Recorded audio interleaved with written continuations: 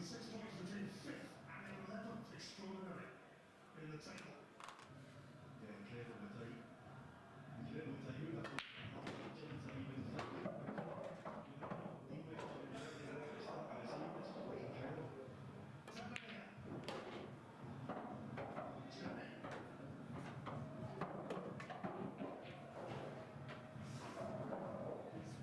I think they're talking about the time of the Hearts are playing today will give them opportunities to but the wide areas is where they might get a little bit more.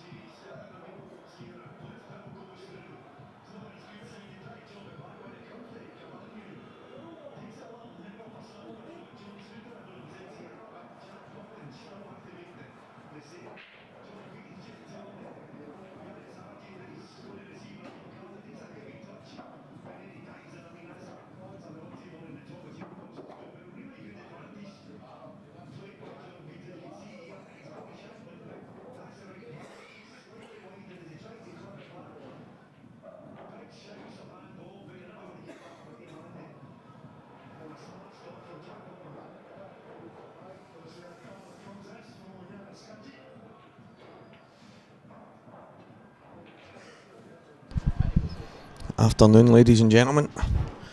See over 100 people tuning in. So due to some unforeseen circumstances, we're a wee bit late with the commentary starting, but Stevie Walker, the talker, is now here. And a nice timing, 1-0 to Morgan McInnes. But a long way to go in this match, so that is ideal. We've got the football on in the background. For anyone not interested, I'll give you the results as they come in, but right now we have got a monumental tie between these two. Morgan has cemented himself as one of the top guys in the country. He's number one, numerous titles including a Scottish Championship, and he is an IPA professional for the year of 2025. And Scott Gillespie back on the professional IPA tour this year as well. So both of these guys, Scott, I mean, I would not be able to list the amount of accolades that Scott has, but multiple winner over decades. The two giants of Scottish pool right now going head to head.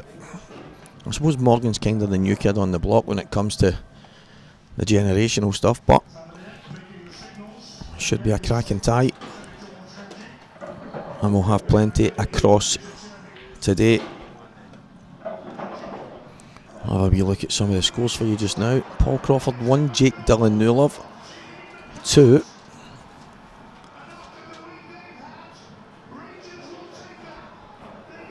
An own goal. And Keith Robertson 1, Mark Fleming 1. So Jake Dylan Newlove, he decided to take pro status with the IPA. He had these options. He had good options, but he chose to stay with Black Ball.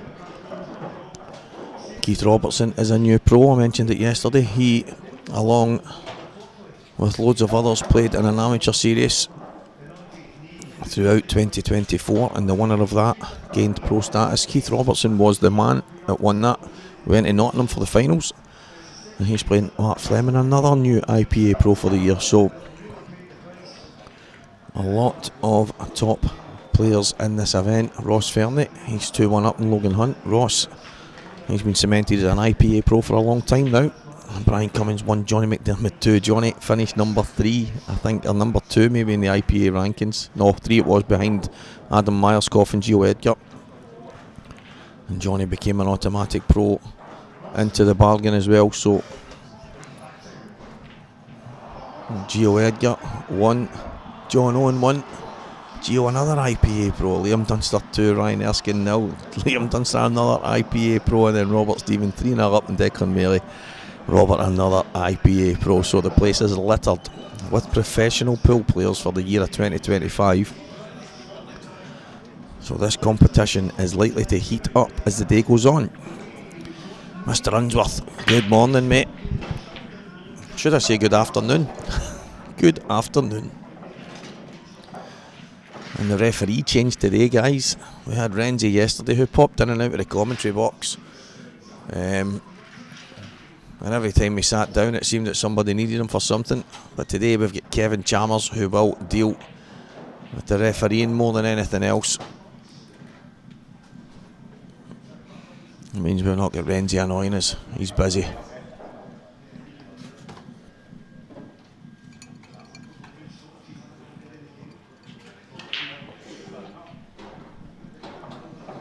A cracking shot there from Morgan. Scott, for me, did the right thing by getting his yellow out of the position it was in at the top left. However, he was obviously hoping that the red couldn't sneak inside the yellow, but Morgan's played it well. Good afternoon, Dan.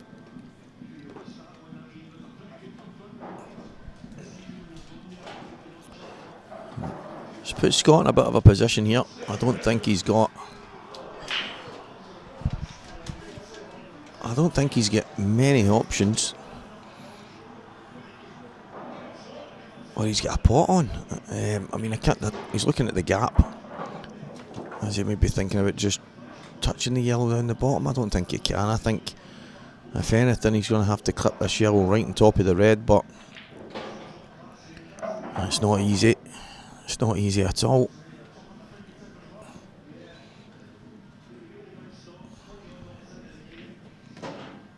And does it double? Does it double through the gap?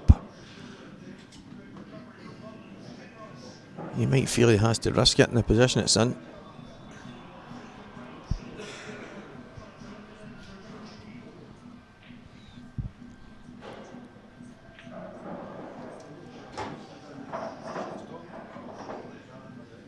It's a big shot. I know it's still early in the match, but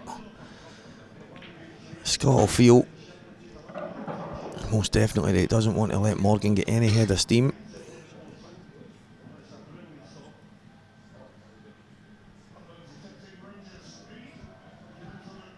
Table's all cleaned up this morning after yesterday's play. The ball's all back in the machine and washed up and ready to go. So everything's spot on for the players today. Yeah, he did decide to just touch the yellow down the bottom. He's trying to get the yellow up the top so that he can have something that he can maybe use to get towards the one at the top right, but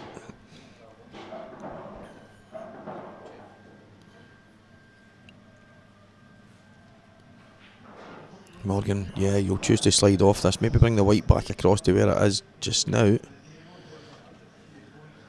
He's got good pace on it, good shot. Should be the frame winner that. I think that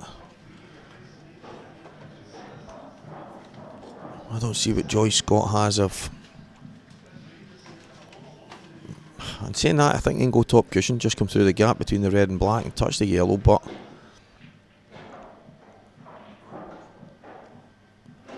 is there any, I mean, even if he was to smash the yellow at the top right and it fly around the table and go in somewhere, it's so unlikely that he ends up with a shot on the yellow in the centre of the table, so it's tough. Yeah, I think this is going to be a cracking game. I think it's going to be one hell of a day.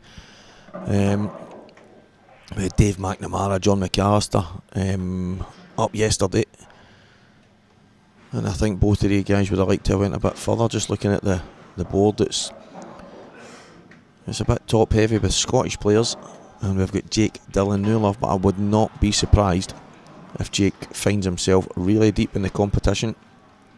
He's in the top end of the draw with Paul Crawford, Keith Robertson, Mark Fleming, Ross Fernie, Logan Hunt, Brian Cummins and Johnny McDermott. And then the bottom half of the draw has Morgan, Scott, Gio, John Owen, Liam Dunster, Ryan Erskine, Robert Stephen and Declan Maley. I mean, it's mega at both ends. But I think the bottom might just be a touch more stacked, and that's taking nothing away from the guys at the top end. As I say, top end is Jake Sear.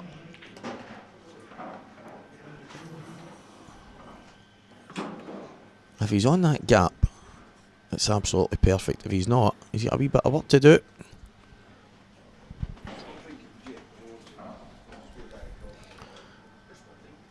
I don't think he'll be overly worried here. There's no way he's played for the gap. He hasn't. He's going to play the plant. But with the yellow at the top right hand corner, he's got a bit of freedom. He's judged that pretty well. As I say, guys, a little bit of bounce off the cushions, so we're getting that pace right. But all of these guys played a lot of frames yesterday. And I actually mentioned at the end of the show last night that we had these guys coming back after a full day's play, so they would be much better today than they were yesterday. Yesterday was really all of them trying to just make it to day two, get a good feel for the table. They are quite tough, and it's a test for any player, no matter what level you're at. So, but today I think all of them will have that feel that yesterday they might not have had. So I'm looking forward to some serious high standard pool.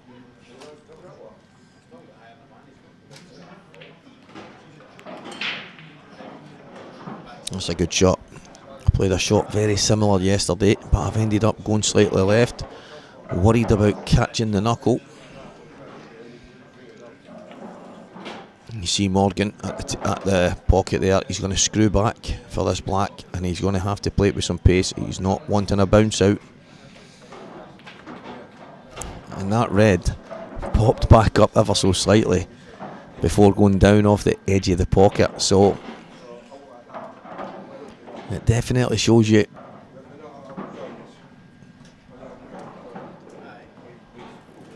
that was a tough shot, only because of the occasional bounce out that you get. And I think that could be fixed just by making the pocket slightly deeper.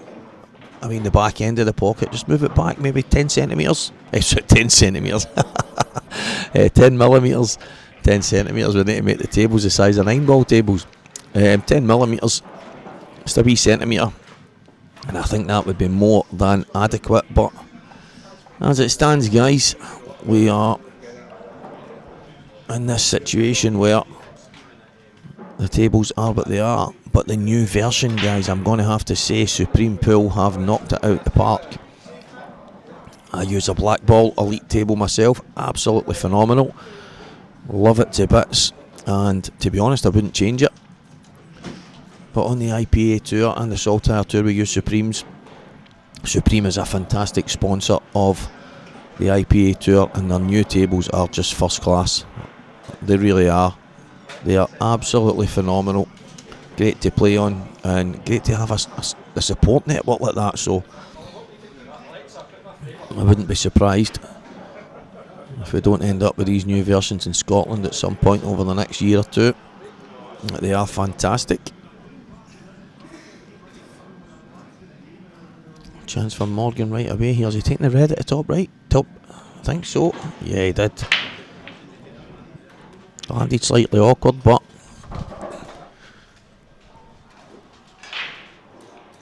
yeah, I'm having a look over from where I am to the table. The angle that he's having to play the shot at makes it very difficult. If we can sneak a little bit of right hand side on it and try and keep the cue ball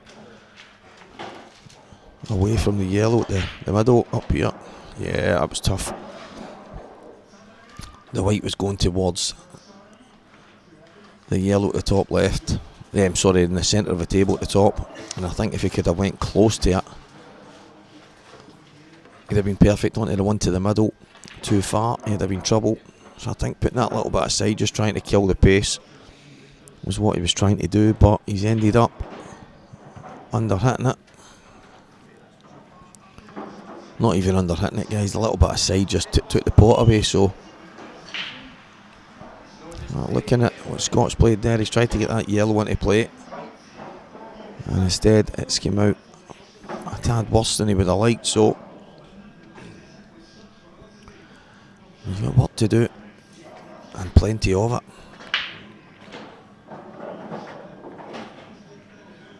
And this frame could end up very similar to the last one.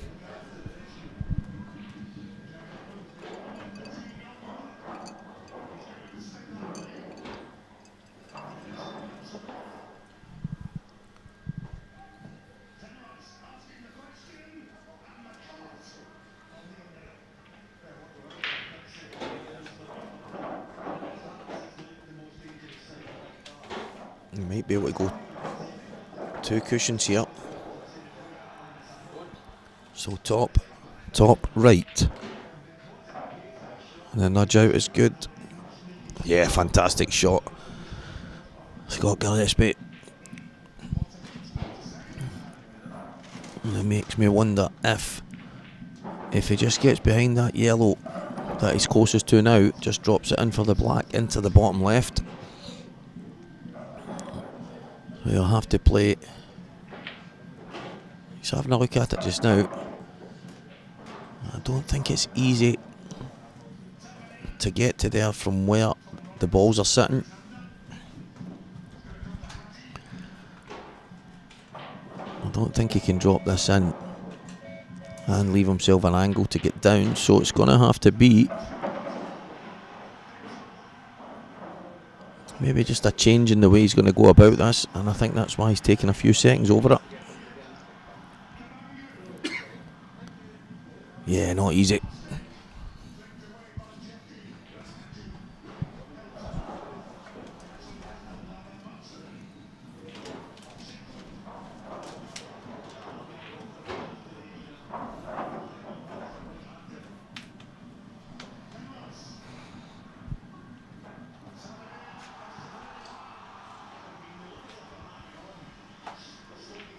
Jake Dillon now love 6-1 in front of Paul Crawford now.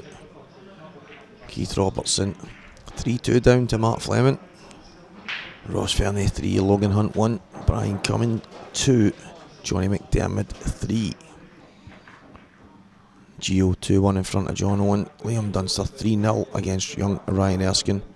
And Robert Stephen 5, Declan Mealy 1. They two play a lot of doubles pulled together in the Glasgow League. They play for the McGoldrick's team, and they both seem to play doubles together every single Tuesday night.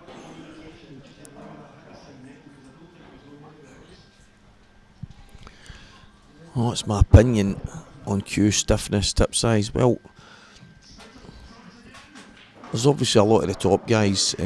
I'll go to the break first, and some of them use certain break cues. If you see a still image of them after the break, you see the cues all bent. I mean, it looks, it's hard to describe, but it's so curved. And it's obviously the way the material or the wood is for the breaking. Oh, he's played the doubles. Oh, he was trying to go double there. For me, I like it to be a bit more stiff, I must admit. That's maybe because I don't break the way the guys do right down the middle and really well it like that. I'm more of a cut break, so I prefer a little bit more on it. For my playing cue, yeah, I like it to be, you're always going to get a little bit of movement in your cue. Say you go and play snooker and stuff like that, you can always see that tiny bit of movement, but I think having a solid piece of maple or ash for me makes a big difference. Tip size, I think for black ball, especially the small ball game, for me 8.75 million, maybe under. I know that there's one or two guys that still play with their snooker cues. I think Scott's one of them. I think Scott uses a 9 mil, maybe 925. I know he used to use his actual snooker playing cue to play pool and never changed. I think a few of the guys are like that, but mostly you'll find the pool spec cues are from 9 at the most. I think most are 875 and down to about 775, unless you're Niven Adams, who's, I think his is about 6 mil, but my own is 8.66, and it was on my new cue that I asked specifically for that size because my old cue was basically an 875 to start with, and it ended up worked its way down to 866 while getting different tips and that done. So I think somewhere around 8.5 mil is a perfect tip size, but me personally, I think a relatively stiff shaft is a little bit better, but I suppose it depends on what kind of player you are. But for me, yeah, that's my rough opinion on it. But I think a lot of the cues now, a lot of the new kind of cue makers and the way they're getting done, a lot of them are very similar in how they go about it, the type of woods that they use. So the good thing is everybody's different, and there's so many options out there and so many places you can go and try them out. So, and Morgan, who's at the table right now with a chance to go 3-0 up at On Cue World, has a great selection. No Green Bays down south do the same, they allow you to come and have a go. Well, there's some fantastic cue makers. Prestige Cue Scotland to done mine, you've got Exquisite. It's just, I know Alan Reynolds does a lot of the Tom Classics, and Morgan's got the Asia cues, and it's just, there's just so many options now. So there should always be something there that's just perfect for you. And it is 3-0, good finish. Scott, as I say, played the kick out shot. He just didn't land in a position that was easy, and he decided to try and drop the double in. And I think he was going to go double, and then try and work his way down, but the balls, there was actually someone on yesterday and they were talking about shot selection. It was actually on me. I was playing Johnny on the other TV table. I didn't even realise it was on, but the guy mentioned saying this guy does a lot of commentary and he plays a lot of pool, yet his shot choice is terrible. And I probably shouldn't have even bitten to it, but I'm sitting in this chair thinking it's not the way it is, mate, because the tables dictate the shot you play, because there's so many shots you think someone might say, oh, you just need to roll this in, and it's impossible because of the bounce off the cushions, or maybe the cloth's a wee bit slower, not as reactive, and the balls aren't playing well. There's so many instances that change your choice of shot, and you're seeing it there with Scott. Scott would love to have just went and dropped him in, but he's had to change his mind based on the position he's landed in, and it's never as straightforward as, to me, and probably most of you guys at home there are thinking that's finished. Right, Scott will get these done, but when you're at the table, you get to see the exact positions or angles, and the TV camera can sometimes tell us a lie, so I'm pretty sure Scott is one of these players that won't let things get to him here. He might be 3-0 down, but there's a long way to go in this match, that's for sure. Jake Dillon Newlove is our first quarter finalist. He has beaten Paul Crawford 7-1. Jake flying the flag for England. He is more than capable of going all the way, that's for sure. What a talent that guy is. He was a World Championship finalist in 2024 where he played Gareth Hibbett. Next week I'll be down at the IPA and hope to do a couple of interviews with the guys on the Tuesday and the Wednesday, and maybe throughout the week on my own platform on the Walk of the Talker. So it was always the plan to try and get started at the Worlds and then kick on from there. So a couple of wee microphones that I've stole from my daughter. She does a lot of that stuff at our dancing competitions up and down the country, and she was in Florida at the start of the year as well. Well, that was last year. So she's been teaching me all the wee things that you need to do, because I am absolutely clueless, but I'm getting there. So Scott's just tried to nip that. He's just tried to nip it.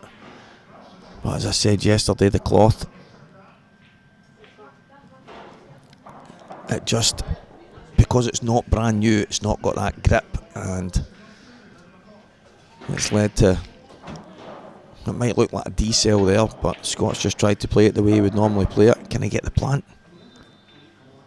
He can, but it's all gone a lot. I mean, it's gone so awkward here. How many cues have I roughly had over the years? I've actually not had a lot.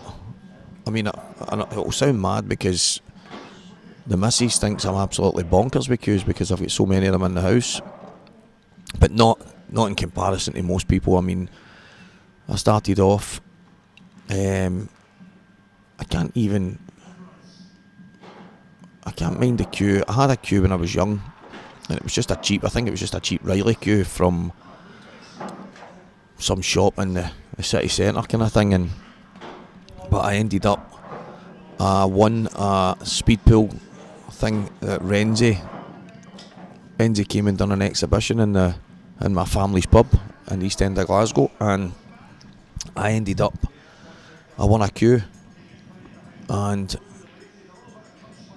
it had a lot of problems. Let's just say it wasn't the best of cues. The fairer and stuff was coming off it, so I got the chance to get my first decent cue, which was a Lewis and Wilson, and it was fantastic. I managed to get an Andy Gibb cue, which was my favourite, but that was in a, by the way, it would take a wee minute to talk about the finish Scott's just pulled off there. That was maybe a finish in anger, guys, one of the ones where things landed awkward, things didn't go to plan, but I don't think he was ever giving that up.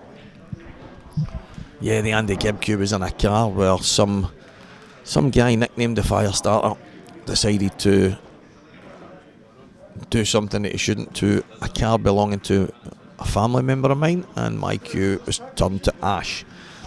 But my Lewis and Wilson, I absolutely loved it, but I had a bit of work done to it, and then I gave it to young Robert Irvin. Robert is one of the LD, he's a learning disabled boy who played in the teams with junior Wrens and all that kind of stuff for Scotland, and Robert put that cue to good use for a number of years. I managed to get myself a Northwest Cues England. He'd made the cues for John Higgins at the time. And then, is this dry? It is. Balls flying all over the table. Wow. And I had that Northwest for about 12 years. It must have been 12 years. But I got a new cue last year, maybe October time, from Grant Finnegan at Prestige Cues, and I've now got, I think that's my 6th. I've got 5 or 6 in the house that I have had a shot of, and they weren't really for me. So there's a Tom Classic there, there's a Mac Cues, there's quite a few, but not really the cue for me. But I think I've had maybe 5 or 6 cues, something like that, but only really 3 that I played with for a long period of time, and that was the Lewis and Wilson, the Northwest, and the Prestige that I'm using right now. So I think I'm more a creature of habit. I don't change too much.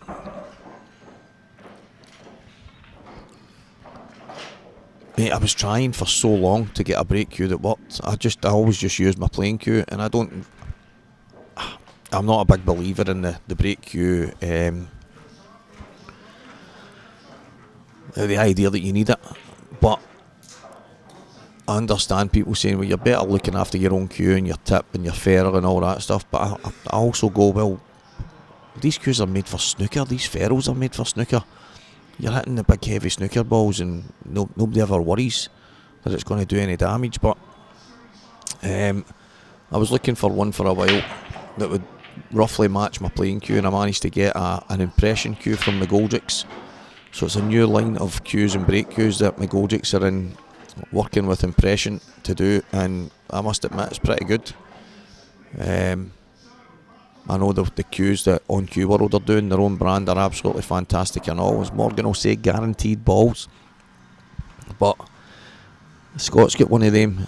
He was gifted it for the World Championship one for Scotland, and he's using his old break cue there. So I think it's just whatever you're comfortable with. I think there's loads of good ones, but as I say, the one I've got is more like a playing cue, but with a break ferrule and tip on it. I don't know if I'm buying that it needs to be light and all that kind of stuff, so mine's is more like a playing cue.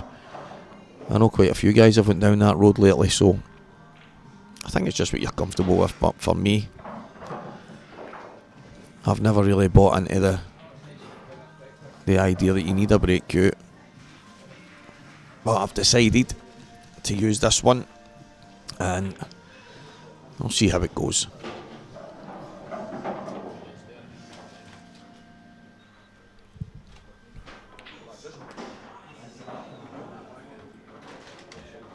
It's mad actually, there's a lot of guys that are just phenomenal at doing tips. There's a guy that goes to some of the major European Championship things when it's international events, and he takes his entire setup with his lathe and all the equipment, and he does tips and ferrule repairs, and he'll take your He'll take your cue down to a certain size. He'll do. I mean, it's just incredible the stuff that this guy does. But just for tips, I do loads of tips. I do them for almost everyone in the area where I play pool in the pub and stuff like that. But I don't do my own. I get Chick McCaig to do mine. Chick is absolutely phenomenal. There's a few guys. There's Gary Thompson, who's different class at doing them as well. There's a few guys. Young Kieran Kay's getting good at them. But I think there's more go-to guys than people doing them themselves these days. Don't know if that's down to laziness, but I learned a long time ago. But it's strange. I've always had Chick do my tips, and even though I'm very good at them, I don't do my own. He's landed between these two reds. He's landed in an awkward position. Can he just drop this in? He's decided to stunt off the side cushion. Turned out to be the right shot.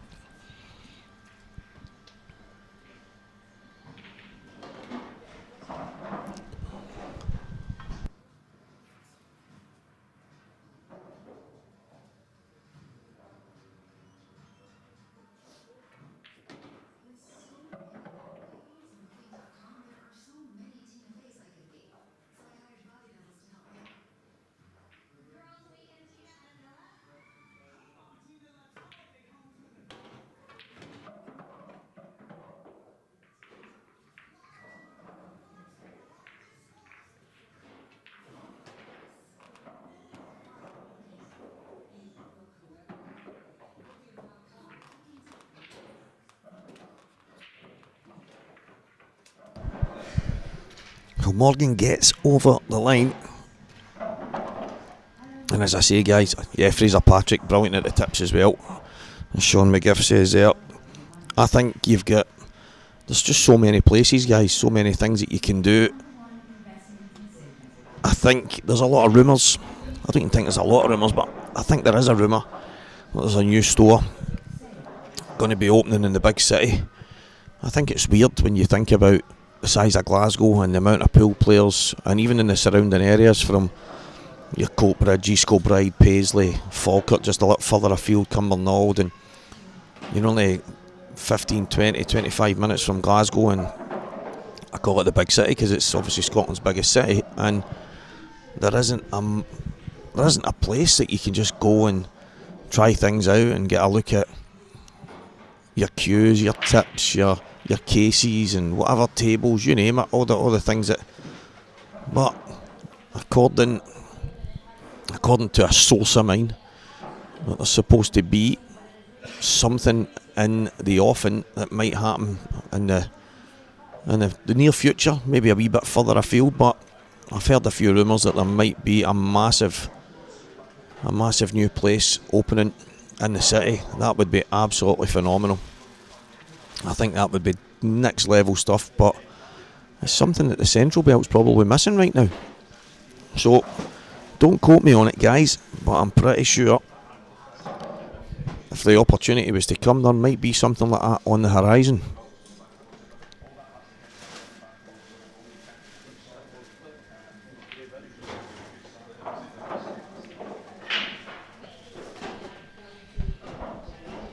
So watch out, keep your eyes peeled.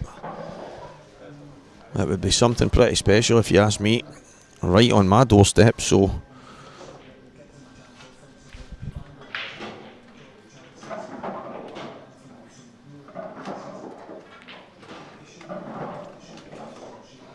I did not hear that. Glasgow Council gave the go-ahead for a 24-hour pool hall. Yeah, I mean, that means when you're kicked out of the casino for them to do their clean-up, you're basically heading to the pool hall. So I look forward to hearing the stories about that place.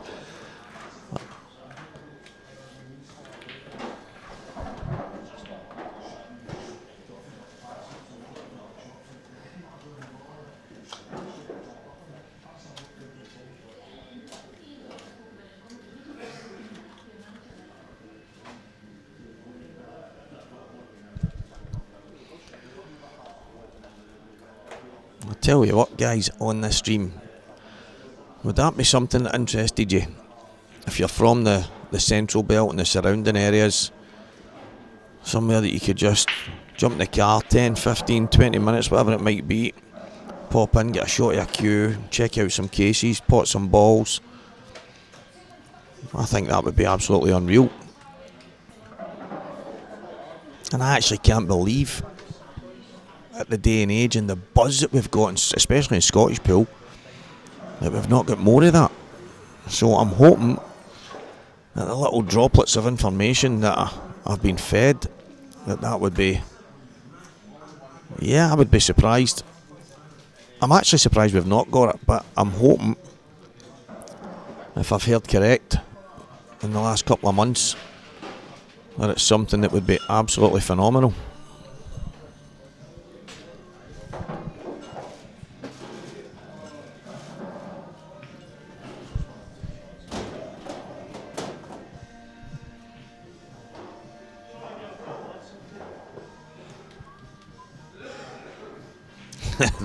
That's when you ask the commentator the question, how many cues you got, Stevie? And I'm a season ticket holder for the big Q store that's hopefully going to be in Glasgow. You know, there's Walker in there again, man. I'm just having a look, I'm just trying them out.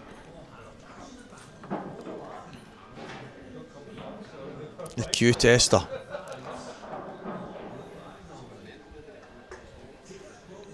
Started off as a player, became a commentator, a presenter. Well, where's Walker now? He's testing out cues in the new Glasgow Q store.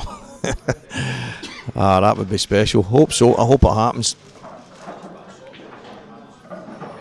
It would be something else. Scott Gillespie hanging on here.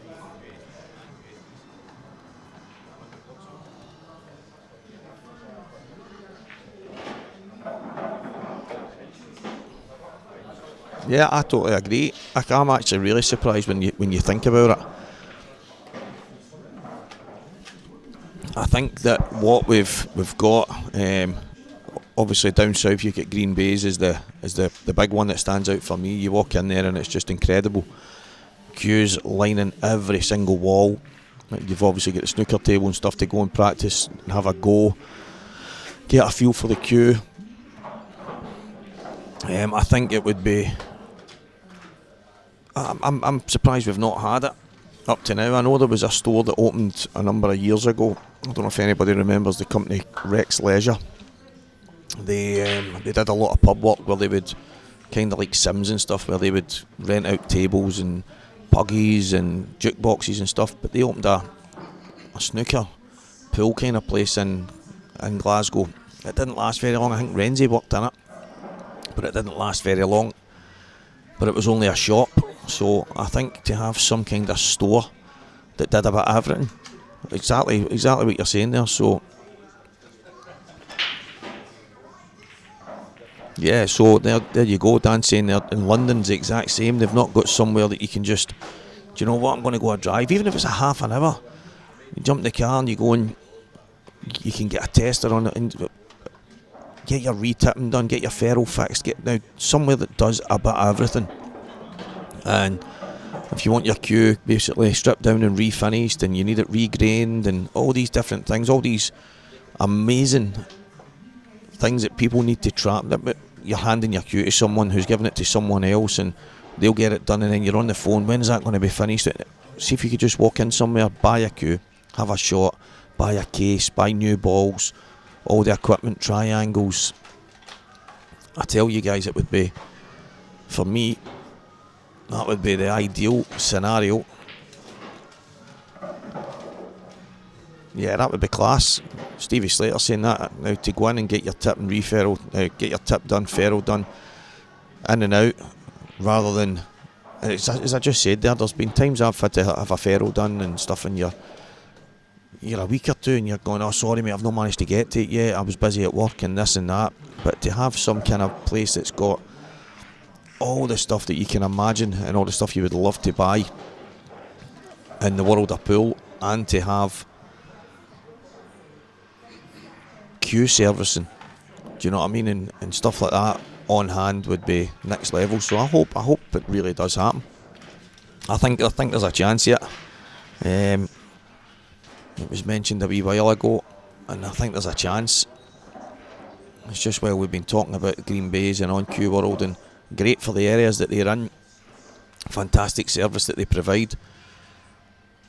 Personally, for myself, I would love to have somewhere closer to hand.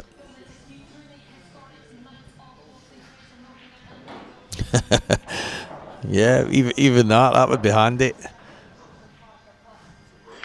And maybe get some coaching sessions and that in. That would be I mean, even just thinking about that would be good for the house. I mean, you've got gyms. You go to the gym and there's personal trainers in there training people, and what they do is they give the house a cut of the money. So if somebody's charging, say, 30 quid an hour, 35 quid an hour, they give a house, I don't know, 5 an hour, 10 an hour, I don't know, whatever it might be. Maybe 2-3 tables in a place, and you've got some guys in doing coaching. I think that would be unreal. I really do. I think it would be class, and it would really get a buzz, and people want to go to this place. And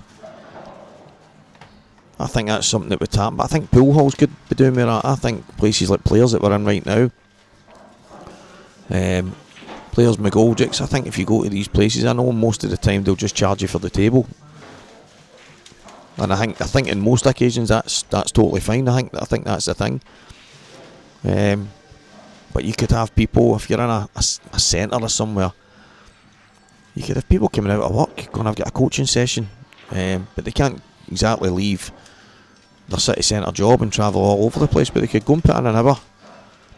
If you can get somewhere close, no, I don't mean the city centre, I don't know, I mean that might be a bit too awkward, but somewhere centrally that you can go, jump in and get a wee session, a wee MOT. That would be first class. Hope we get it. Hope we do. Scott Gillespie 4-3. He's fighting back. He's not going anywhere just yet.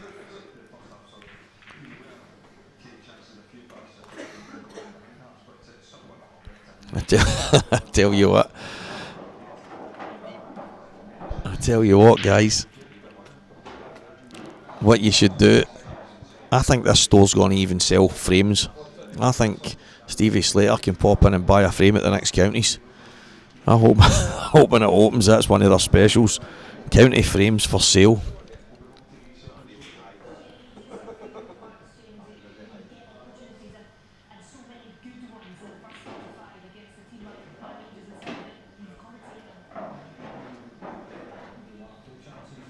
I think that's good or not. I mean, I'm sitting in the players' lounge right now, and the display as you walk in the door on the left-hand side is first class. Very similar to the displays you'll see in loads of other places, but it's just the array of stuff that you see, all the cases, the cues, the balls, the gloves. I mean, it's just incredible. Cleaners, sprays, different types of balls. It's just triangles, new cue balls, brushes. They're really, I mean, there's nothing that you can't get, and these displays are first class. And although these, if you've got somewhere like this and you can come in and say, listen, I quite fancy that cue, can I have a go at it? Of course, there you go. But I just think having a dedicated store that, you know, when you're walking in, you're not walking in to have 2 or 3 hours practice. You're walking in there because you need something. You need something for pool or snooker, and you're getting in with the intention of trying to get it. So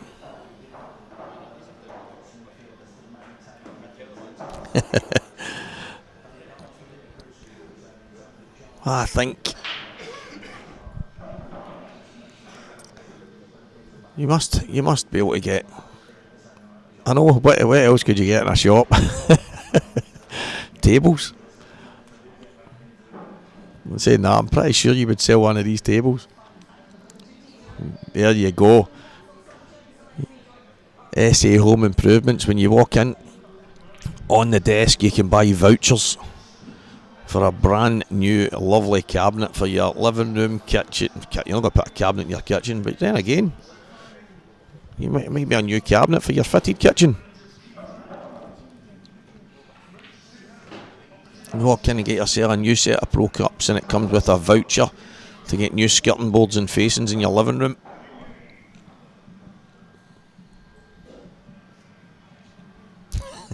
Physiotherapist. I tell you what, this will be some store. Needs a wee kick out here. Just a flick.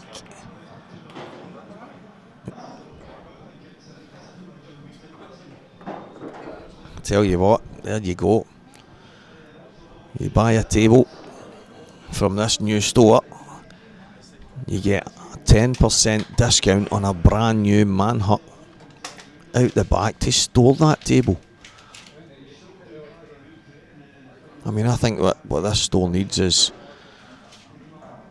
Walker the Talker is the main salesman. Oh, he's got it. He's got it. What a shot. Has he got it? I think he's in. I know he's came off the knuckle, and that was not easy, but wow, he's landed on absolutely nothing. Because I think if he pots this yellow in the top left, he's going to come off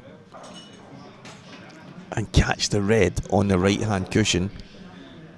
I don't think he'll have a shot after it.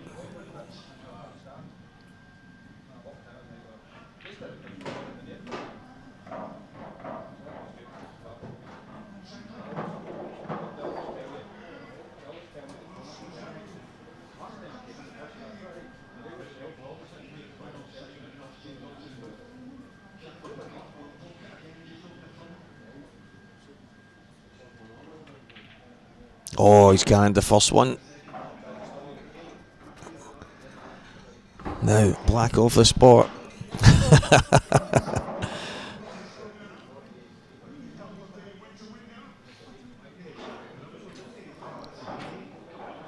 Yeah, we'll need I think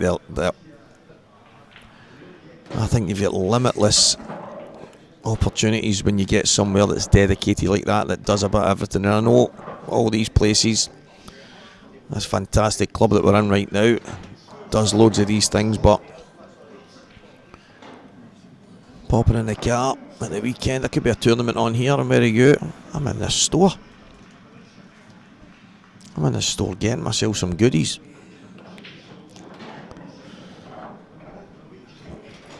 Scott fighting back here. just like your roofs. Why is all that water pouring down one side?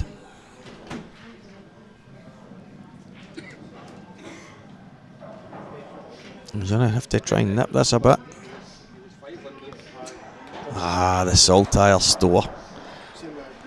What a name that is.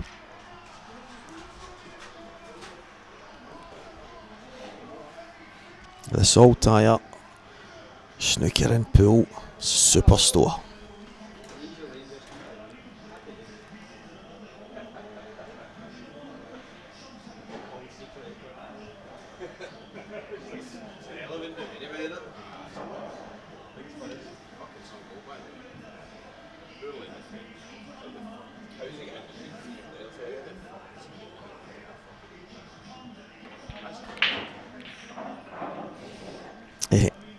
I think he was trying to just nip the cue ball and stop it there. But I'm actually surprised he didn't just drop it in. And that would have given them the angle to screw across. I don't know. It's hard to see what Scott's seeing at the table. A chance to get all square here.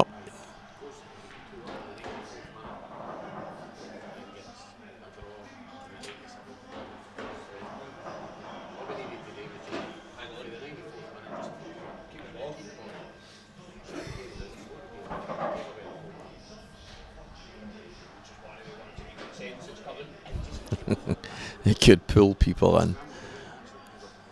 Fantastic. Yeah, I hope this happens, guys. I really do. It would be just all that talk about the Q stores and stuff like that had me thinking about some of the things that I had heard over the last while, so that would be first class, I must admit. A big chance for Morgan. Is he going to drop this in and play a snooker? No, he's not. He's going to go for this, and that's just stopped in time.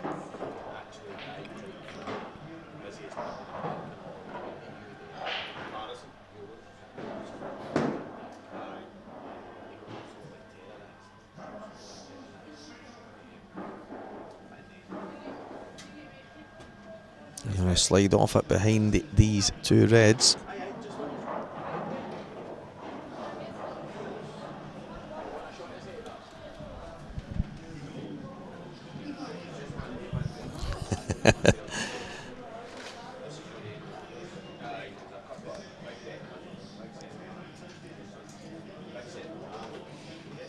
I can imagine that. Standing in the day saying this is some queue. This mob must have some pull to get this many people here.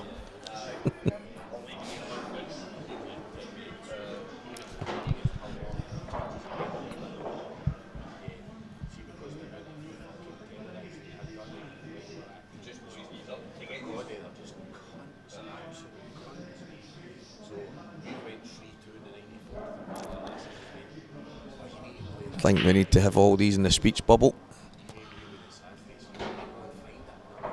If we could give you one tip, be early. You don't want to stand in the queue. This place has got far too much pull. You don't want to turn up late, guys. You could end up snookered. Fantastic. Tell you what, guys, I want to ask you a question here. How does Scott get out of this one? Can he get through a gap and catch the knuckle just above the black? That's what he was trying. He's knocked the black in. It's 5-3. So Jake Dillon, Newlove, Ross Fernie and Liam Dunster are our 3 quarter finalists just now.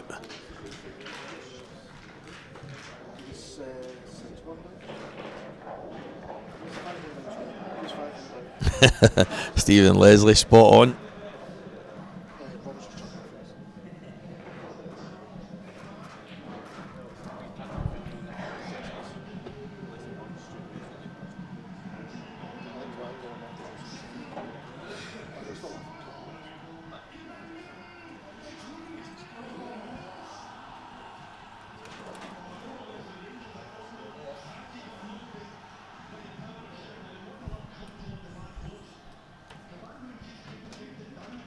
Needs a big break. 5-3 down. Race to 7.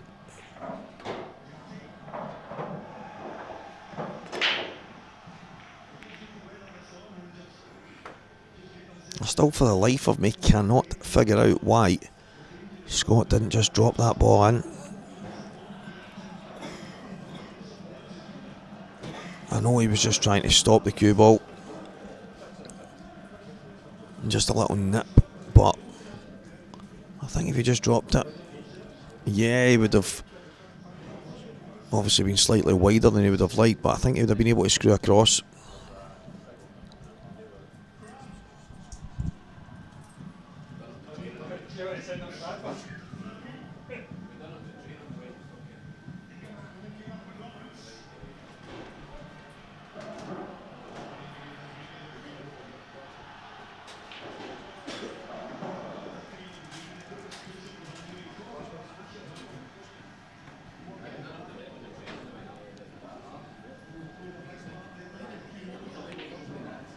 The prize fund Will McPherson.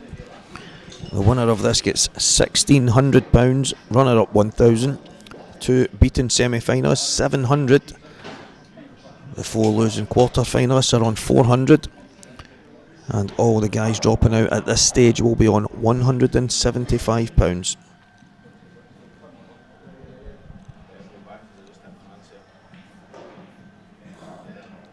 So Scott comes to the table with a chance to keep this match very close.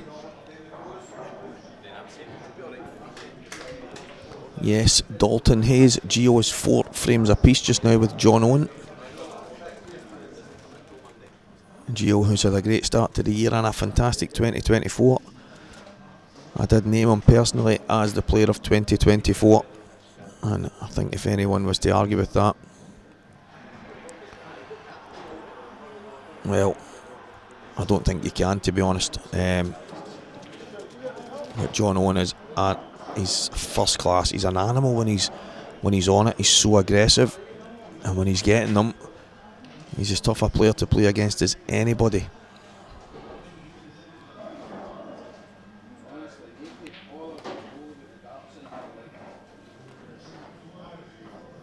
It's not bad. It's obviously not what Scott was hoping to be, but I think he can take the top one, maybe take the higher, take the one to the middle, one to the bottom right, bottom left, and then the black. Oh, he's deciding to come this way. I'm surprised at this. I suppose it works out just the same. He drops this in, then takes the one to the top, then the one to the bottom right.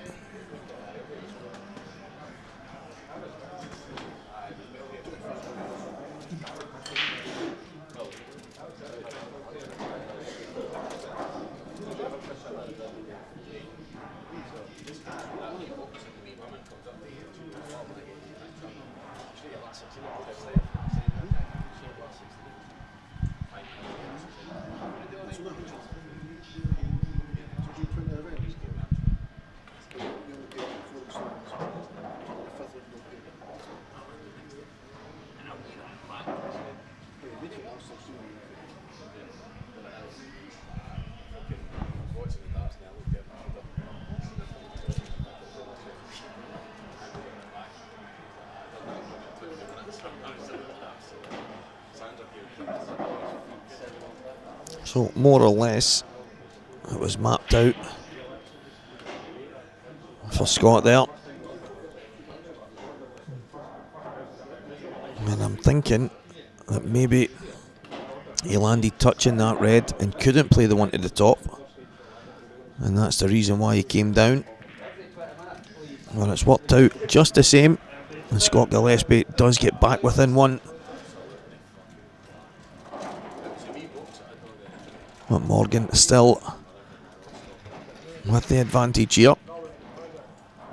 And I have to say, guys, Saltire Promotions have knocked it out the park again with Onboard Sportswear coming up with this design for the new shirts that we're wearing, or what the guys are wearing today and what I had on yesterday. Do you know what was funny?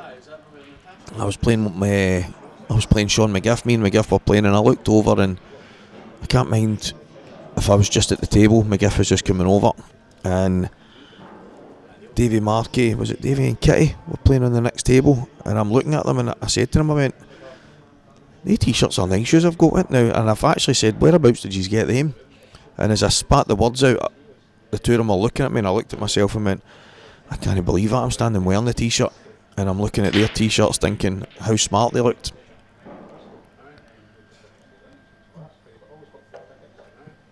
Lovely, lovely stuff from Onboard Sportswear.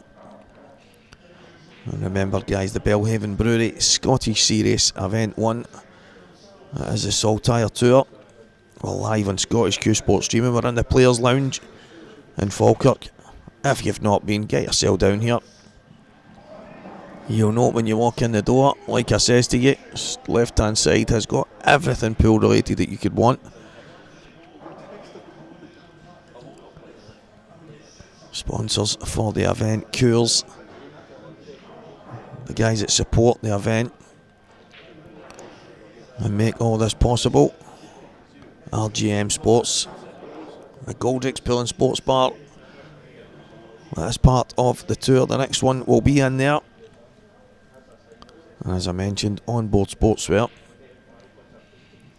The stuff Ben and the gang come up with is first class. I've actually been dealing with them myself in the last couple of weeks to get some stuff sorted. Samantha going above and beyond to make sure I get everything I need.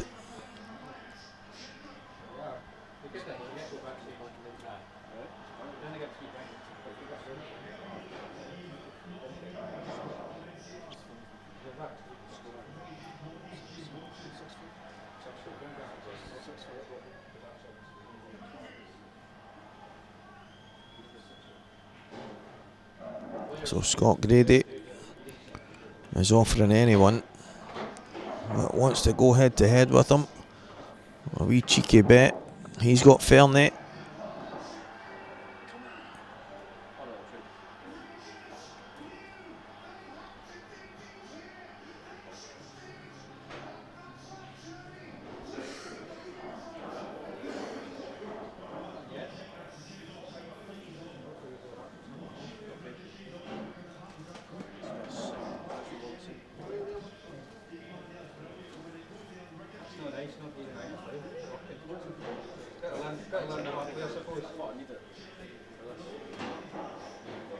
And they go across the table twice here. Oh, he's an off.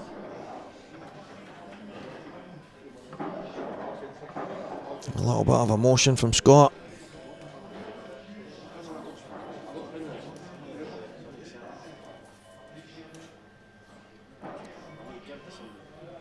And it was a chance to get back all square in this match.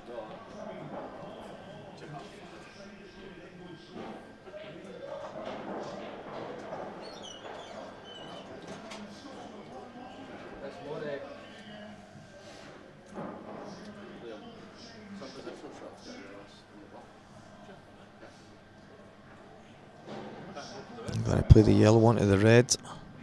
Take the bottom pocket.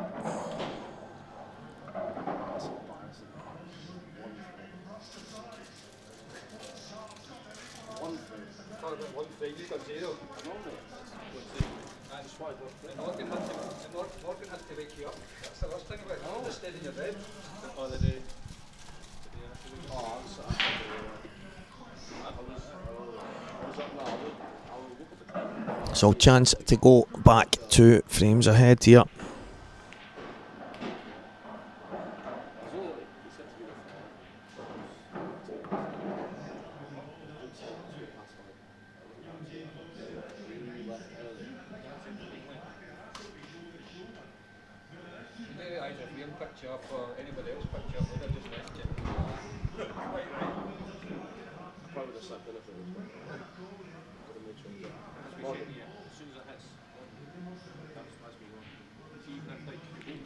Oh, Fernie against the field.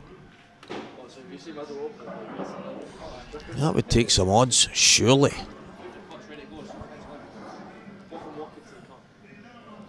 $7-1.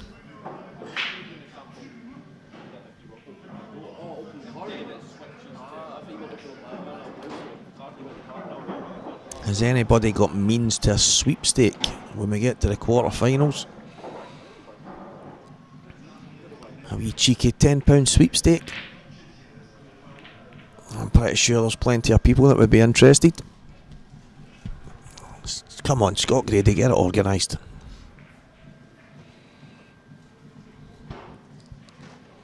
Just a drop in. He's got a little bit more action on it than he would have liked, so he might have to come off 2 here. If he can, I don't know if he can just drop it and check out, so I think he might have to swing off the side cushion. We'll find out. Yeah.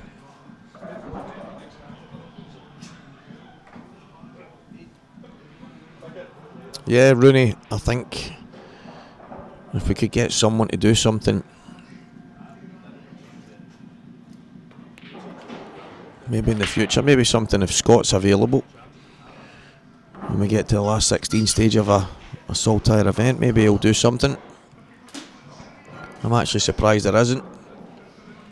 Maybe we need to get Jason Hill on.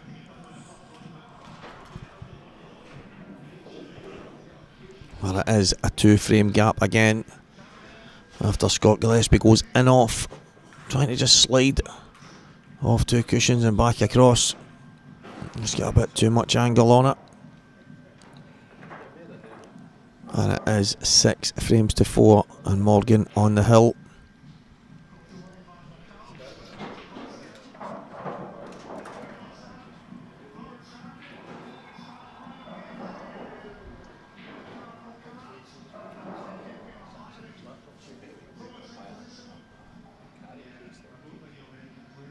Yeah, Gio 5-4 up just now.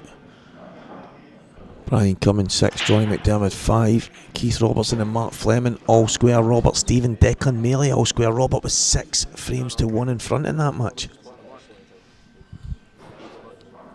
But it's all over as Robert Stephen wins 7 frames to 6. Well done, Declan. Good to see you back. Kenny Skeen thinks Dunster. And do you know what? While the matches are on,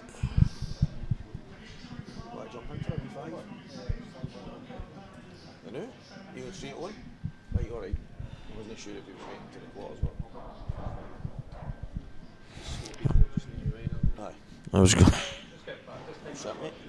was going to try and get Liam in for a quick chat there as he was standing behind me, but it looks like he's going to be ready to go straight back on.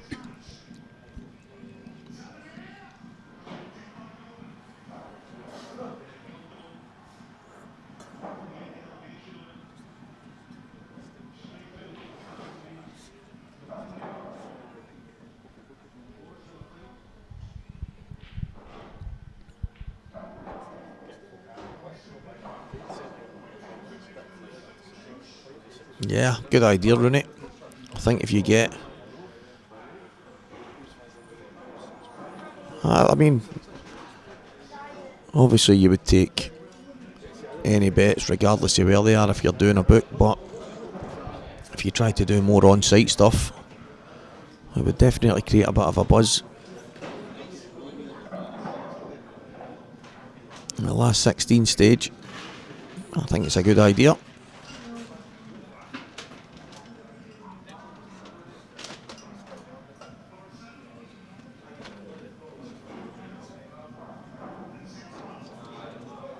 The tough thing is, most of the players are capable of beating each other when it gets to the last 16 stage out, with a select few depending on who it is. I think, are you taking outright bets, are you taking each way bets, or are you taking actual match bets against each other? That's where, I mean, a lot of the matches would be even money against even money.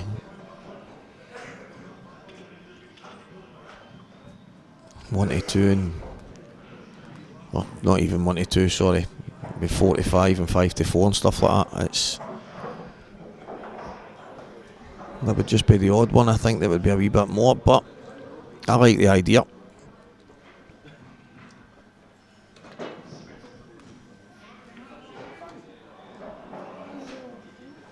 I don't think Scott's got a shot here.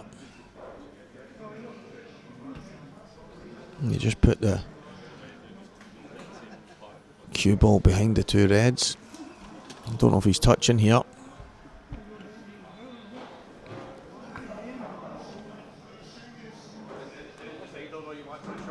Yeah, I think you're right. Just outright betting would be enough. I think doing individual matches is probably where it gets slightly complicated, but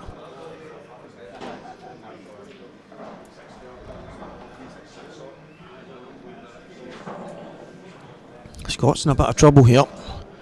He obviously finds himself well behind in the match.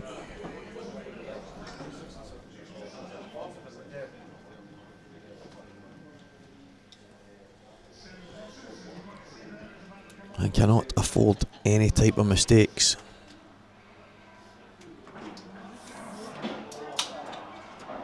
He's popped that red in. What a shot!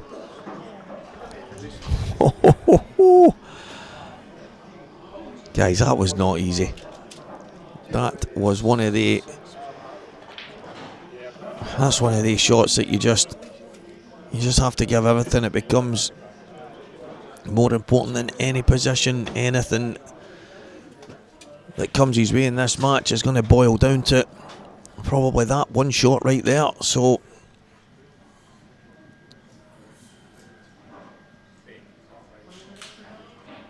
I remember your IPA one in Isle of Man.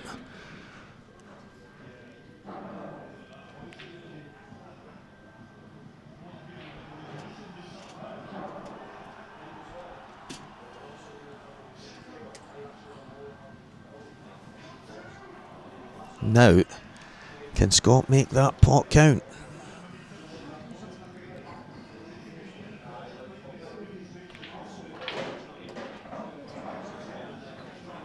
So back up the table he goes. Still not easy, but it's a chance, and it didn't look like he was going to have. But he somehow formulated it in such a way that he's given himself an opportunity.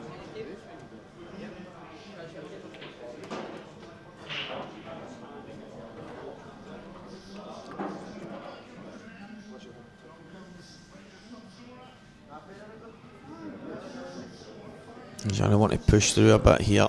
I don't know if he's too straight.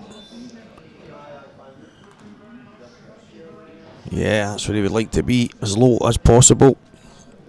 As low as he can possibly get, and then he can just drop the red in the middle and give himself a chance at the last red for the black. But this will be some finish, guys, if he can get it.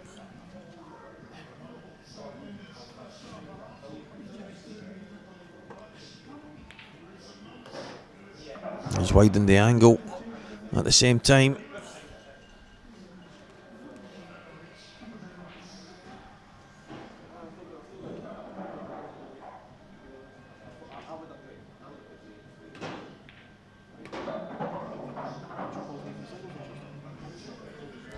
I think he's got just enough angle just to pop back and play the black in the same bag.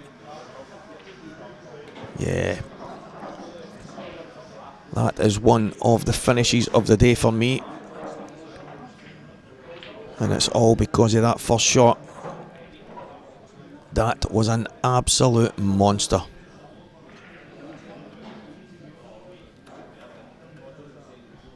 So Scott going nowhere, but can Morgan step up here with the break queue of guaranteed balls? Can he get balls? Can he get the finish? Can he get the win? And find himself in the quarterfinals? Let's wait and see.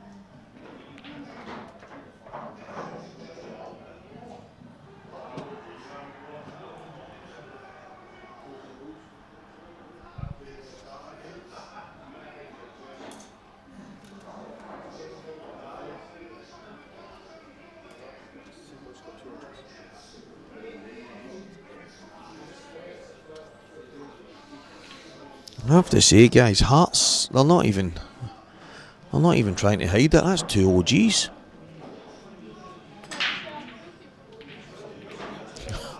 Tell you what, if that was a striker, that's some finish. Big break.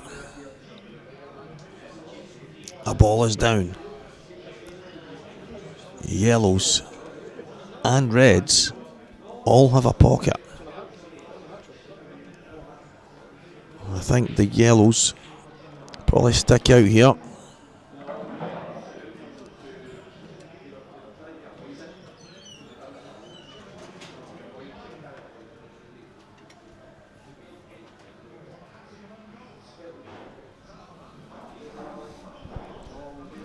Come on, guys, get a sweepstake, man. Yeah, a sweepstake with the numbers. Wee tenner sweepstake, last 8.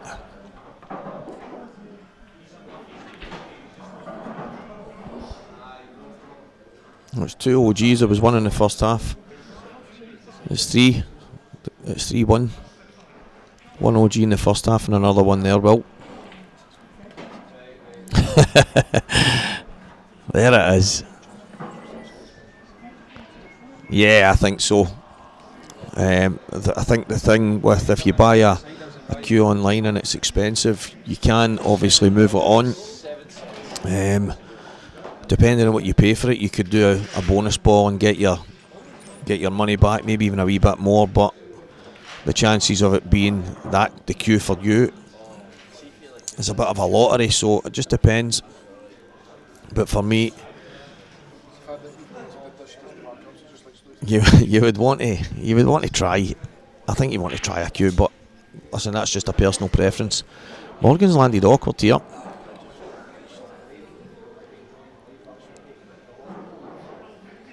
This needs a big jab and loads aside. Oh, that flick on the red. If he doesn't get it, and you see Scott's face, that cue ball was heading towards the middle pocket there.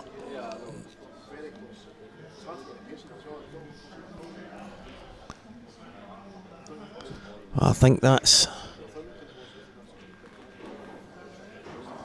could be it. It just depends on what angle Morgan decides to give himself. He might decide he's going to pop the 2 yellows in the same pocket. He might decide to come out and take it in the top right. But either way, I think this match is over.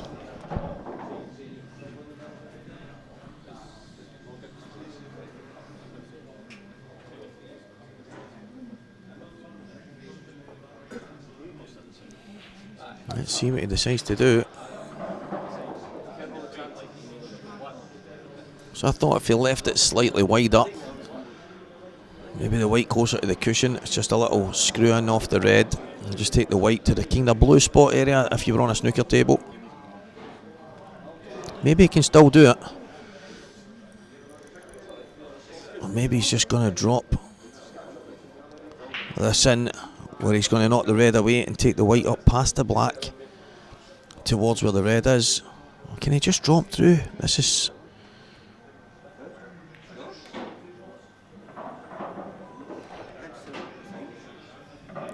Yeah, I mean, he's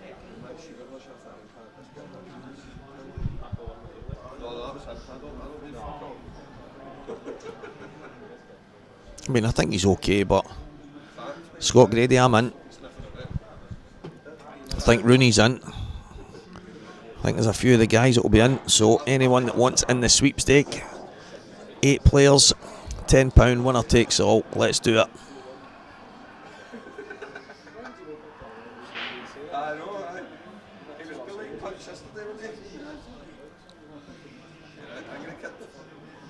I think the cue ball should go back towards the middle.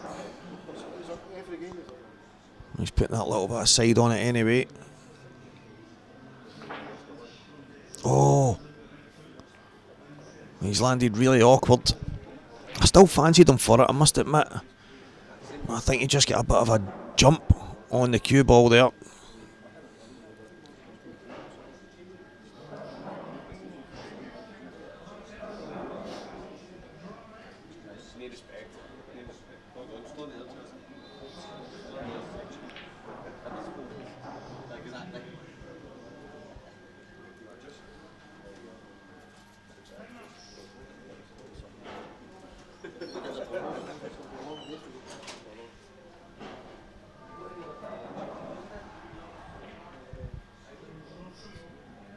Don't worry guys, none of the quarter-finals have started. So who have we got? We've got Rooney, McGiff, Scott, me, Dave McLaren, Chris Mullen. I think that's 6. I think that's 6.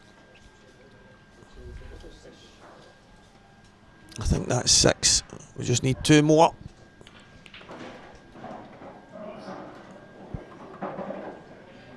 Mark Boyd, are you in?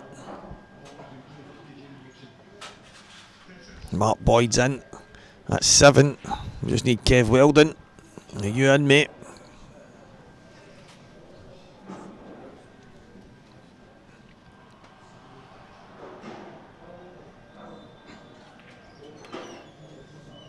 Scott, do your counting, mate. So, Rooney, McGiff, Dave McLaren, Chris Mullen, Scott Grady, Stevie Walker, Mark Boyd. That's 7. Kev Weldon, Scott, that's 8. So Scott Grady, if you can sort that. Scott Grady has lost the plot.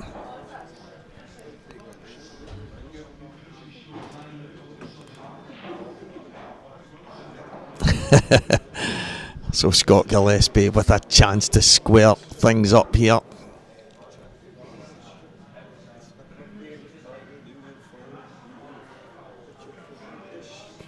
Scott, who are you blanking? Scott Grady has blanked somebody. It must be me, because I count 9. So there must be somebody you're not seeing on the chat, but I can see them all. Yeah, mate, I'll do it.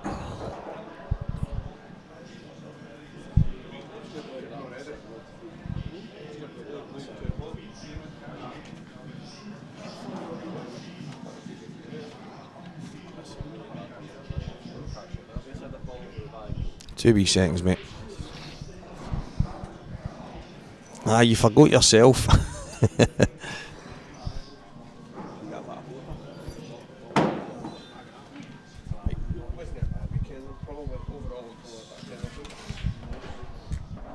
Right, use 8 there, right, and I'll write the names down.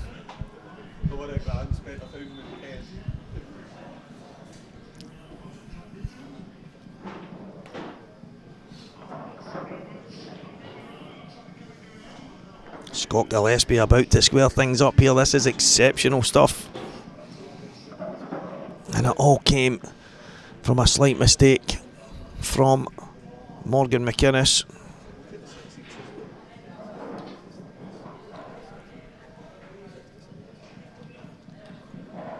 And it's a decider in this last 16 tie. Absolutely exceptional stuff.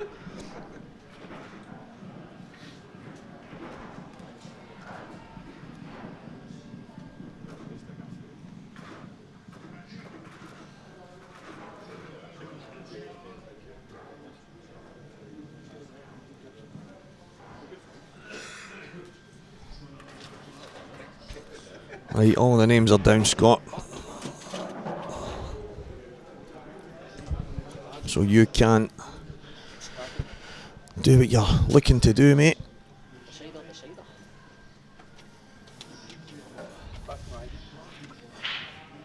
I'll just sit out, guys. I'll sit out the thing and get the excitement of calling it for you.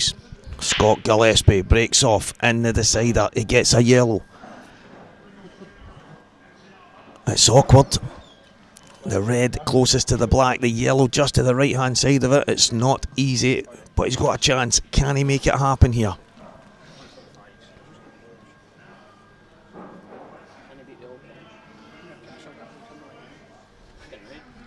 It suits me because if I can hold another scrutiny, so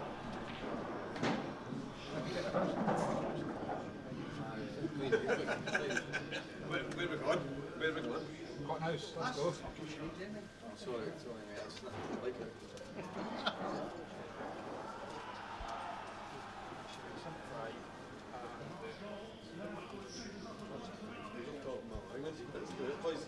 Are you no in the sweepstakes, Scott? No. Is that what you're saying? You're no in it? You'll do it?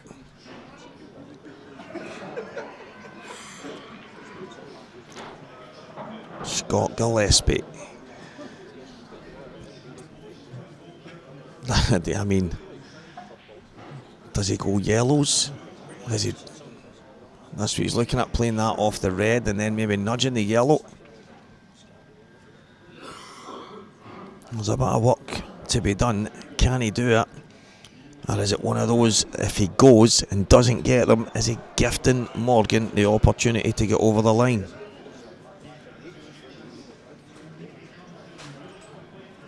I think it's one of these. If you decide to go,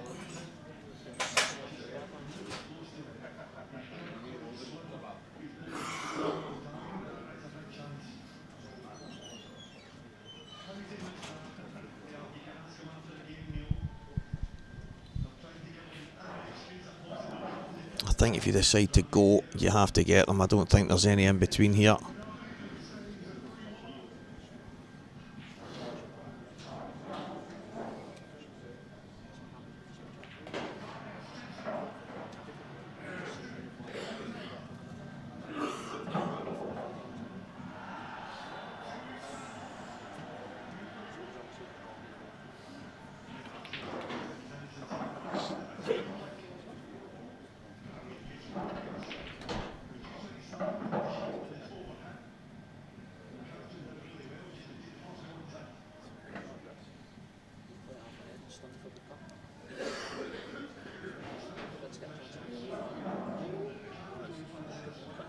Does he take the aggressive road here? Does he just take the pocket?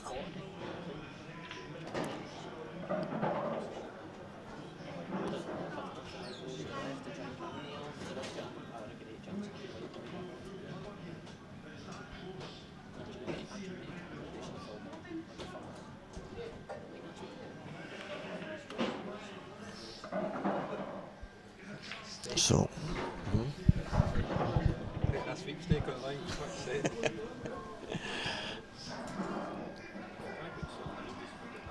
he's tried to go with loads of left hand side.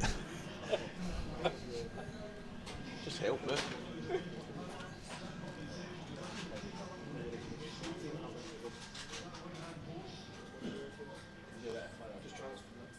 So he's got work to do. Yes, Scott Grady, you're better taking the payments. You're the man.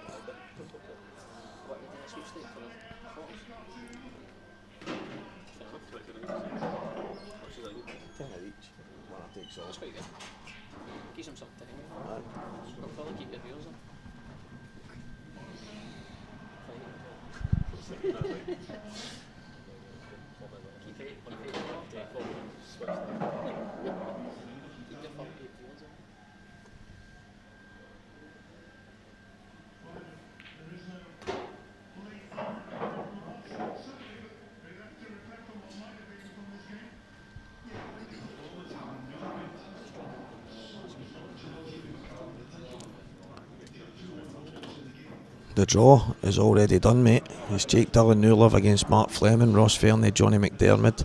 The winner of this will play Gio and Liam Dunster plays Robert Stephen. The draw is already done.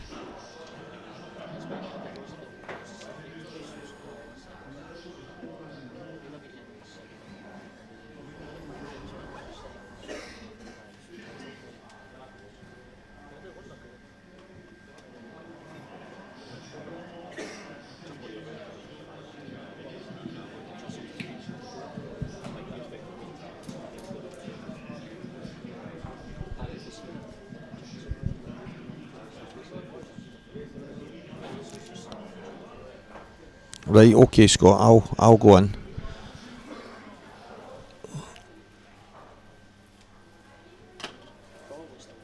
Right, everybody that's in, I've got all the names, right, that's fine. I'll get Craig to draw it.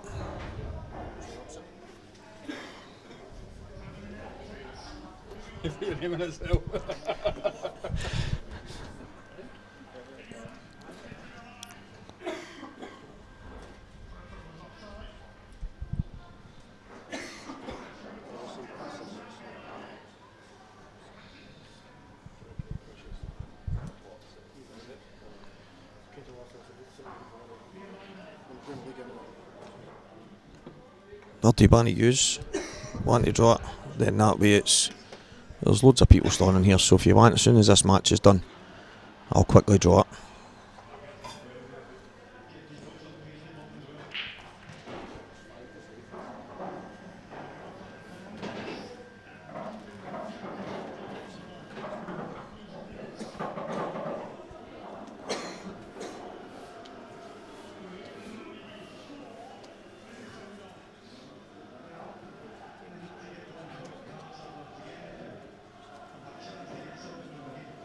He's just going to drop in behind the red here, maybe, if he can.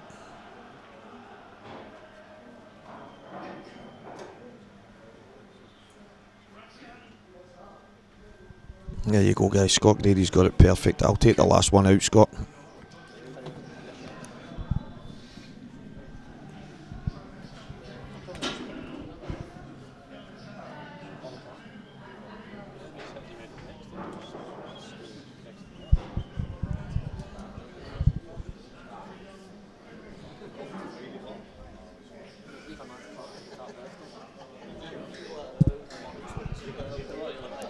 If you post them, Scott, I will mark them down here, and that means I've got a note of them.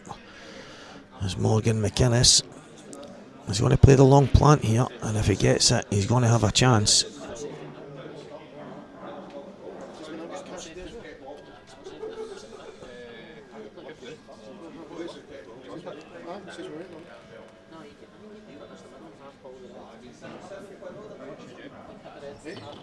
Oh, that's a good question. Can Scott get these?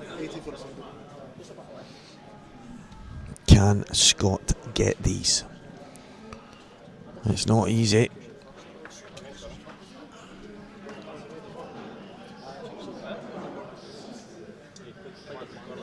Scott Grady, I'll take the last number out, mate.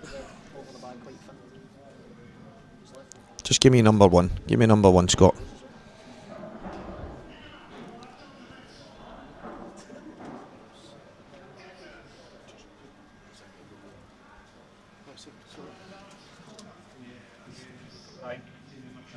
He's dropped it in. He's got a chance. This is the chance Scott Gillespie's been waiting for. Can he play just a slip off the cushion and get himself just the right angle to get down for the yellow and black at the bottom end of the table? It's not easy. I think he's landed a bit awkward here.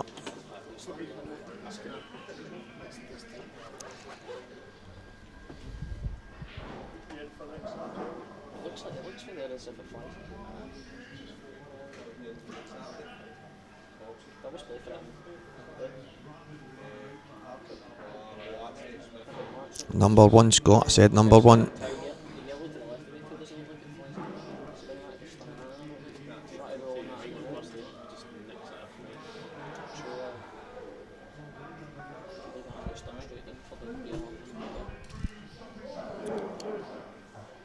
Can he get the angle?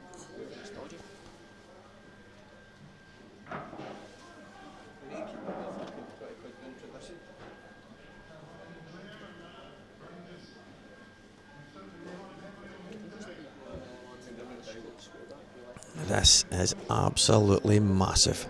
6 frames apiece. Morgan McInnes and Scott Gillespie.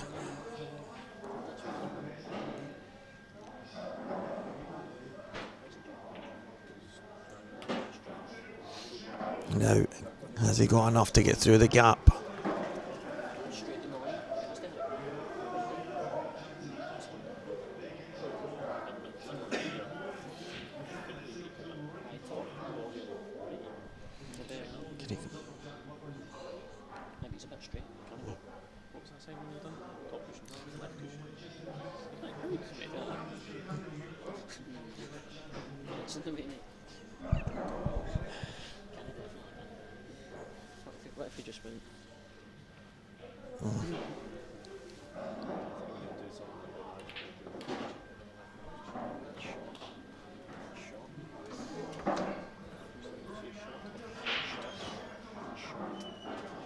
Is he going to slide this off the black?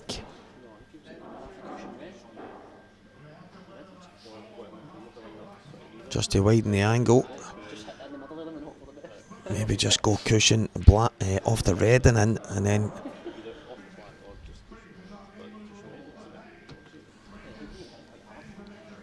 this is tough. Can he drop it in? Can he drop it in and win this match? Morgan had a chance. He was 2 balls away and the black from winning this match.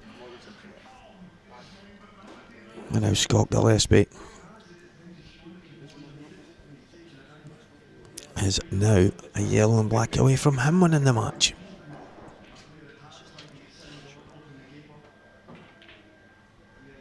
Oh, he's missed it. He's tried to go cushion first red. Oh, he's missed it.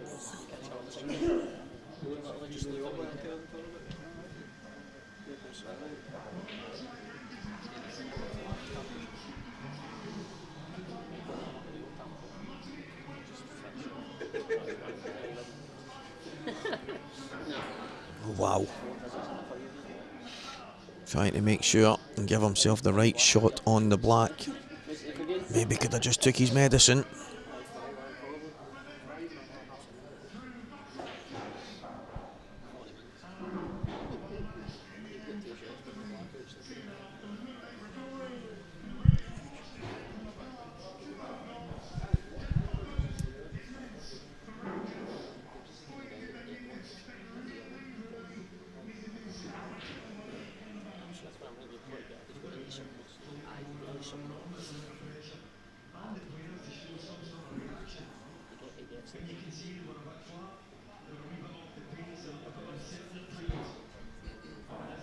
just needs to hide the white, and I don't think it's an easy out.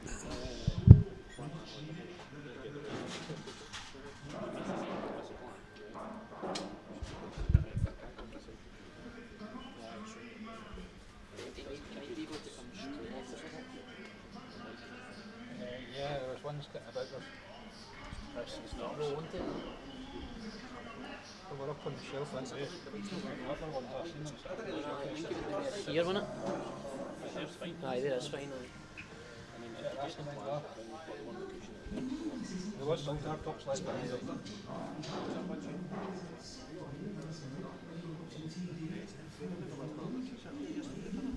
Probably the guy. Yeah, that'd be that one. Oh, it's that Maverick one. Never saw that one. There's a couple of Saltire tops left behind.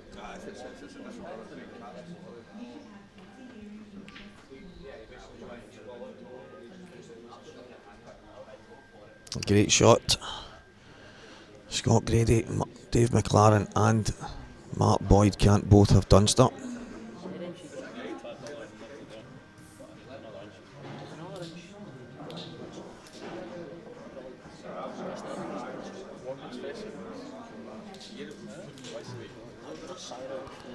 NG Pool Player, thank you very much for tuning in, my friend.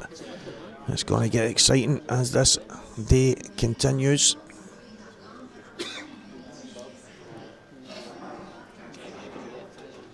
I don't think it's going to take a bit of magic here from Scott Gillespie.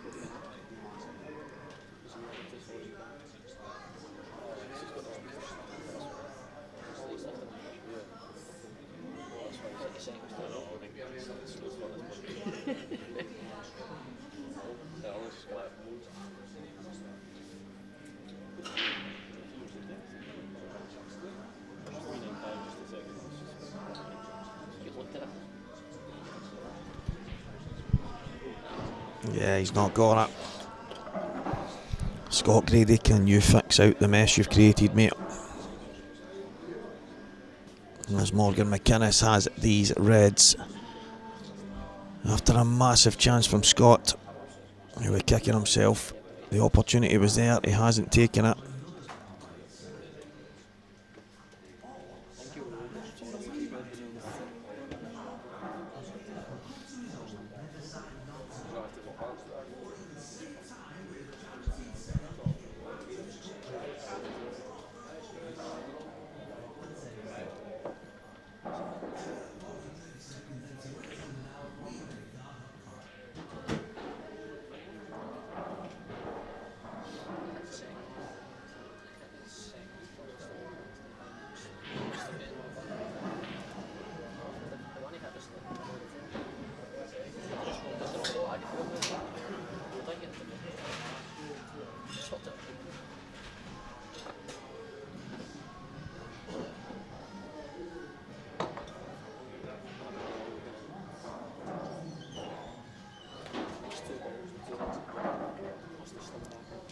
So I think Morgan will just wipe the floor with the ones at the top and then come down, take the hanger, the one to the right bottom, and then the black.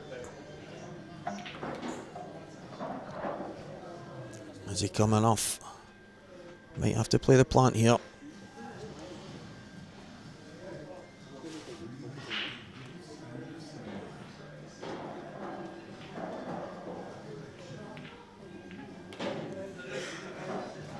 He's okay.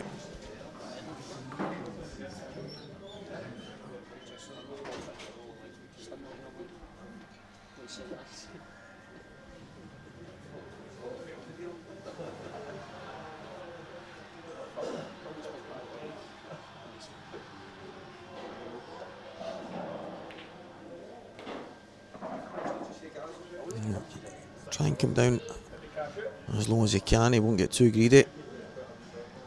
And then it'll be the one over the bottom left pocket for the one towards the right. And then he'll want to try and get as straight as he can.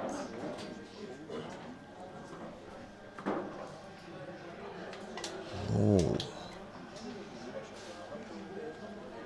Can he just about nip this? Just run off the cushion, but aside just before the black.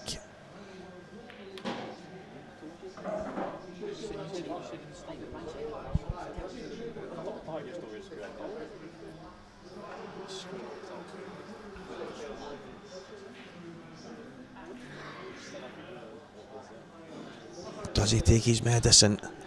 This is high drama in this deciding frame. Scott Gillespie. So Scott didn't want to leave a shot like this. Scott tried to get so close. It meant he missed it.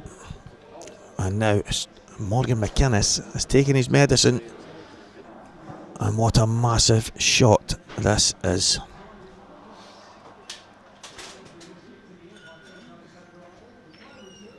He's got it. And Morgan McInnes goes the hard way. And he gets over the line. And I mean, both of them had chances, both of them had opportunities. But Morgan eventually gets there, 7 frames to 6 against Scott Gillespie.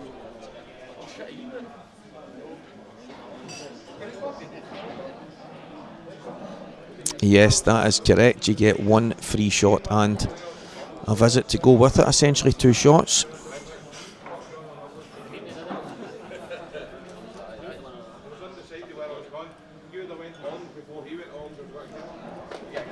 So, Scott Grady, we need to have this sorted. It should be the only 2 left were Dave McLaren and Kev Weldon, and one of them should have Morgan and the other one should have Johnny McDermott. The rest are all sorted.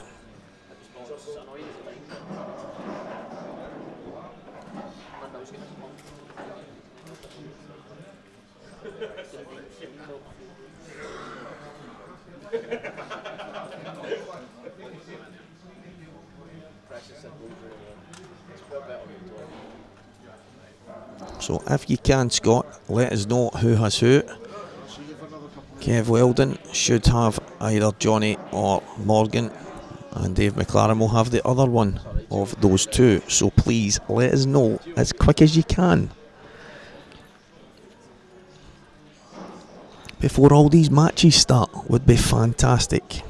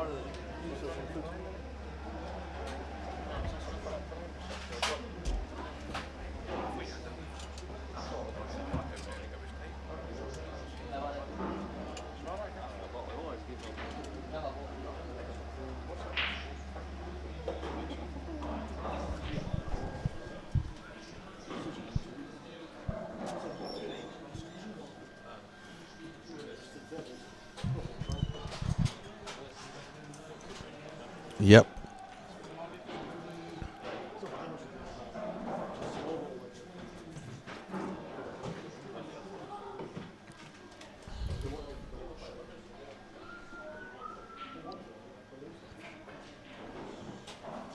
Wow, that's some big changes to the sweepstake. They were very different a moment ago, because I've got Sean McGiff, Fernie, Mulsey with Mark Fleming, Robert Stephen is Rooney's pick, Davy Jack had Gio, Mark Boyd had Dunster, and I had Jake Dillon-Newlove.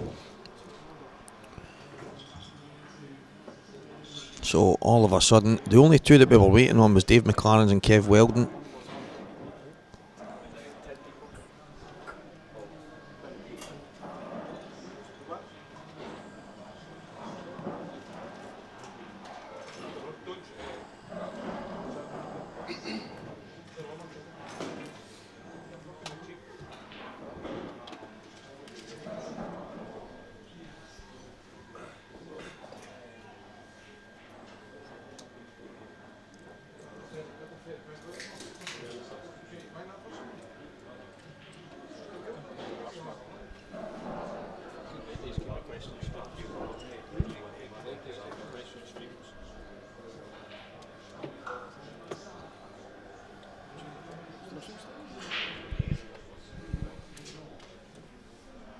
So it's been redrawn.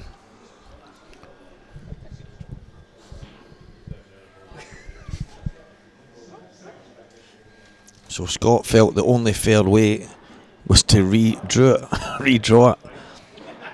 So you've redrawn it, and I got Jake Dillon Newlove again. Right, I got Newlove. Mulsey get Mark Fleming again, that's mad. McGiff get Fernie again, that's some redraw. Rooney got Robert Stephen again. So it was only the last four that seemed to get redrawn. So Davy Jack, who's he got? He's got Morgan now.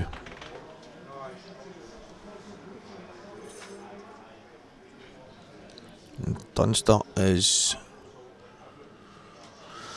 Right, Robert Stephen. Mark Boyd's got Johnny McDermott.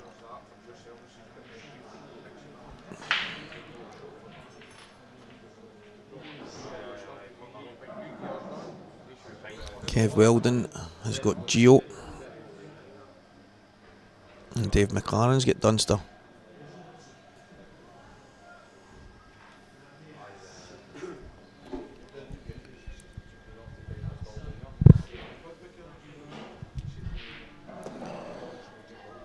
Oh well, guys.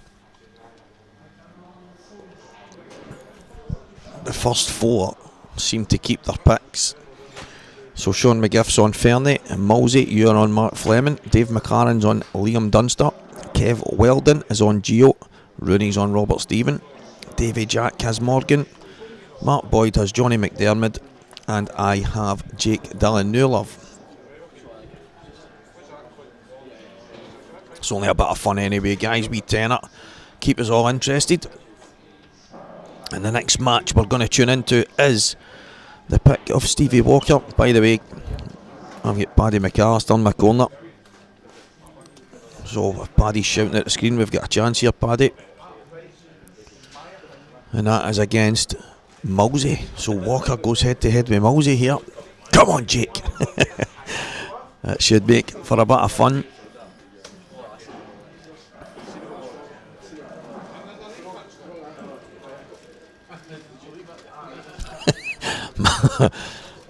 Mark Boyd, don't let Johnny McDermott hear you say that. Nah, young Johnny's playing well. He beat me yesterday.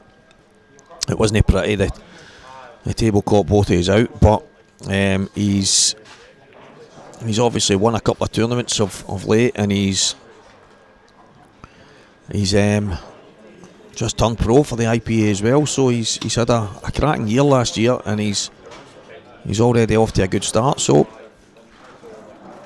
what I will say is we've got 8 professionals in the quarterfinals. So here we go.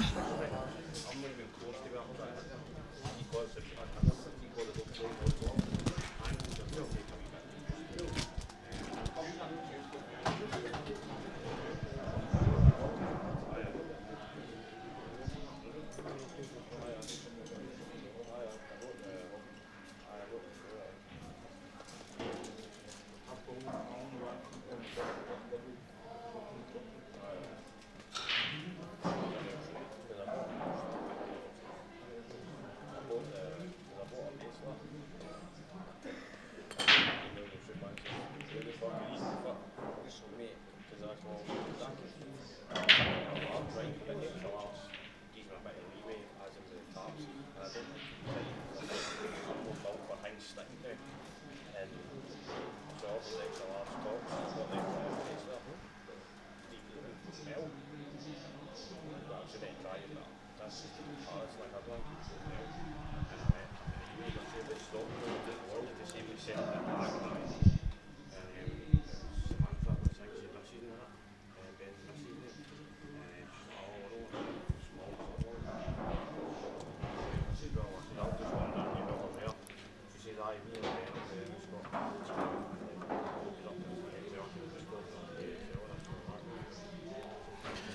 Yeah, I mean, I'm not disappointed to have Jake in the sweepstake. I think he is one hell of a talent.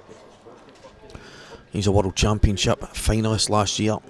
Gareth Hibbett beat him in that final, but it went all the way to the last set.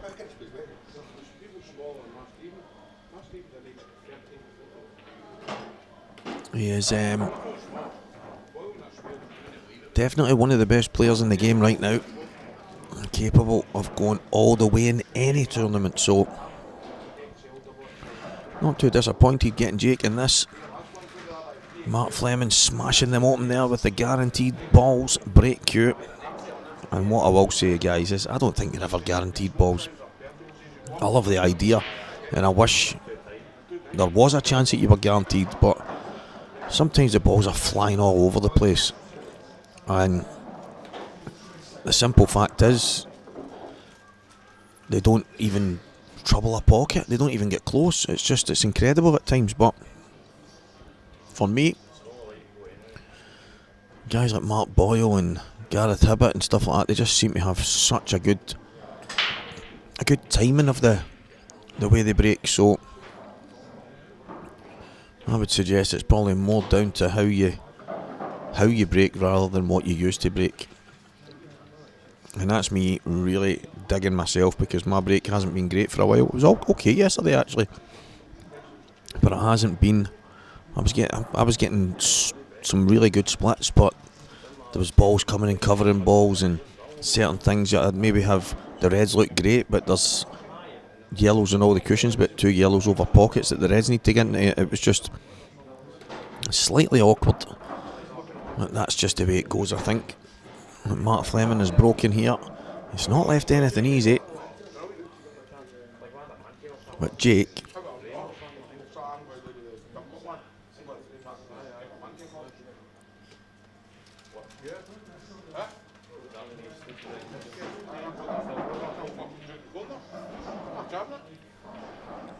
might be able to just push past the black here and take the black in the bottom left. I don't think, unless you can screw it on and off the cushion.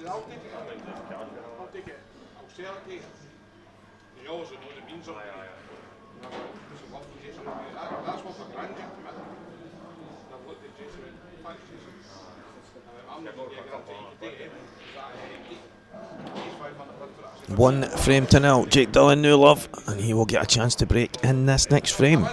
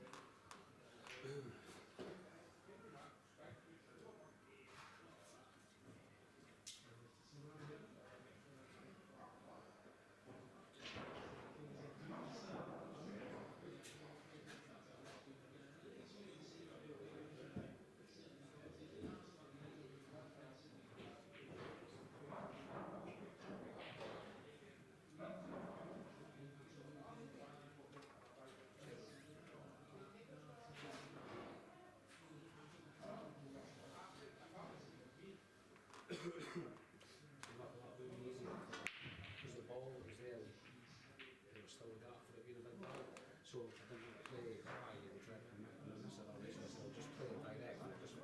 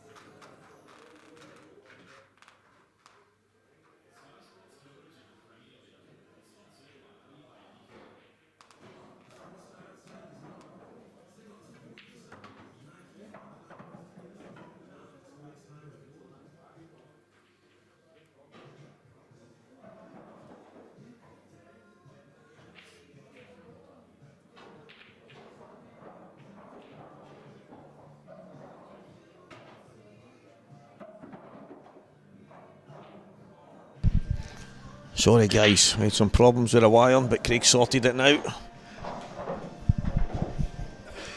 We're back, and I've just noticed that my sweepstake pick, Jake Dillon New Love, is 4-3 in front here. I cannot believe Matt left him that edge of that black, but it just goes to show he's not meant it, but he's done it. Some of the scores, in case you don't know, guys: Ross Fernie 5-3 in front of Johnny McDermott, Morgan McInnes 4-2 down to Gio Edgar, and Liam Dunster 3-2 in front of Robert Stephen. But it's all go right now. It is 100 miles an hour. We're at the quarter-final stage. How are all you guys doing? Let's keep the chat function flooded with all sorts of whatever it is, but we're going to concentrate as much on the match as possible, and we'll have a bit of interaction as well at the same time. Have some fun with the sweepstake. And joining me, he's just popped along the road from his comfortable home, eating French toast with eggs, bacon and all sorts of other nonsense. Sean Michael McGiff. Hello. Good to have you in here, mate. Just in time, I think. This match is getting juicy. It's getting exciting. I've seen Mark missed a black to go 3. Was it 4-2 up? Could be the difference. He finds himself 4-3 down, and it's mad. It's mad how matches swing like that. Yesterday, I've missed a black. It's rolled off on me, but I've missed a black to go 5-2 in front of Johnny, and next thing I'm 5-4 down. In the blink of an eye, it's mad how you seem to get punished more than once for any of these mishaps, but it's a good shot, he's played that. Another half roll, and I don't think he was on it. Is he going to try and just slide past for the... Yeah, yellow to the top right. Yellow to the middle, yellow to the middle. Yellow to the bottom right, and then find the gap again for the black. Find the gap for the black, yeah. Big finish coming in.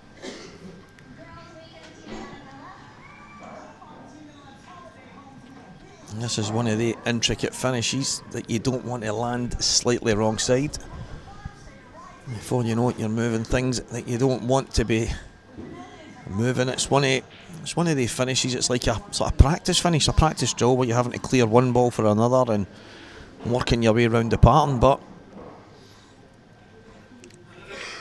Mark, you'll fancy these. There's not a lot of... This can go wrong really quick. Yeah. So he really needs to get probably as high as possible on this next yellow. Although if he's slightly low, I'm sure he could probably flick off the black, but then he doesn't want to move the black because he's playing for the gap in his last ball. I think that's the problem. If he goes in the direction of the black, he's then going to be going towards the red if he's playing the yellow to the left middle, so he needs to be straightish. I think he's okay. He can just run this in the right hand side. I don't know, to me it looks as if he can miss the red and the black completely here. I think he can, but I think that might be the problem. I think the pace he needs to play at, see, that's what he's looking at. I don't know if he can get there. If he can just drift it to that angle and then slide off the red, he should still be okay, but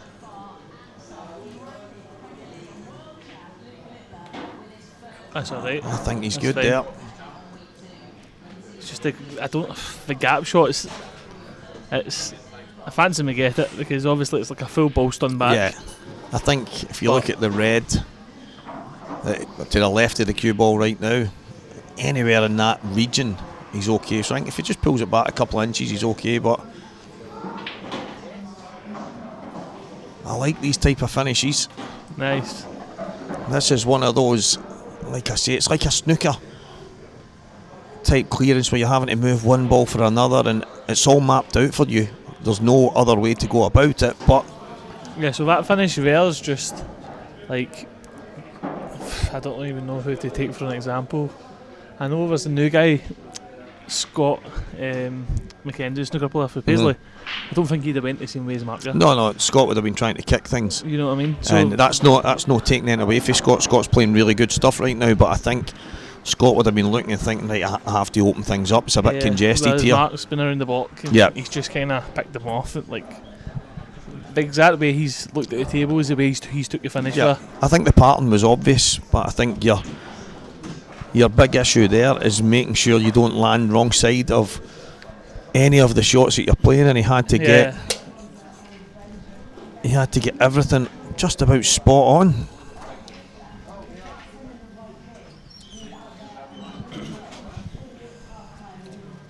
So 4 each.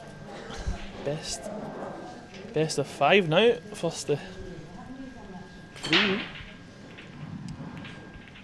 Guaranteed balls and gets the last one. Last ball moving, and look at these Reds. I mean, you wouldn't be disappointed if you were on a yellow, but I mean, the Reds are absolute. I don't want to use the word baby tapping, but they're really. Cuesports done tap-ins. This is the type of opportunity that you want anytime you step to a pool table. I think he's okay. Can you stand back there? I think he'll just maybe play for the red to the bottom right. Plum. Dot Goose.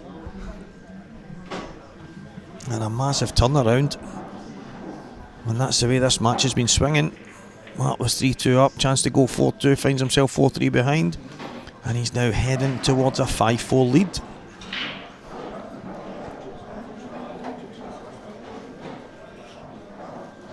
Morgan McInnes is also on a finish here to get back to 4-3.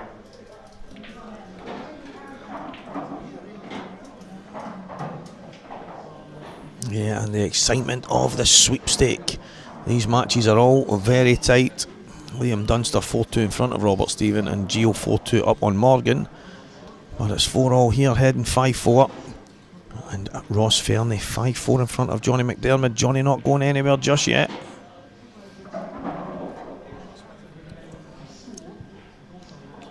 I wonder if he can just get on and off the cushion. He'd love to just throw on and off. He's standing back. It's fine. Takes his medicine ever so slightly. It's not. I don't like these shots myself. The blind bag. This is the exact shot I told you about when I was in Bridlington in the singles, and I dollied it down, and Renzi came running through the crowd shouting to me, "Get that banged in you better get that bang," and I'm like, and this is the exact shot, and I just kind of trickled it down. Yeah, that's it. And that's 5-4. And the Walker of a talker could bake the sweepstake ever slowly. Come on, Jake! Trust the crazy Scottish patriot to get the Englishman.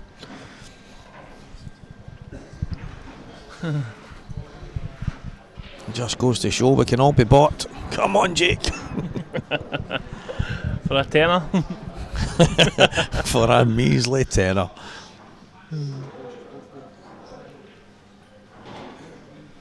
And Mark Boyd's done a runner. He's not paid his sweepstake. Mark Boyd is under the covers, peeking at his phone to see if Johnny's fighting back. Every 2 seconds as best he can.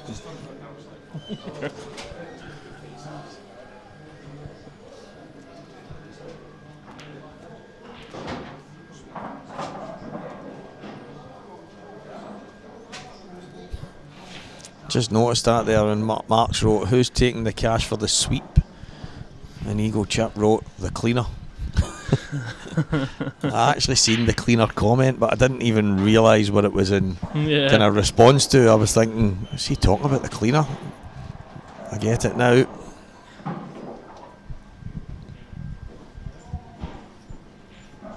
Mosey. I don't know if his name's Tim. I think it's Mark. Yep.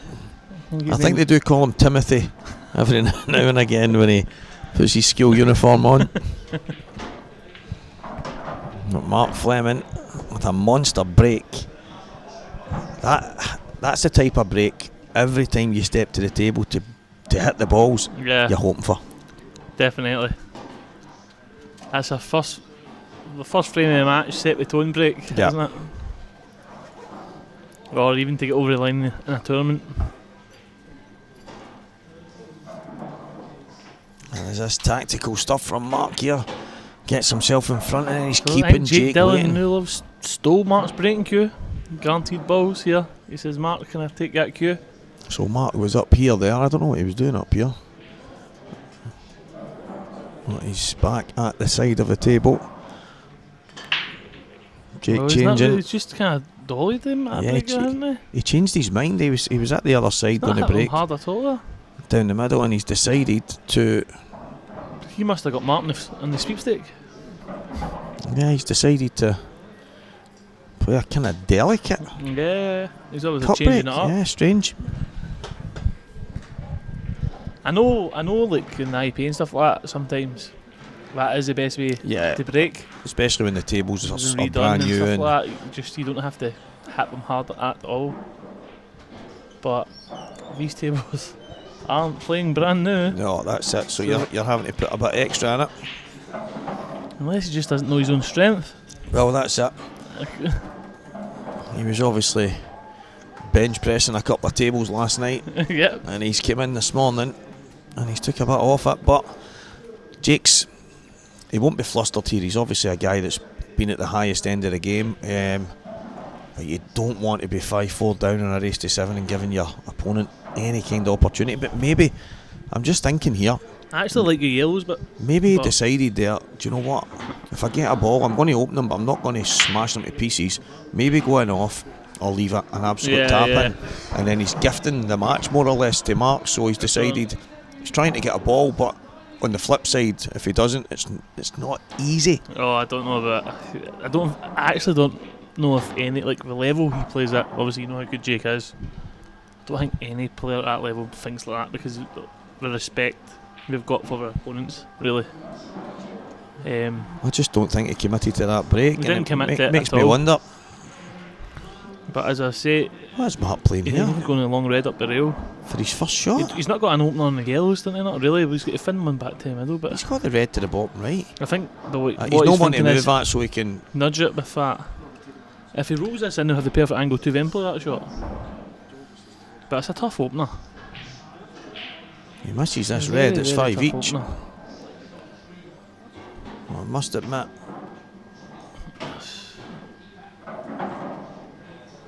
Yeah, I think you take your medicine here.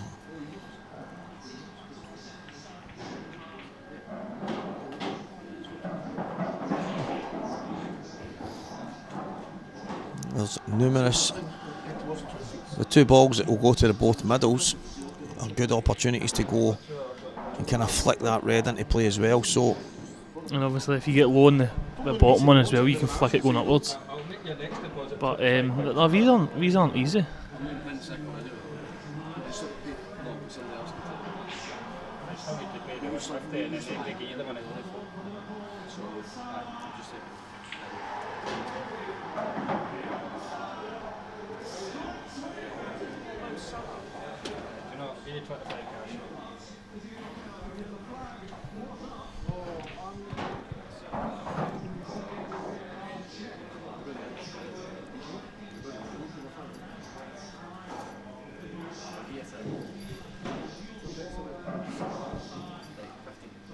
I'll be honest with you, I don't fancy him to get these.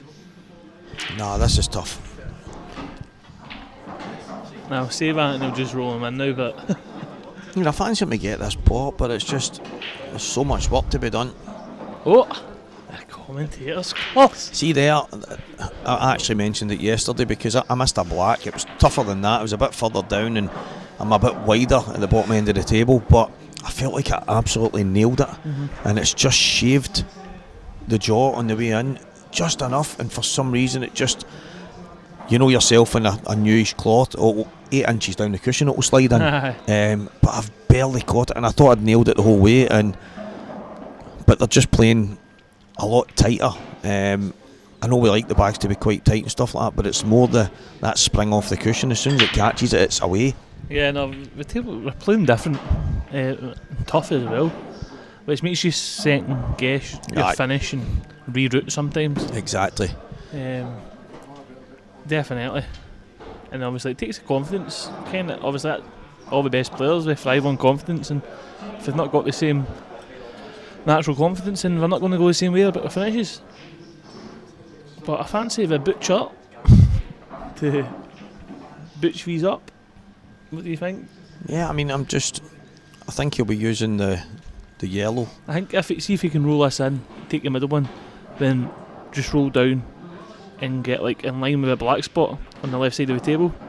You can then roll the yellow to the middle, dislodge the red and the yellow, then it should be on the bottom yellow of the two on the left hand side. That's exactly what he's going to do. The yellow to the right middle is the big shot in this frame. Obviously It's getting all about back this high on the it's about black. the angle here, I think, on the next shot, obviously. I think you'll be happy anywhere on line with that yellow. Slightly below it would be Yeah, better. yeah, well, Do you know what I mean? Yeah, But yeah. even Just if he's where he's on line looking with it, he'll be happy. And I think he'll have a choice of the yellow that he goes towards and the low one of the two closest to each other at the bottom left. So what will make a big difference here is if he can actually just... Oh, it's a bit high, but he's still okay. It's a bit high. I was going to say if he did get low there, if he could have rolled it in and nudged the red and still been on the bottom yellow, below the two on the left hand side, it'd have made the finish a lot easier. But the white's tracking here. he's ended up stunning that ever so slightly. I don't think he had the exact angle that he wanted. I don't know if he has to play this with a bit of pace. The white's going to be travelling. Yeah, to go down and up. That's, Needs a flick. Oh, he's got I fortunate there. I don't think he's on it.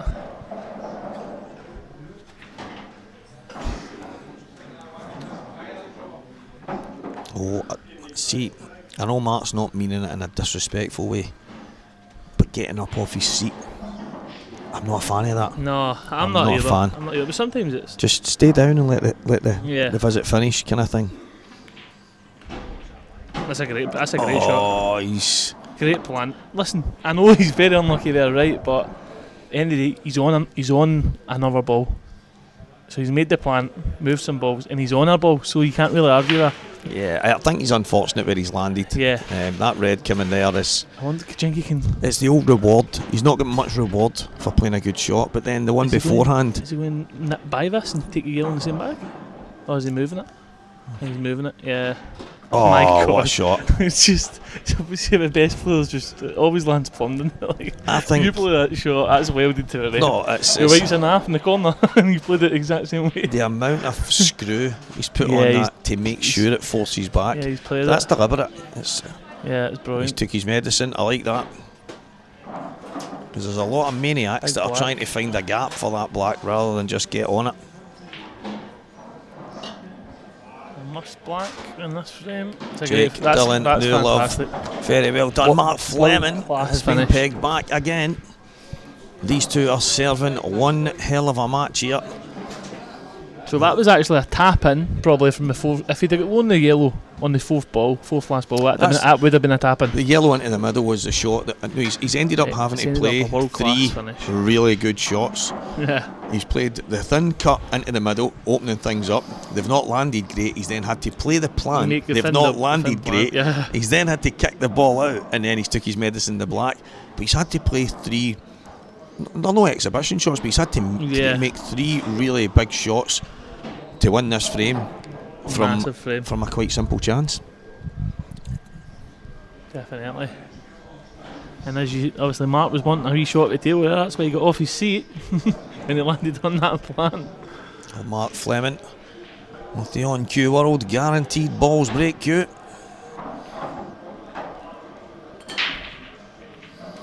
And he's Score it guaranteed one. the yellow. Oh, Well. scrappy. I mean, he could go mad here, cut the yellow into the middle thin, smash the yellows open and land perfect. But I can't see him doing it. No.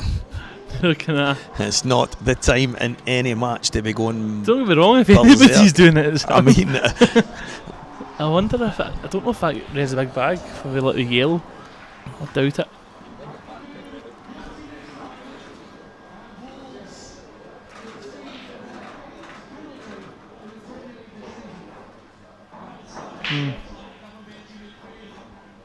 He doesn't really need to smash note, does he? Does he though?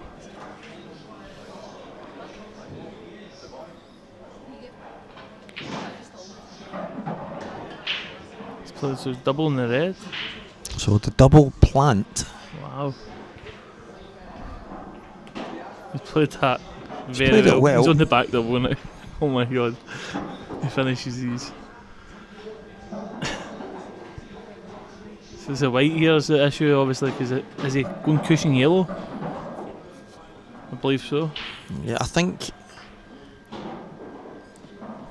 playing with He right needs hand side, just the cushion yellow. I was going to say, Oh, he needs a degree of fortune here. Aye. And I think the big thing for me there, you've got to play that with pace. I know he doesn't want to, but he's not want to kill his red. If he catches the red, he's not want to put it in the cushion. I get that. But that was always the risk if you think don't play it at obviously the right pace. Obviously, with yellow, he's playing for the red in the opposite corner there, and obviously, when he's canned the yellow, it's blocked it. As you say, if he plays with pace, he's out and he's got the Yeah. hanger. Yeah, that's the thing. And he maybe got the red over the pocket for the red that you can see goes in the middle, drop down on the one up the right. I mean, it's so there's a pattern there if he plays it right, but he's obviously not expecting it to land there. He's unfortunate to land there as well. But good question, Paul Bryson. I'm brutally honest, I didn't think they were. So, Stevie, I'll just butt in here quickly before he plays the shot. Do you think he plays the red off the yellow, but just delicately screws into the hanger and leaves the silver red in the middle? Because you know, Mark's obviously he know what he's thinking here. He's thinking Jake's finishing his next shot, so does he have to get them? It's tough. I mean, the red, if he plays it right, the red's going to go towards the middle. Yeah. It's just whether if he pops that red in and doesn't land on anything, it's tough. He's landed in a tough position, and he's not really got anything majorly safe here.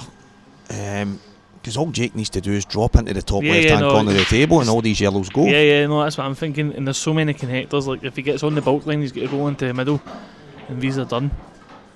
Obviously for Jake, don't get me wrong, they're not easy, but you've seen the way he's playing.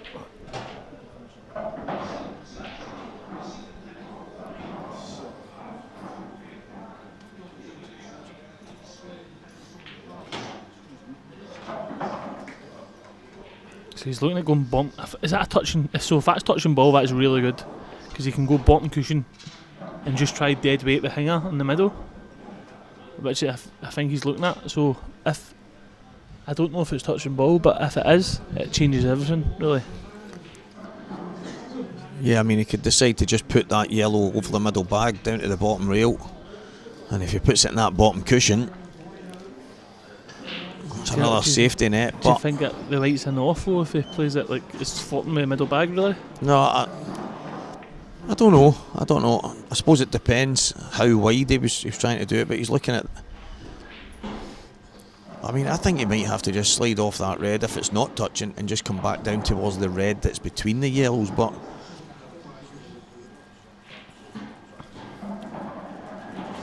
honestly, I don't mind the first shot. I don't mind playing the red off the yellow and just stunning or dealing screwing into the hanger, because if the red does track towards the middle. yeah, but the pace he's going to have to play at, because the cloth's quite slow. There's no guarantee the red's going to stay there. It might bounce off the cushion and end up close to the blue spot type thing, and then he's getting no shot whatsoever, apart from a long red down the cushion. The rail, yeah, which is not what you want.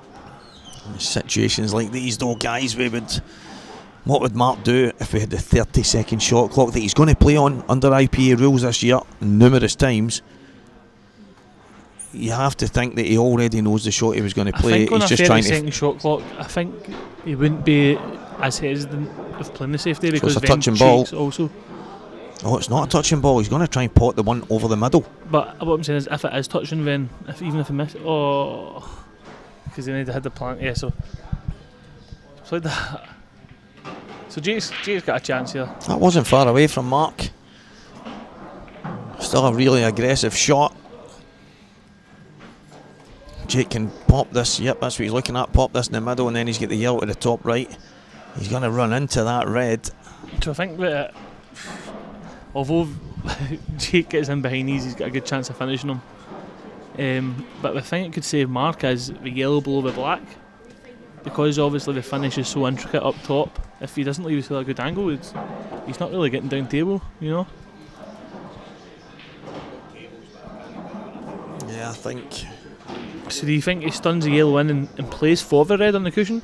What I want to know is, where's Mark Boyd? Where is Mark Boyd? Johnny McDermott 6'5" in front of the Fern Dog. So suddenly Mark's wanting to pay.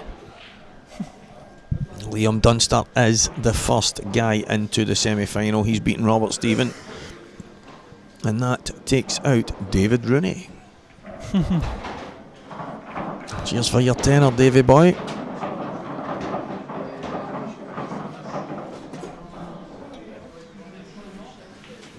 So, look, I think Jake's looking at coming downstairs first, Stephen. Yeah, you can just cheat the bag ever so slightly. Because as I said, like, I just think it's tough to get back. Where he's going to leave the cue ball if he was to cheat it the other side, it's going to be really tough to get back in there. So this, I mean, he's not going to get there now. He's too straight, so he's not got a shot. He's going to have to pull the white back to where it is and play that shot. He might just opt to take it.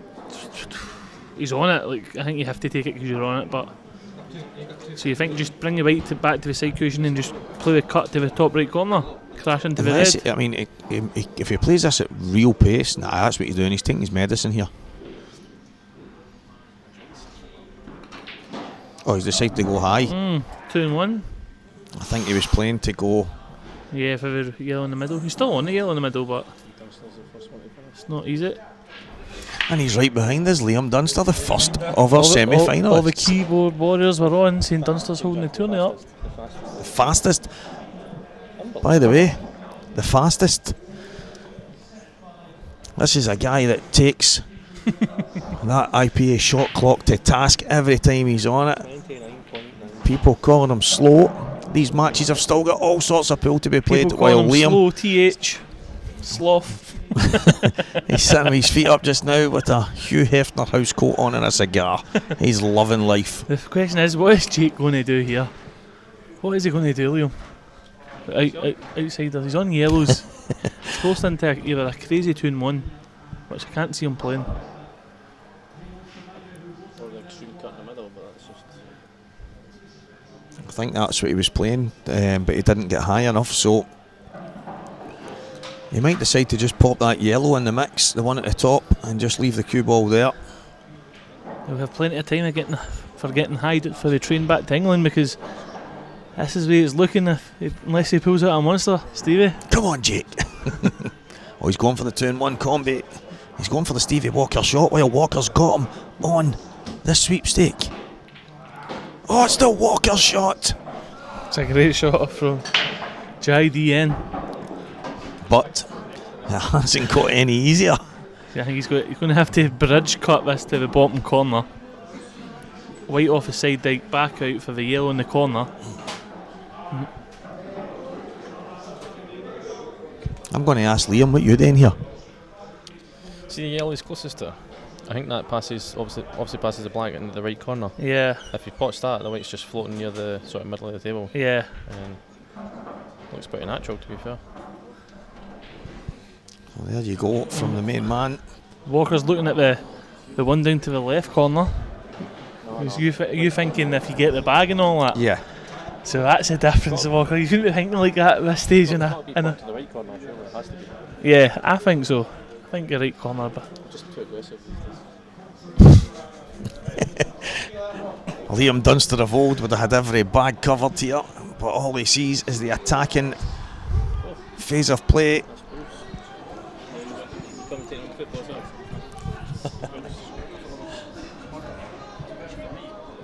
So Jake is going to pop it in the bottom left. he's off it. Is he playing it off the red? It looks like that doesn't even look close to the corner. Oh wait. Oh, so he's played the attacking safety. The Walker the talker shot, and this is why he is commentating, guys. And Liam Dunster actually stood behind us and says, "I'm loving it." Nodding like the Churchill dog. Nodding like the Churchill dog. Brilliant. Yeah, But that's see, if that would have went, he was in a bit of a stick there. That's the only thing, Stevie. You know, like. I had the double in the same bag, same shot. Pocket weight. Yep. Yeah, fantastic stuff. And now Mark Fleming is in a bit of trouble. Mark Fleming, he'll mop these up. Who's got him in the sweepstake? Mark Fleming. Mulsey. Chris Mullen. The guy that calls Mark Tim. Joanna Mickle. Paul Bryson. Mate, the tables are the same for everybody. I thought the cushions were a bit springy, the cloth's a wee bit slow, but there's no major tears or anything It's now. like, he's asking how we were playing, right? It really depends on what you're used to.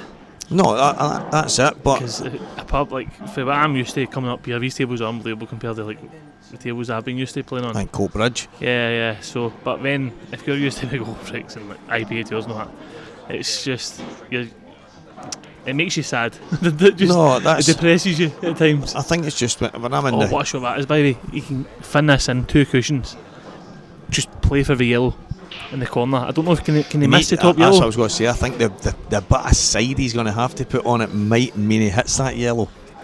But I think, Liam, so outsiders POV here, do you think he can fin the top red in, miss the yellow, go 2 cushions and track towards the hanger? Sam, I've got Could be flicking the yellow. Sean Michael McGiff is next to me right now. He came along. He stays just looks along like the road. And it's all gone Pete Tong. Bit of anger there from the Master Mark. Johnny. So 6-all Ross Fernie, Johnny McDermott. So anyone on the sweep. Yeah. Sean McGiff who has Fernie and Mark Boyd who has McDermott. Unlucky Mark, you are exempt from this race because you've not paid your money yet. And Geo 6-3 in front. Sorry. So Kev Weldon looking good as well. And Dave McLaren who has Liam Dunster. His man's already in the semis. 2 shots in the new love. His clocks are ticking. All clocks are turning here. Just slide off the black here, I think. Let's give the black a couple of extra pockets. Are you taking the white 2 cushions or are you playing for the hanger next? I think they're just sliding off it and maybe just... I quite like the idea of going 2 cushions and getting up for the 2 at the top, but Jake might decide to just slide off it nice and slow. 1 cushion's fine. That's just the same idea. It's actually Well, perfect. the only thing is I don't like playing, obviously. He's going to have to take the top yellow last for the black, but I think that's the most natural now. Yeah, so obviously that's what I was going to say. I don't like leaving the hanger to last, so obviously he's going to come down and take the hanger next. Oh, I thought that was quite risky. Yeah. Because if he just overdoes it, he's having to then go up. Don't get me wrong, the red obviously being stone dead makes a difference, but oh, that's lovely. he's cued that well because that's a tough shot. That is, Under the circumstances, guys, as I say, the cloth's just slightly slow. that is Slower than usual. absolutely butcher-esque Cued execution. that fantastic.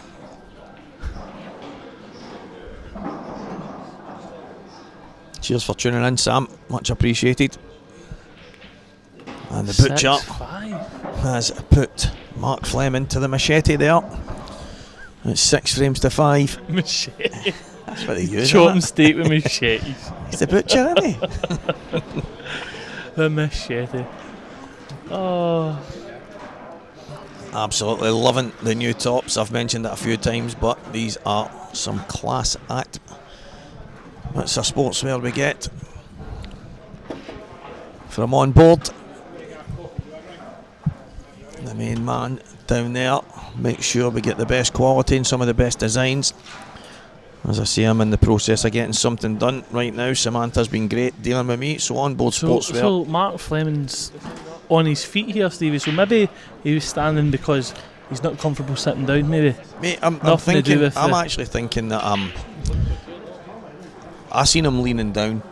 What I think I might have seen, I've probably done Mark a disservice. I think I've maybe seen him leaning down and picking up his towel, and what I've thought I've seen is him standing up. Yeah. Because I'm starting to think he's just been standing in I that think corner. so. I think he just doesn't like sitting down. Yeah, so I think I've done him a disservice. Because Mark is, if anybody knows Mark, he's one of the most No, his etiquette's reputable great. guys in game. I've seen it loads of great times etiquette. though when you're at the table and you're on a shot and you look over your shoulder and there's the guy looking behind you and he's peeking round the corner. Oh no, the worst one is What see are when you you're doing, mate? see when you're on a shot or you play to land on like a gap or and they get up and and go and they look at it. walk round to the opposite Aye. side and stare at it. That is just It makes no difference. whilst you're on a You've still shot. got the shot to play. I've said to people before, what you doing, mate? I'm No, just I'm the looking at it, same. but why? It doesn't make any difference to you. You can come back to the table when it's your shot. I know. And it just- that, yes. that fries my brain. People have nearly been javelined out the windows. Yeah, there's almost been a few panda bears leaving these buildings. Do you know Panda has white eyes? I know, but Reverse pandas. albino pandas. No, but that's the thing. Everybody says pandas. Everybody references that. I know. One day I was like, "What? A panda?" I was at the zoo and I'm looking at a panda. I'm like, "Maybe got white eyes." You get albino pandas. That's you. You're being, I don't know what you call it if you're being pandist. You can't be racist. Bearist. You're being bearist towards that albino panda. Jake's got a tough finish here on the yellows. It is. It's obviously the yellow between the reds. Is he looking to play a cannon here? I don't know if he can pop this and track towards the red. Is he cannon this yellow out? I think a little flick. This one here. What a he's shot by the. them. Oh my god, and he's tied the top one up. That's twice that's happened. Twice. He's tied it up. He's played a pot kick and twice he's made one go really awkward at the same time. I don't think it makes a difference because this guy is a butcher. He will find something out. Now look, the two yellows are a plant here at the top, so I wouldn't be surprised if he just stuns us in, rolls us down the rail and slams the plant in and rings the bad one out in the corner. That guy is that good.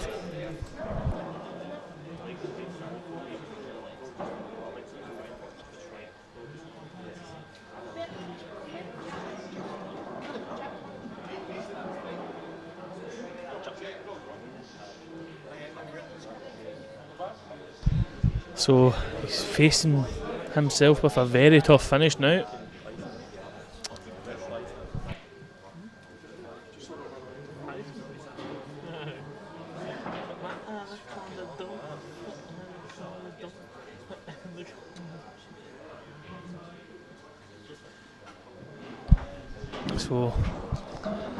So Jake, does he have to keep going here, Stevie? Like, he's 6'5" up him. I suppose it's...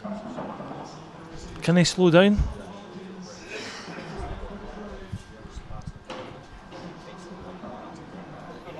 He could roll his bad yellow down over the bottom bag on the rail. Yeah, I mean, he's slight favourite here if he doesn't go too mad. He might decide he wants to get over the line, but and do it in Jake Dillon new love fashion. Yep. So what's he looking at here? Is he looking at brushing off the top one and sticking the white behind it here? That's a better safety. Is he just welding the white? Oh, bounce. It's not bad. Yeah, has he left him an edge of the one closest to the black?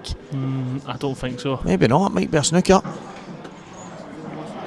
I think he's called wants it to be a total here. He's asked Jake to have a look.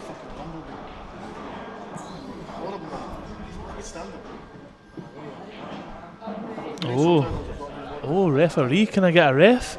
Kevin Chandler's ref the table. 13. Yeah, it looks to me, it looks thin. So if Jake Dillon Newlove says he's on it, it means he's on it, Stevie. This guy has got 2020 vision. 2025 vision, because since it is the year of 2025.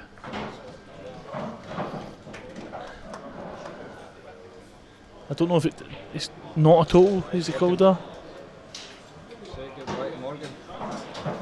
I think Morgan will be exiting the building unless Gio Edgar gets a bounce out here, because I can tell you he's not missing this plaque.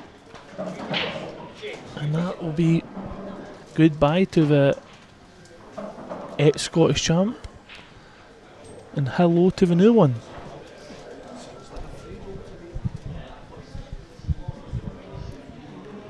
So Mark, I think, is wanting to go two cushions here. Back heel the red. The only thing is he'll be leaving Jake a plant. I think he's got to rattle this, Stevie. Because if he doesn't... he's got to pop this or he's beat. No, he's trying... Oh, it's a total. Right, okay. Oh, he's missed it. That'll be two shots.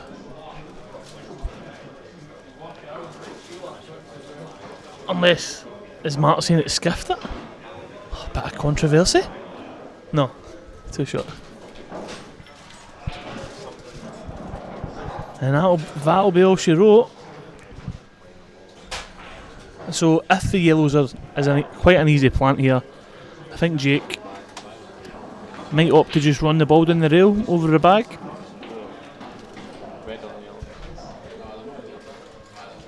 Or even play the red onto the yellow down the rail.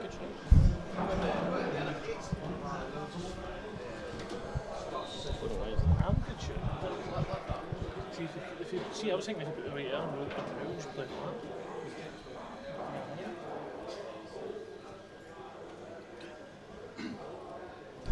that. 2 shots here for the match. Use them wisely. Yeah, I think Red onto the yellow would be the shot here, down the rail, of course. if that's a perfect plant, I mean, I don't know if he'll play the plant. He might decide to. It looks like he's going to play the plant. He's just he's just leaving the red. So it looks like that. Is he half balling it so he can just take it with now? That's the butcher. It's for the black. He's leaving a ball for the black, so that is a dead set plant. That's better. He wants it higher up so it's an easier connector for the black. The thing for me, even though there's a slight gap, it does look straightforward, but they're never gimmies. Yeah, he's had to play it. Yeah. He's had to make the plant. He's controlled the white nice there as well. So he's got a shot to play here. Yeah, can he miss the red on the way out? Yeah, he can just screw it back, I think. An execution shot though, and he's been good with these recently. You seen the one they played to go 6-5 up?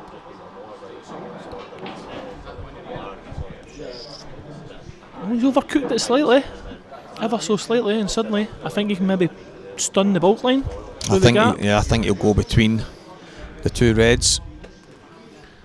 Yeah, I think he's going to have to. Try just thread the needle here. Yeah, I actually think he's okay, even if he flicks either of the reds. I think he'll come out and have a shot. Yeah, he just threaded it. He does a bit of sonar, Jake. So a little bit of a test up, especially under the pressure. Under the pressure of getting himself into the semi-final. Still got a ball to pot here, though. Jake Dillon, new love. Yeah, he's absolutely nailed it. The writing is on the wall for Mark Fleming here. He's played great, but Jake Dillon, new love, is in the semi-finals. And he joins Gio Edgar and Liam Dunster, who will go head-to-head very shortly as well. And Ross Fernie has a monster red down the rail here to get over the line. Yeah, Johnny McDermott. This is a ball for the match. Johnny has 2 yellows over the pockets and the black close to the middle pocket. When I say this ball couldn't be any higher on the rail. Massive. I know you guys can't see it, but this is massive. He's got it. Oh my, what a shot from Ross Fernie. He's still got a shot to play though. The black only goes in one bag. A little tap on the leg from Johnny there. Oh, and the big bag in the corner. But he needs to put a ball and come up and down here for a big area.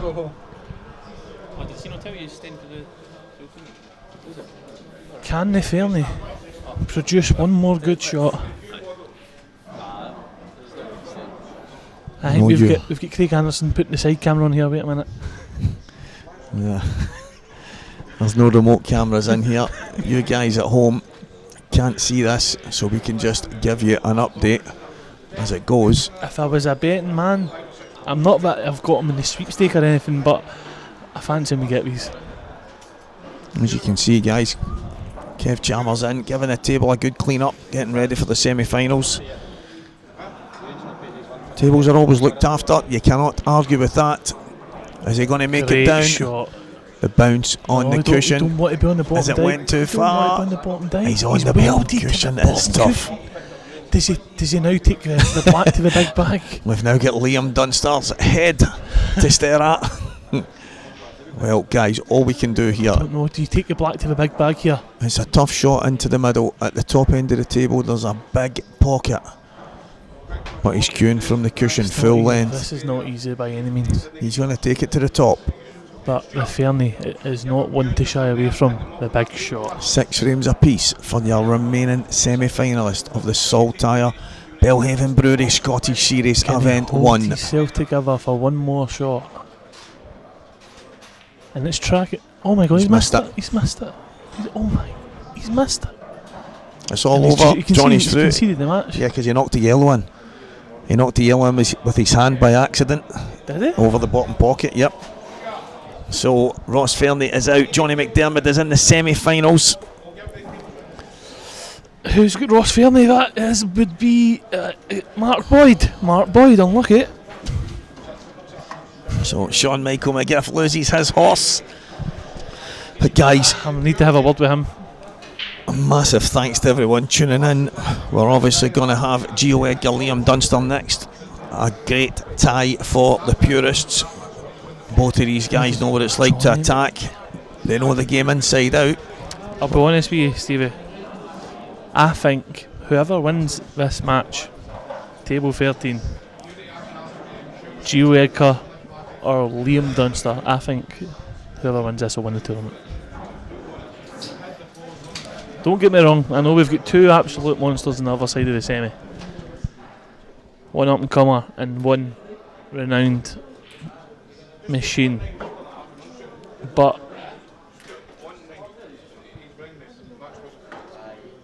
I think the winner of this game will win the tournament. And I'm going to go for Dunster.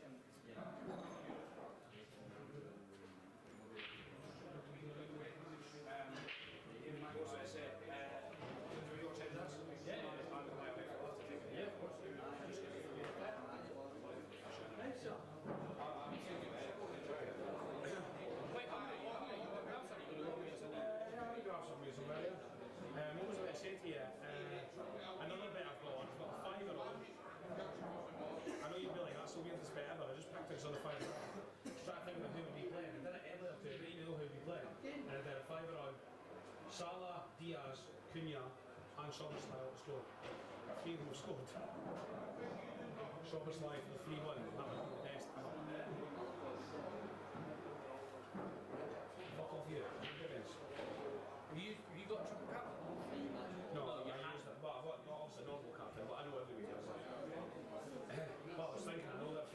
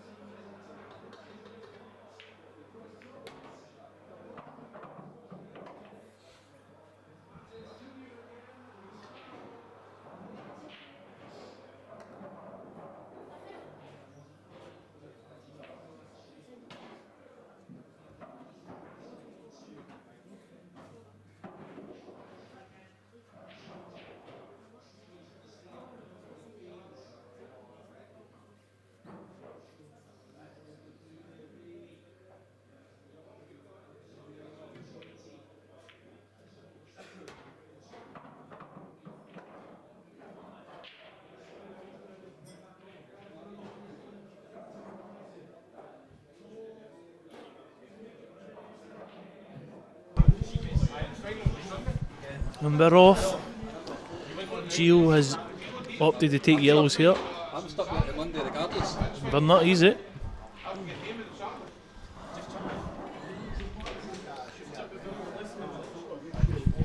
Just developing these two bad ones. So the semi-final, the wee trip to the bathroom buddy there, of the Belhaven Brewery Saltire Scottish Series Event 1. We're in the Players Lounge in Falkirk. What a place, guys. If you've not been, get yourselves down. The tour consists of a couple of events here and a couple in McGoldrick's Pool and Sports Bar. The Rutherglen area will live in Scottish Cuesports streaming. RJM Sports, Coors, Onboard Sportswear. Without all these partners, we could not have the events that the guys put on. Paul and Santa do a fantastic job. Whatever they touch usually turns to gold. And you've got Stevie Walker and Sean McGiff for the remainder of this.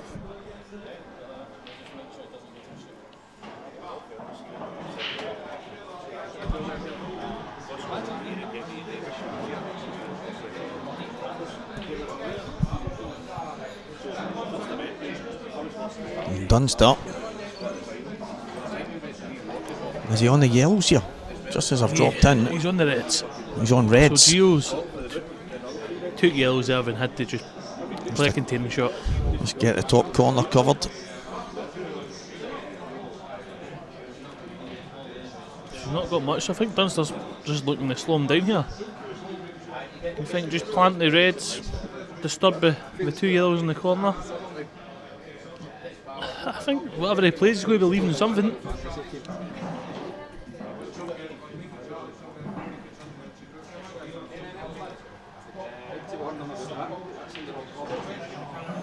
So we're down to the last four. Jake Dillon, Newlove, Johnny McDermott on the other stream table. Gio Edgar, Liam Dunster on the main table. And what I'm going to say, who is your favourite to win this, guys? Down to the last four. Not who you have in the sweep, but who is your favourite for the title? Sure. I actually tipped Liam Dunster yesterday. I was asked the question and I said, well, if you're going to force me to pick someone out of everyone in the room, I'm going to pick Liam. Yeah, I tip him every tournament. Yeah, it's just... Yeah, he's got, know what it is as well. Do you know, I know I've just butted in there, but I'm looking at him drinking that water. He was standing behind me drinking out a bottle of water, and mine's just sitting there. I actually thought Liam was just guzzling away at mine. I didn't even realise that he had his own bottle. So Liam, I apologise for that. I was thinking to myself, he's just helped himself to my water. This is incredible.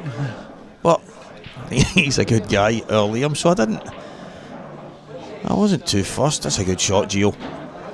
Does the yellow go off? I don't think it. I think he's got the angle to kick. Top through the red, maybe. I think he can kick here. Can he just create the angle slightly?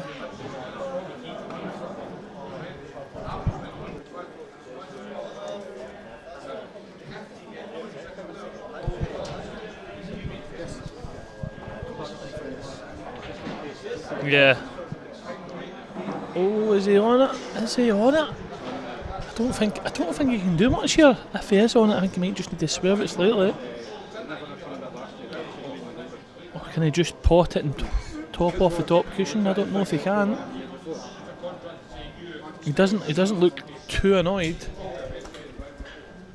So that maybe tells me he's got more than we think.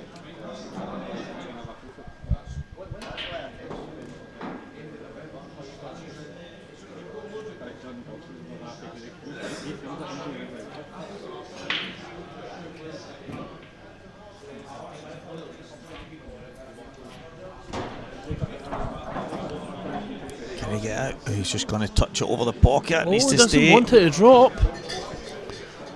He stayed down for the 5 seconds.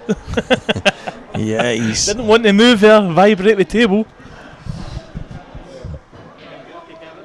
Is there a shot Liam can play here where he leaves the cue ball between the two reds?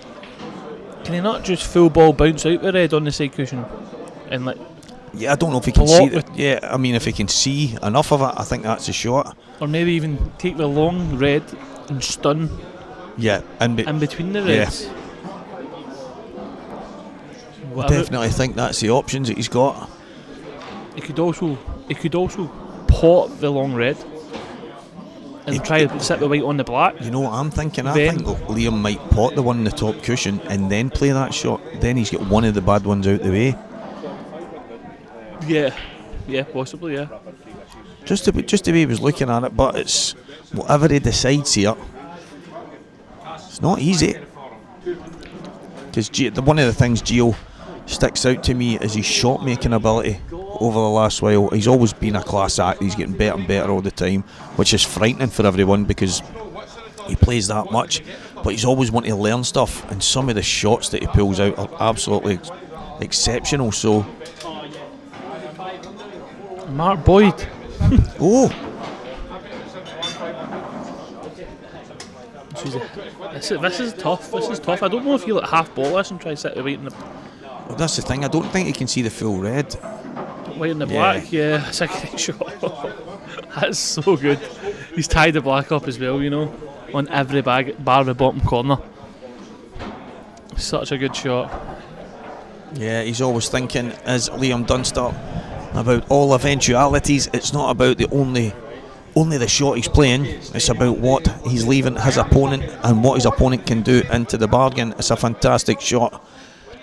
Even though Gio can go one cushion to the hanger, the likelihood of getting on anything after that is near impossible. And I don't even think Gio wants to pop the hanger here at all. Is it a total? I think it's a total, so that helps. But he's up against it now. That's a great shot from Liam, honestly. There's a lot of options there, and he's found that and played it to perfection. this is, I mean, the bounce on the cushions might help him here. He's banged it. He's gone to yellow. Has he opened the black up? I don't know.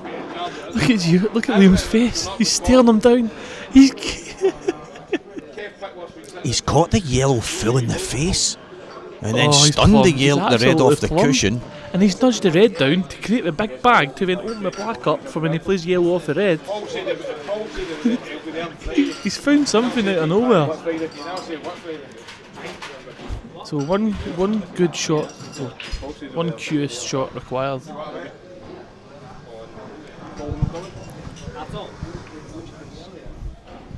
Charlie will still be going off his hips, so he's right now looking after the debut.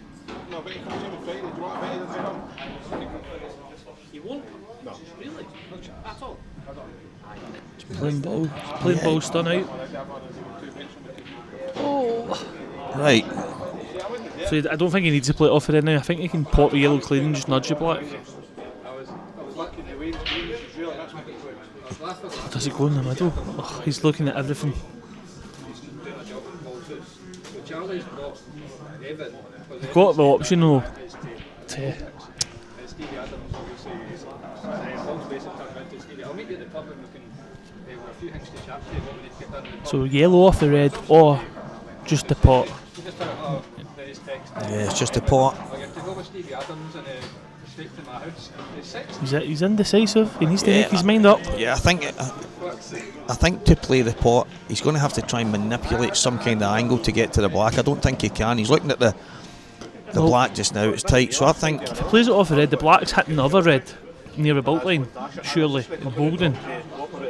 yeah, I was thinking that as well. I don't think it goes off the red, the black. So I think if he plays yellow red, he needs to watch he doesn't kill the black, because the black could go top cushion down and stick to the red. What is he doing? Looks like he's potting it clean.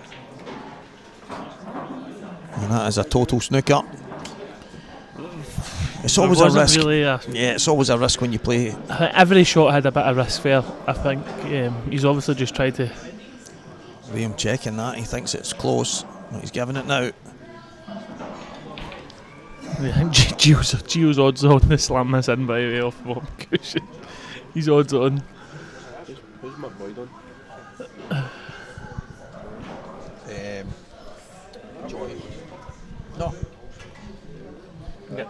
Yeah, Mark Boyd's on Johnny, but he's not sending his entry fee in, so you wanna? Not win it, Red will keep the money.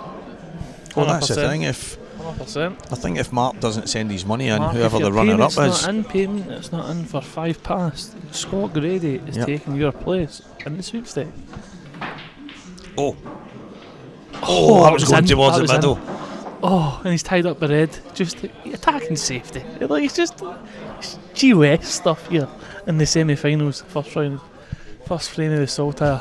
Semi-final, first I round. know. The first frame, I was thinking. We went back in time in one match there. You can tell one of these guys who's Marty and who's Doc.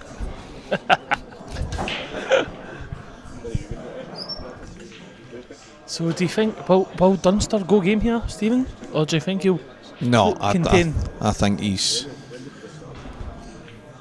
more inclined. Unless he's got the perfect angle, I can't see. I think he'll just play this off the knuckle. No? So just hang the bag and weld the white to the red? One, because I've got way too much work to do. He could go game as well. I've even got the streaming software for it right. He surely can't go game. I think just going up behind that. Yeah, behind the red, weld it to the red, hang the bag, plumb. I've already called it 10 minutes ago. This is getting a Hail Mary. Knight, bring me my coffee, Knight. Have you seen that? Conor McGregor. This is getting a Hail Mary, Jesus. I apologise, I know, back. A cagey affair in the first frame of a semi-final here between two of Scotland's top kids just now. Well, if I could pick any player in Scotland to bash a ball and fluke it would be Gio. Guaranteed him half the time. Well, he's going up and down. Is it one of these? Is he just going to try and touch the black and keep things awkward? He is.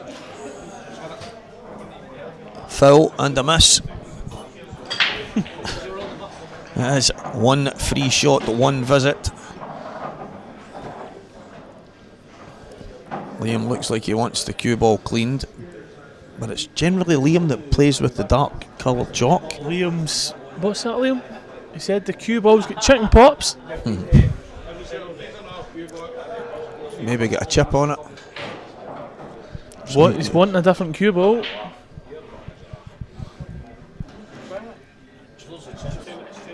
So a couple of chips on the cue ball, guys. So Liam doing the right thing. Asking for it. It's not that. Mark Fleming took the words out of my mouth. I was thinking that chips on a cue ball, you don't want to eat them off a cue ball. Gobstopper. Yeah, it's. I didn't give you one back. I didn't. When you go get. I feel the referee should have one in his pocket.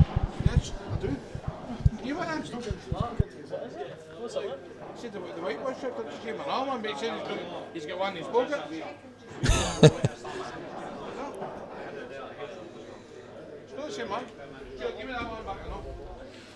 So we're having white ball gate just now, guys. Liam not happy with the cue ball that's getting used.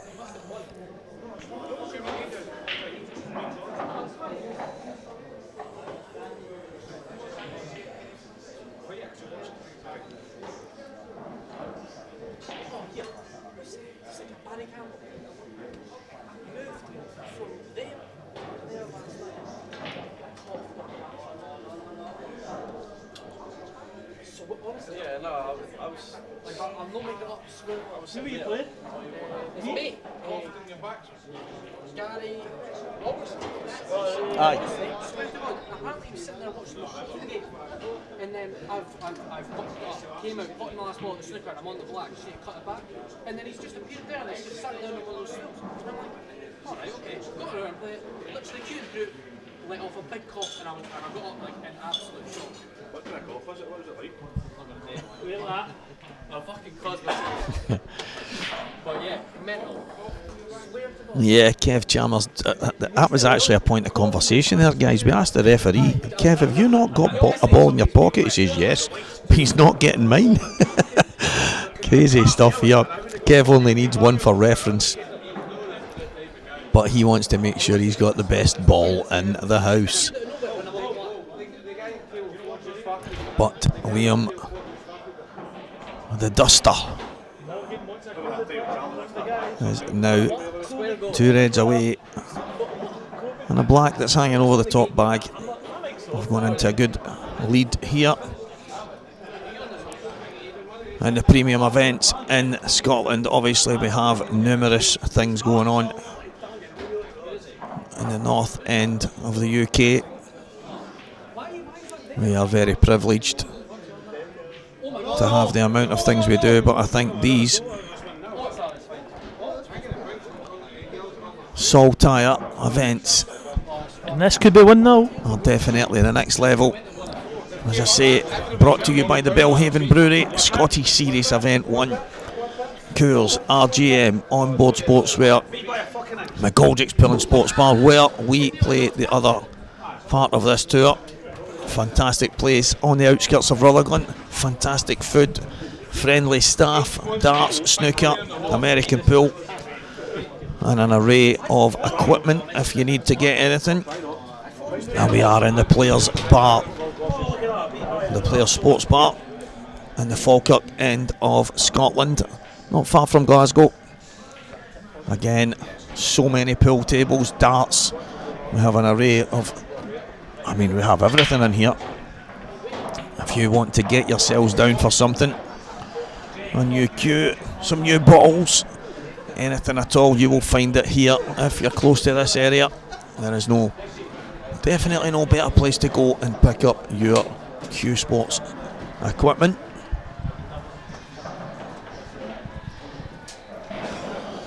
And commentating for you guys at home, Stevie Walker the talker.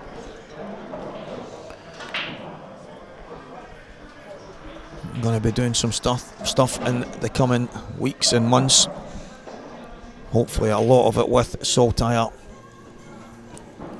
And probably at the next event I'm hoping to do some stuff, so look out for that. But we are here in the semi-final. Liam Dunster is 1 up in front of Gio Edgar. Give you some scores on the doors. Johnny McDermott 2-1 in front of Jake Dillon Newlove.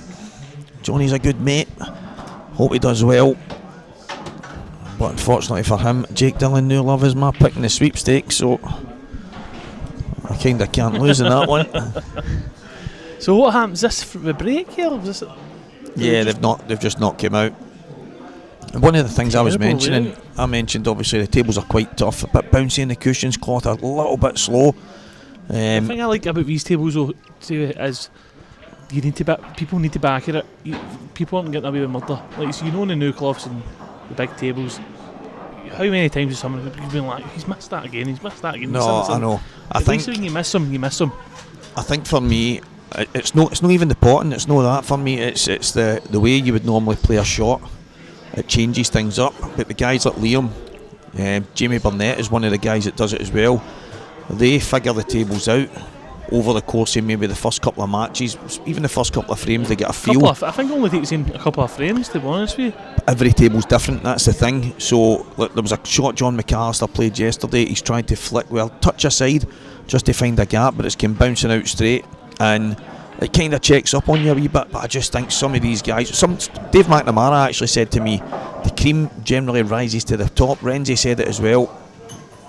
I just think guys like Liam in particular, he just seems to find a way, and I think it's exceptional. You never hear him complaining, you never hear him doing a Stevie Walker and moan about things, but I think for me he just seems to find a way more than anybody else, and why I tipped him. But young Gio, again, these guys don't look flustered to get to this stage of any tournament. You could be on a brand new table, you could be on a putting green. These guys just always seem to get there. What did they play there? Pot of yellow. If he finishes he's I'm going home. I think I think the yellow at the right hand side of the two goes in the bottom just right. Just so the first layout, when you looked at it, like this was, the finish was not on. No chance. Good afternoon, Craig Martin. Good to have you on, Craigie boy. For anyone that doesn't know Mr. Craig, the break cue holder. he is struggling with his shoulder right now. Hope to have him back to good health soon, and me and Craig will go and get our Motherwell doubles title back, mate. We will get that trophy back. Is it can he go cushion red here? Just hold through the bottom one. Oh yes. Could have came out better, though. He's disappointed because he can't get his entire queue. I think he's just going to have to roll through a couple of inches and I think he might find himself snookered here. I think he'll flick the red and go behind the other one. I think if he can kind of top through and leave the yellow in the top left corner by the yellow spot. I'm not convinced he can, but one thing's for sure, Liam will correct us in a moment. He will play. Yeah, I don't think he can. I think he'll be cannoning the red and going behind the other one, and even pushing through hard. I mean, if he drops it in, if you're saying he's coming this way, if he just can't, he doesn't might be bridging that shot though, that's the only thing. Because if he rolls it in, he leaves the red in the middle to the top right corner. That's a horrible shot to leave. Is there anywhere? I mean, we're talking young Gio here. Far and away the IPA #1 amateur for 2024. A Scottish champion. He won the under-23 Scottish title. He's done so many amazing things last year. I've named him Player of the Year, and I think I'm in a good position to do that. The amount of pool and comments and stuff that I've done for 2025, I don't think anybody edges him. I'd love to hear an argument for someone that edges Gio for the Player of 2025. Well, 2024. obviously he won the Scottish, right? He won the Scottish under-23s. The amateur tournaments, but then if you look at professionals, but he wasn't in any professional tours. But what I'm saying is, so the pro tours are so much harder to win than an amateur tour. Obviously. I'm not saying they're not, but so did Boyle not win multiple again? He won a couple, yeah. He did. He won a few, but the thing for me with that, and I'm no listen, you're on the right to go and play the very best. To win an amateur tournament and races to 6 when there's 180 players, 200 players, 120 odd players. Last year in the pro ranks there was only 40 odd players. I know it's slightly different, but what a shot Liam Dunster just played. Oh wow. Nobody will. Wow. He's not played that. No way he's played that gap. That's incredible. Way. Oh, I bet he did. Bet he played that gap. Scottish doubles as well, Dave.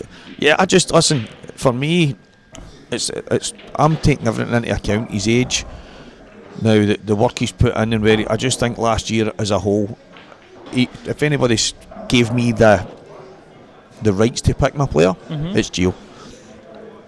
But listen, I've not got any qualms with anybody having somebody else. Yeah. I know, like Mark Boyle. What did Dunster not win, like multiple Saltires, IMs? They won loads of things as well, but again, that's nothing that they've not done previous years. And the Open IPA Opens. I think Dunster probably won more majors than Gio. I'm no, as I say, that doesn't really make a difference to me, because he's doing that every year. Yeah. So he's not doing anything different to what he normally does. But can he do much more? But this year, this is going to be different. This is going to be a different test. The professional ranks has went up. The certain type of player, the level of player, even guys like young Ryan Martin and stuff that are coming in there now. Ryan Erskine, I think he's a brilliant player as well. This is what I mean. But there's a new breed and a new batch coming through as well. What a finish this is, by the way. It's going to be exceptional. It's just so good. This guy, Mark Boyle, for me he's the man. I just think he's the number one when he's at it. Mark has had. Oh my God. He stole a bit of the bag just to. So good. This is so good. This is advanced by this finish. Yeah, this is a highlight reel finish. This is a highlight reel finish I've seen. I know you mentioned his finish of the tournament earlier on with Scott Gillespie's opener. I think it was when he was leaning over the table. Aye, but this tops it. No, see for me, Liam had that mapped out in his head. He's unfortunate the way the ball's landed, but that's a finish full of shot making. And they say he can't make shots. See him behind the bar. I appreciate that. For me, exactly. Gio was player of 20. But again, Renzi, I'm It's the Scottish as well. Like, if he didn't win the Scottish, he wouldn't have been. No, I mentioned it when I close. interviewed him at the Scottish final. I just felt that It's the Scottish that triumphed. The Scottish is massive. the likes of Boyle and Dunster and guys like that, we all expect them to go and win tournaments. It's mad because it's no easy. The guys that they're coming up against, and I think this year will be another test again with some of the guys that have joined the ranks and obviously different events and stuff. That's obviously not what we're dealing with here, but just for me, I was just blown away with the year Gio had, and it's why when I introduced him and says you're 2024 Scottish champion, and for me the 2024 player of the year, Gio Edgar, that was just my opinion on it. But is Gio Liam's broke here? Is he on the red to the top left corner here? I think he can get through to that. If he is, I think he might like it here. He might be on the one. Well, I think he can. I think that opens everything up. Yeah, one good shot, I think. But obviously, it can go wrong. If you nudge the yellow, safe. Oh, It's going to go behind the yellow. oh, it's a bit awkward. It's landed a bit awkward. A little smirk from Liam there, because he's sitting thinking, I know all my yellows are awkward and dead, but that'll do me. No, if he gets back to the table, he's happy, and that's their thought process at this stage, isn't it? Fantastic. But the finish Liam Dunster took in the last frame, guys. Unbelievable. I mean, to me, The first shot to play for the gap, to then think up the ball to go cushion hold off the red, to power it in, come through the gap to the top table. I mean, we could sit here and say there's no way he played that. But Played what one? Sorry. the one to go through the gap and go up the table. Right. But the more I think about it, Liam Dunster doesn't just smash balls. So are we suggesting then that he was just hoping to cannon off the reds and land lucky? He might be honest and turn around and say, no, that's what I was doing. But I've actually had this with Liam in the past. He was in a final, it was against Scott Gillespie. He basically played a shot where he ran round off three cushions, and I said he got lucky. He didn't land where he was trying to land, but he corrected me. Is Gio going to top through to the left cushion here to take the red in the right corner? No. So he's rolling this in. He might not. He might screw across and try and leave himself the loose red and get the other one out at the same time. That's what he's looking at. Two cushions. Yeah. I didn't know if he could have topped through to the left cushion. Yeah, and towards the played goal it line, into the top played right. it to the top right and just nudged that one and still been on the red at the right. If that makes sense. No, I know. Because I think he could, even if he was low, I think he could have played it in a way to cut back and flick the ball and come top cushioning out for the one on the right. So he's got a big shot to play now here. Yeah, I mean, because for me, because he's wanting to stun two cushions here, isn't he? and it's not as wide an angle as he would have liked. No, he's got a chance of going in off. Oh. Yeah, because he would have liked to have been screwing Yeah. rather than you don't want to rather flop than the the corner stunt. back Yeah, exactly. So he's got a treble here, maybe, or a double stun off the two cushions. It's tough. It is very, very tough from this situation. And as I said a minute ago, Liam, when the balls landed where they did after the first pot kick, Liam was licking his lips.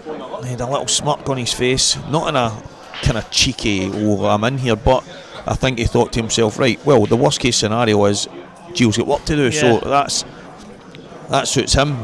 The thing is as well, the mindset, see when like your opponent takes a finish like that, your mindset slightly changes. Like Gio, if I fell finisher, he's like, oh, I have to get these.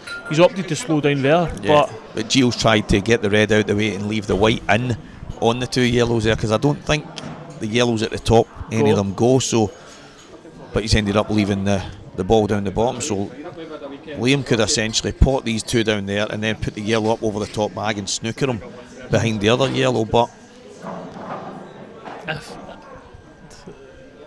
I think one of the yellows might go at the top, by the way.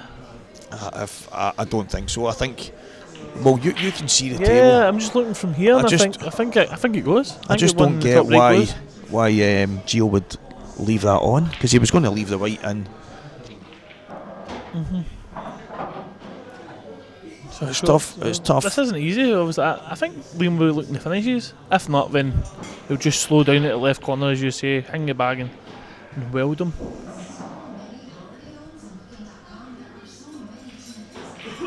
But if the top yellow goes, I fancy him just to roll these in. Oh no, not anymore. He'll be He's, just containing shot here, Stevie. yeah, I mean, it's made it, I would say, a touch more difficult than he would have liked. You're going to have to play it directly onto the knuckle of the pocket, but I think he might opt to just play it towards the red instead and like weld the white. I'll go towards the pocket. He has to put a little bit of juice on this, so Is he still going? Weld it. That's fine. It's it's an easy enough the hit. thing about Liam as well, like if you watch him when he snookers people, he likes to weld them, doesn't he? He doesn't like to leave anybody any breathing room whatsoever. Which I can be slack, so to speak. There's a couple, like one against you yesterday, had a snooker. I've left you some breathing room, a lot of breathing room, whereas the top guys, we don't at all. No. Now, I can't see, obviously that yellow doesn't go across that bag, because if it does, obviously Gio's left Liam a simple finish for Liam, a man of his capabilities. So I'm assuming you're right, Stephen. I'm assuming that that yellow doesn't go in the top right corner. It's just what does Liam play from here? I think you can pop the yellow, spin out low for the yellow in the top right to just pot it and run through and nudge your yellows. Guaranteed the hanger down the bottom corner. You know? It's whether he decides to go aggressive. I don't really see. I don't see why he wouldn't, because he's got one bad area, which is a big area. So that's it. He just slows down. Yeah, I think you're leaving Gio something here, though. I really do. I know he's got a double in the middle, but that's. I get why Liam didn't decide to go there. But Liam's still going to be left with the same problem balls next visit, if that makes sense. No, I and know. Gio's got the red out, you know. Getting that red out of there. If Gio doesn't pot it, then Liam's got a few balls up here to nudge them, rather than just that one.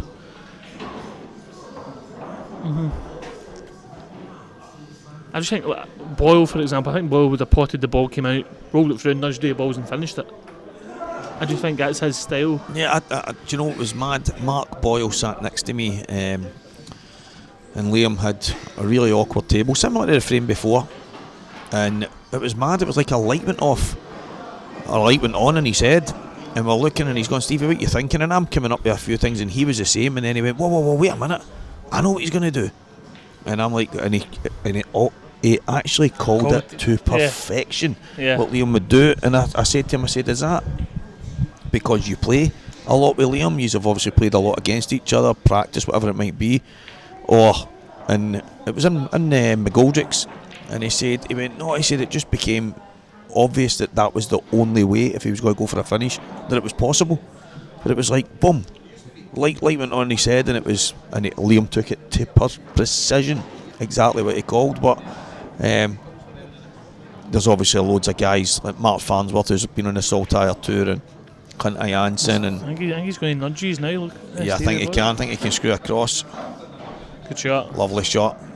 Controlled it so well as well. He didn't bash it, you know, like as Liam does. Well, a lot of players, I mean, you can forgive people because they're having to kick.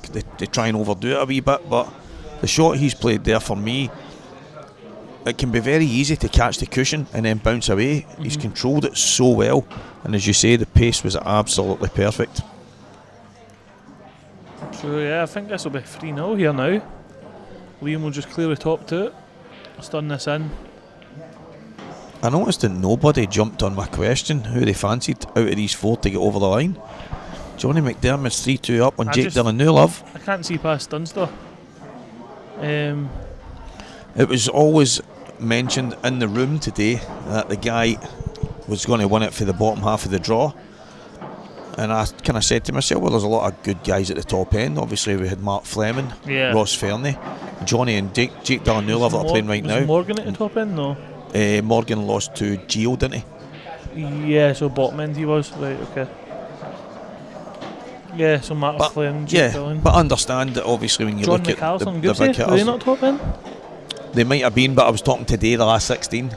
They were in the last 16, no? John McAllister lost last night in the he? last 32 to, Oh, yeah, to yeah, Scott. that's right, sorry. But I think there was just more of the big hitters in the Oh, bottom yeah, end. Gibbsy was in the bottom end Yeah. of Morgan, right? Gibbsy, Morgan, Gio, John Owen, Dunster, Robert Stephen, Declan Malley and Ryan Erskine was the bottom draw. Top end would be like Johnny, McDermott, Ross Fairley, Brian Cummins, Keith Robertson, Mark Fleming, Paul Crawford and Jake Dillon Newlove.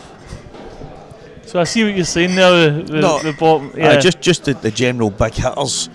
But the guys at the top end, now some of these guys are in the pro ranks for the year ahead, and they're going to be trying to get to the top end. They're going to be trying to win. I just think that 2025 is the year when the moving and shaking really starts in the world of black ball pool, and I am delighted to be a massive part of it, and I'm looking forward to it.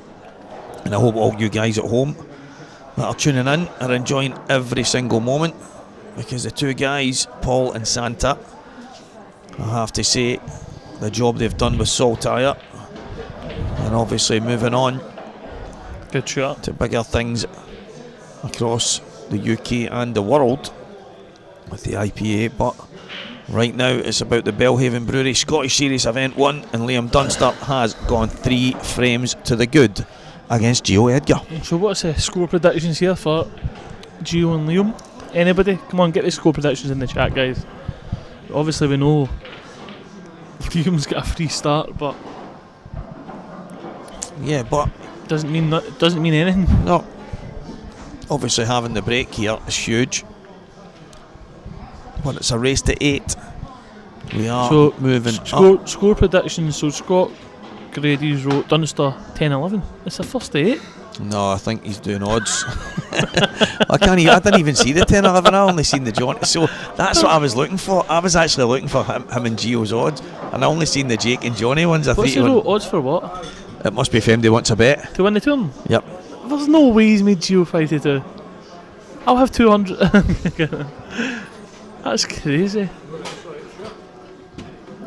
Jake Dillon 3-1. Wow.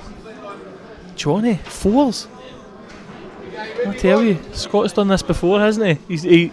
He's roping people in. So there's some score predictions. So 8-7 Gio from Decky Hood. Decky Hood going for a tight affair. Decky from the Oh, Hood. he's in off. Oh, and the black's in, so it doesn't matter. Saviour. The black's Wow. the saviour. Over the moon. They'll be over the moon with that. Put odds out semis. So Scott Grady, what is Gio's odds now? Now with him being 3-0 down to the Dunster. Enlighten 80 to 1. enlighten the chat. Spanner Austin 8-4 Liam, 8-3 Liam, 8-4 Dunster. I'll tell you guys, they've all wrote off the Scottish champion already. They've wrote off the Scottish champion, a 3-frame lead for the Dunster, and the Scottish champion hasn't been mentioned. Does anyone think Gio can come back and win this? That was a bit of a let off there, because you would have fancied Gio to fire back and then have the break to get back within 1. So Scott offering 4-1 on Gio just now, guys. 4-1 on Gio to win the tournament. That's to win the tournament, not Yeah, this of course it is. 4-1 on Gio.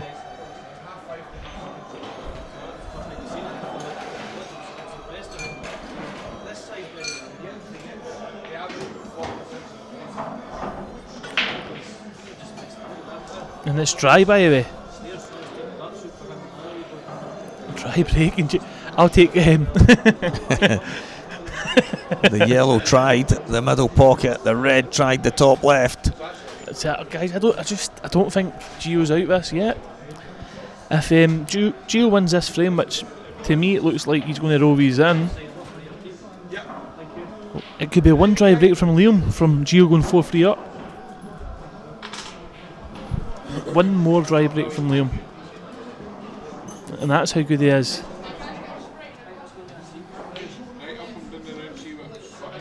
Santa, Scott Grady's giving you 4-1 on Gio to win the tournament. I asked him, can I get a grand? Can Santa get a grand, Scott, at 4-1?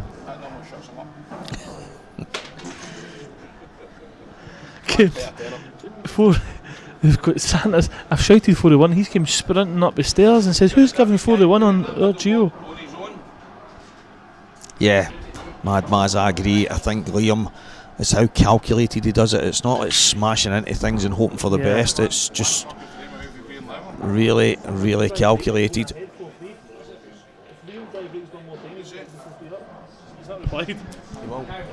There's a slight delay.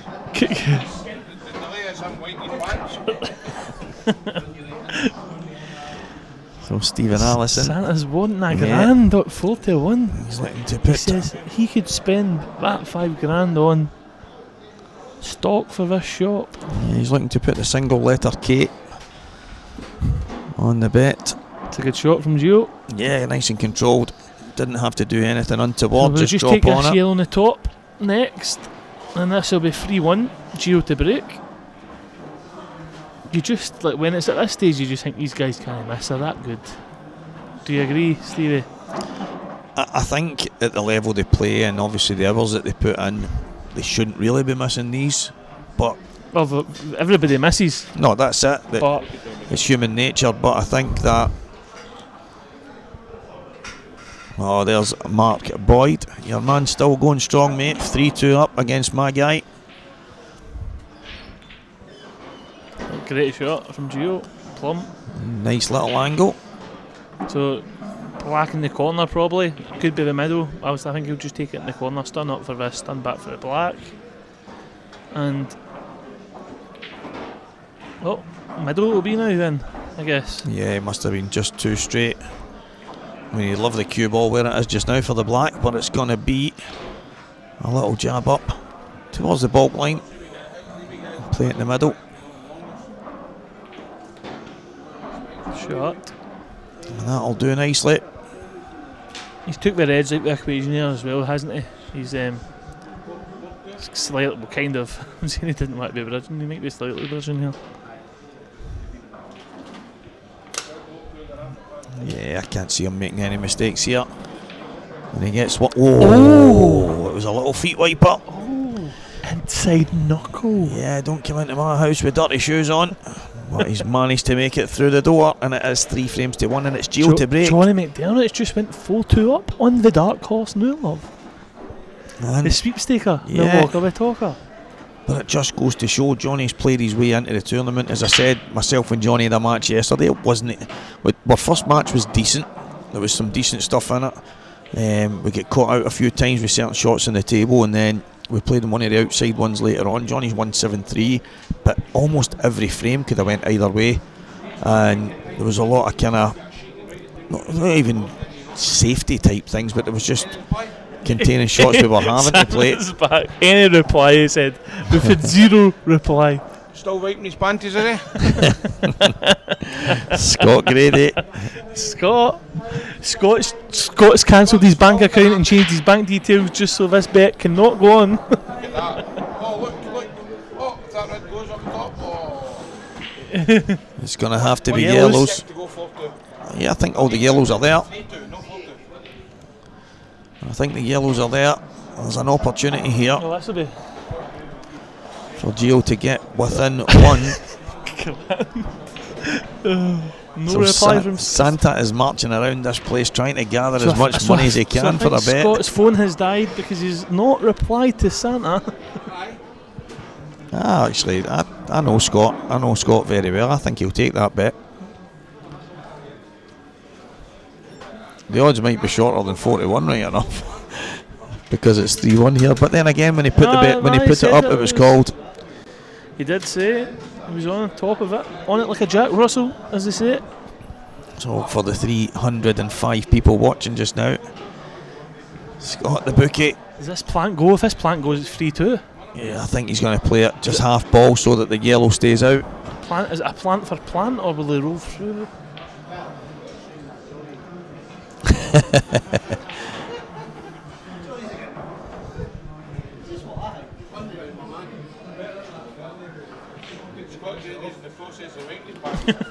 Two in one. He was 2-1 there. He's replied in MSGS. So he's replied in Greek. I think he's saying the missus is not letting him reply. No, he says messages. No, let me reply. Nah, I think it's just a bit of bad spelling there. I think it's his missus. Who knows? Because If I was reading that, I'd be like messages, and I'm like messages in Tesco or something. I don't know. You've just replied.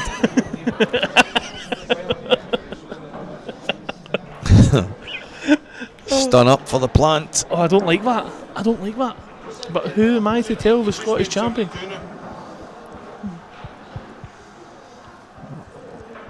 Barry Watson messages, look.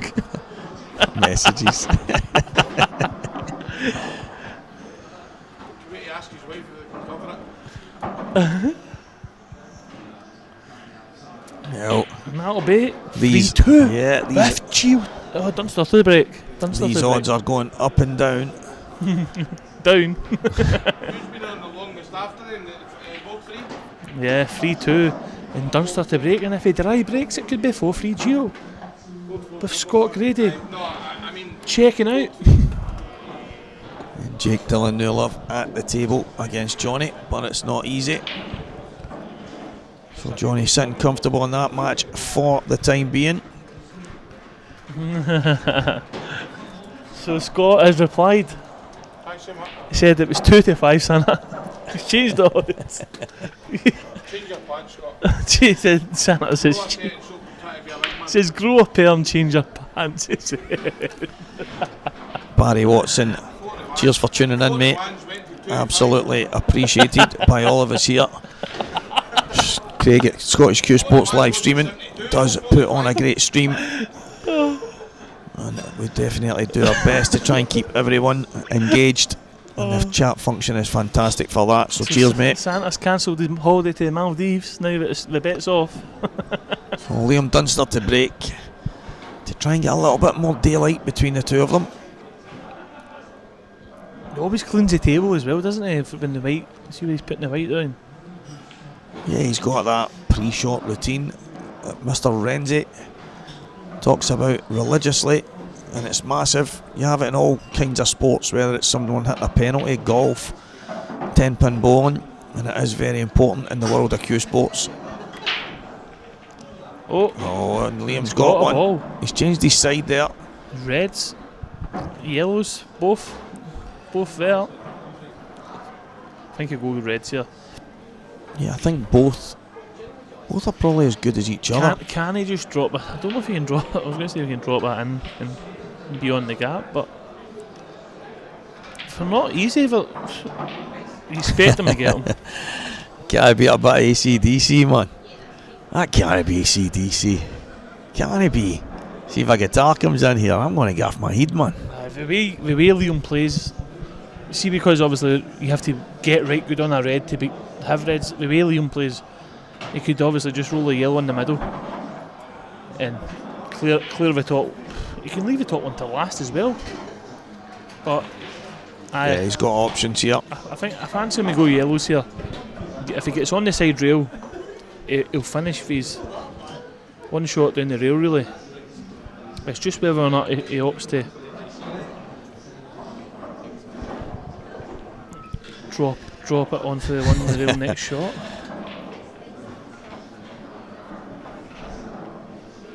Barry, I think Liam changes sides when it's sometimes just nudge that out. Okay. he's not getting that wee thing that he's looking to get a ball into the middle pocket, so he hits a certain point, the ball tracks towards the middle.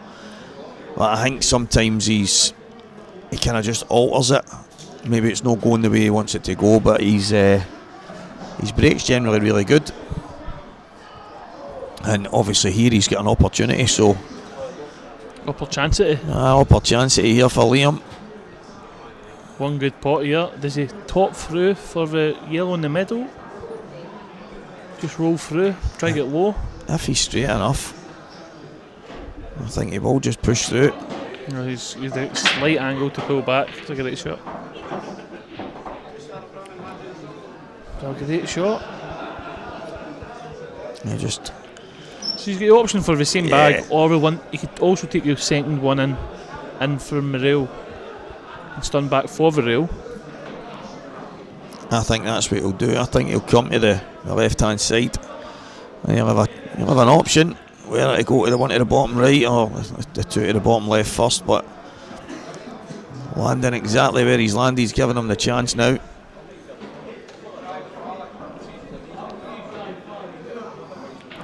But there's one thing I know, the black's going in the left middle. We know Liam. So that's not perfect. 2 to 5. Aye, 2 to 5. 5k. 2 to 5. I think it started at 4 to 1. 4 to 1, then you mentioned the grand. It's So I think you've got to go out even money. Man to being a boy. Surely even money. Scott, he's got a grand. Surely you just got to accept 4s. I'll give you 4s. Right. Huh? He's being serious, guys, and I just called his bluff. Scott, bring down the betting sheet. The safe keys are here, Sean. The safe keys are here. And that's a lovely shot. The pace carried it in there.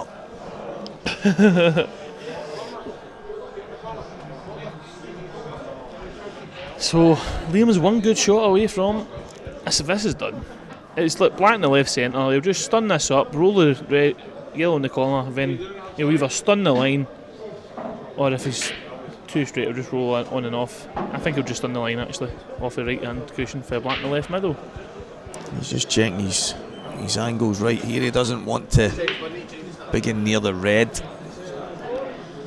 Can't be a bit of Liam Dunster, man, when he is on it. He can be tough to keep down, that's for sure. Just needs to hold. Nice. He wanted to be slightly higher there, I think. I think he's good. I don't know. You seen who was it earlier that tried to nip a shot? Was it Scott Gillespie? I think he'll just go to the right hand side here. I just think if he's half a quarter ball, half a ball higher, there he can just stun up to like in line with the yellow. Can he still nip it? I think if he wants to, he can just go to the right hand side, but he might decide to come towards the black here. That's what I think he wanted to be inside the black for the next shot, like left side of the black. But as you say, he might have to go right side of the black now. But again, he's trying to nip it. This can go wrong. He's going to come towards the black. Oh no, he was fine. Flop. He makes it look fine. The angle was a lot better than what the screen showed us. Perfect. Fantastic stuff there. And it looks like Liam's going to be 2 frames in front again. Suddenly his odds are back up, Santa. Scott, what odds is he now? 10 to 1, you're shouting 10 to 1 now. Aye, but you can only get a 5 on.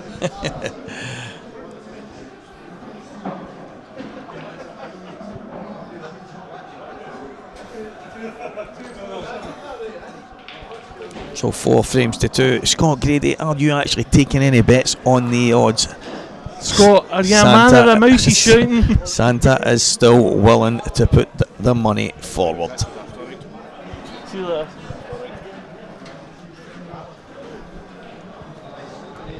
Four 2 done start.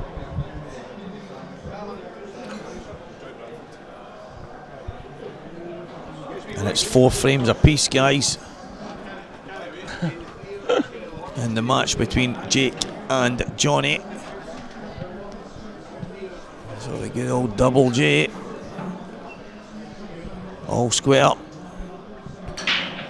You'd have to ask Liam. I'll tell you one thing, it really marks the white. Yeah, apparently It destroys the white. there's been a bit of feedback from a few people saying it's really good.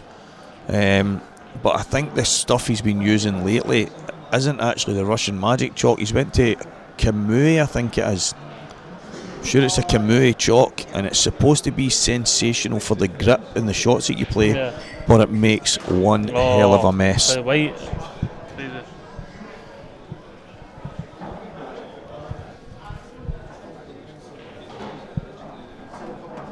Player Sports Bar in Falkirk is where we are, guys. Live on Scottish Cuesports streaming. Mr. Craig Anderson always puts on a fantastic stream for everyone. He's got some fantastic equipment for a guy that just started doing it as a hobby. He has improved tenfold.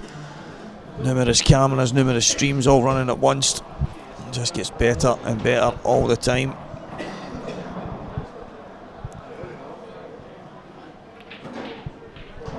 Two cushions. Gets one yellow out.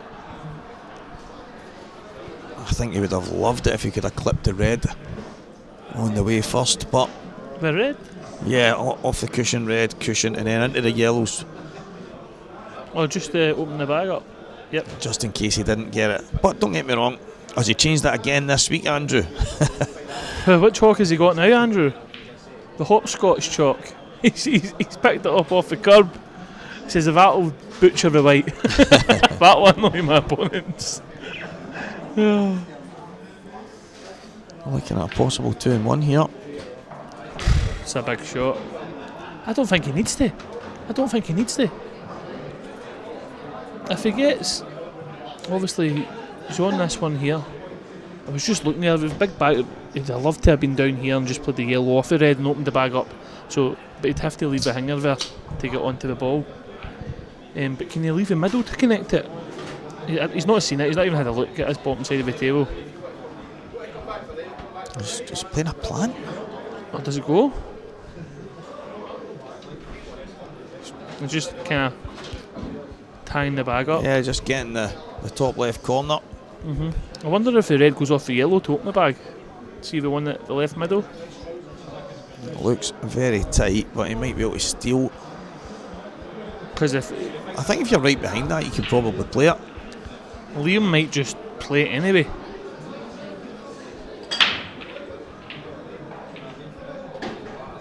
Because he knows that's his black ball, really. Because if he moves that, he's not missing the plant on the top cushion.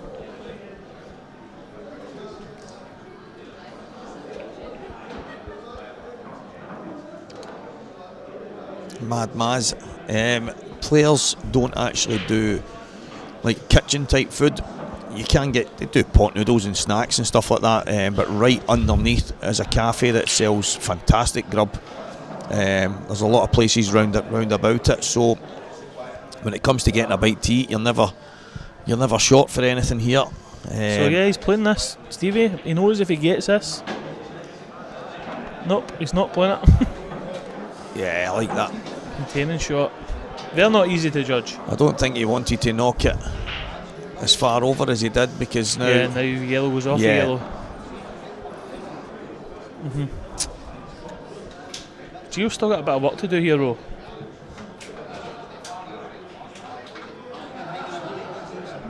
yeah, it's not straightforward. Because if he plays the yellow in the middle here, he's not really going to be on that next shot, and you want to be on it next shot. Unless he obviously opts to drop it in, remove the bottom one, blow the red, then play it, come up and play it. Yeah, take it long. I was going to say, so because they wanted to be on that shot next. That's not the worst though. Tied the black up. I think the black still goes. I think the black will go bottom cushion. Just cushion yellow maybe? Yeah, we can see the table from here. It looks like there's a gap. Yeah, so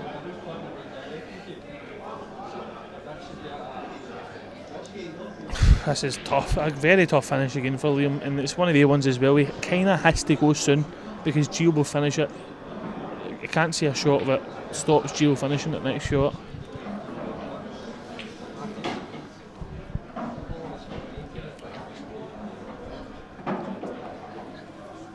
So he could roll. I don't know if he could roll the red in the middle, then come right side of the red in the back line and play the red off the yellow. He could play it in such a way where he just gets the pocket, but trying to what I mean is to open it up. yellow, open the bag. Because if he's obviously looking at this side now. I think he'd maybe drop on it, pot it in the middle, and run into it. Yeah, another option.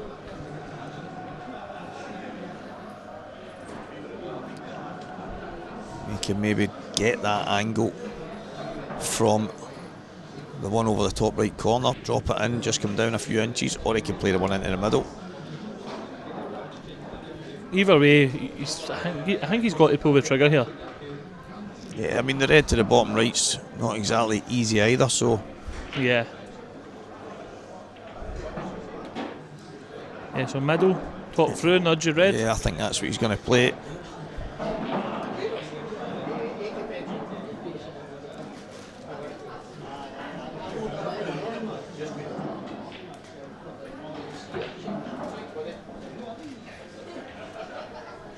And then if he gets it right, just needs the right angle and the one into the middle to come down for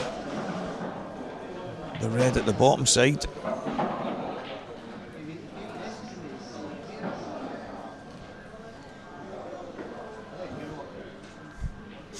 I think obviously, knowing Liam, he fancied getting low on the red at the bottom of the table and drop it in the middle for his last ball, you know. So it's really all in this shot. He's missed it. He played that really, really hard. I know he needed to get the weight over and get the pace on the plant, but he's missed it wide. Yeah, he's ended up catching it the wrong side because the way he missed it. So this will be 4-3 Gio. Something these odds have been doing again. Got Dave McClan with Dunster, Kev Weldon with Gio. Dave versus Kev here. Johnny McDermott 5-4 in front now against Jake Dillon Newlove. Jake Dillon Newlove starting to turn the screw. He heard that Walker has him in the sweepstake.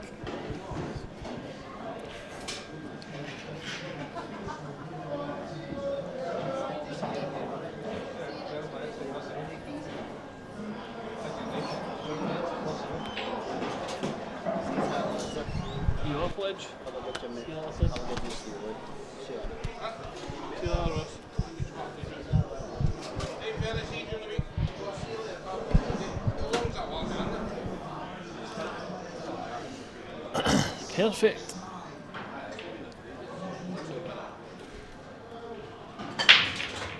He's going to top on off the cushion here. He always look like stunning back into the red. Perfect. Yeah, just the right angle. Just Push float on and off the cushion here, won't it? Back in the same bag. on and off, back across. And Gio back within one. Yeah.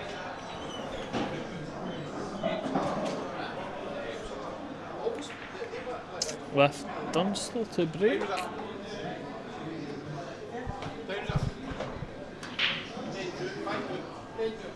They do a good pot noodles in here, by the way, for someone who's asking about the grub. Yep.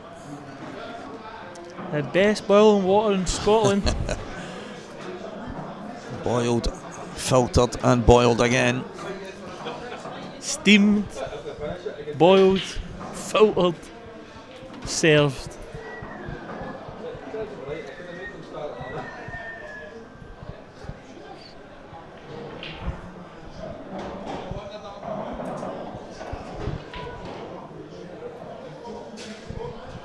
Liam will break off from the left hand side once again.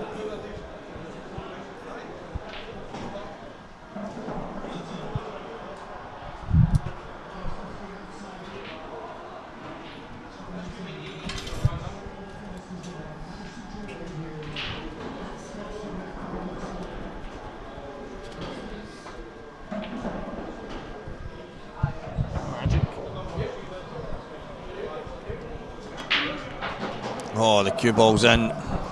Did not catch them in the correct manner at all.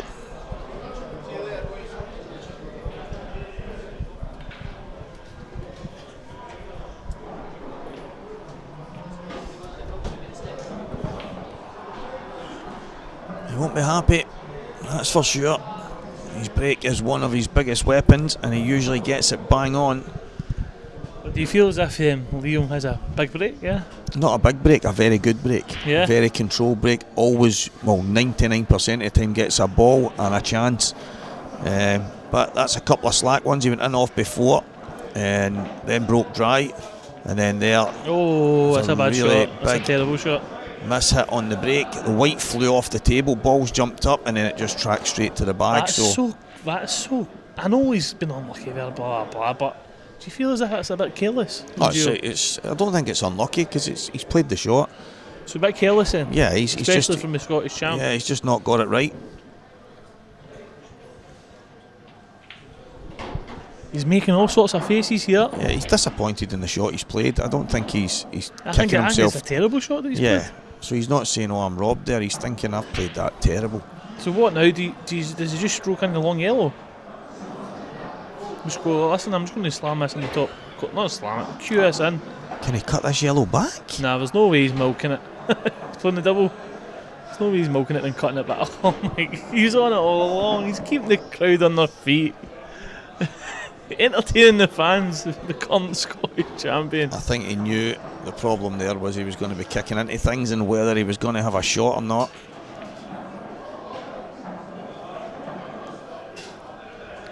I've heard good things about the tables. I've actually played on them. Yeah. My mate bought one.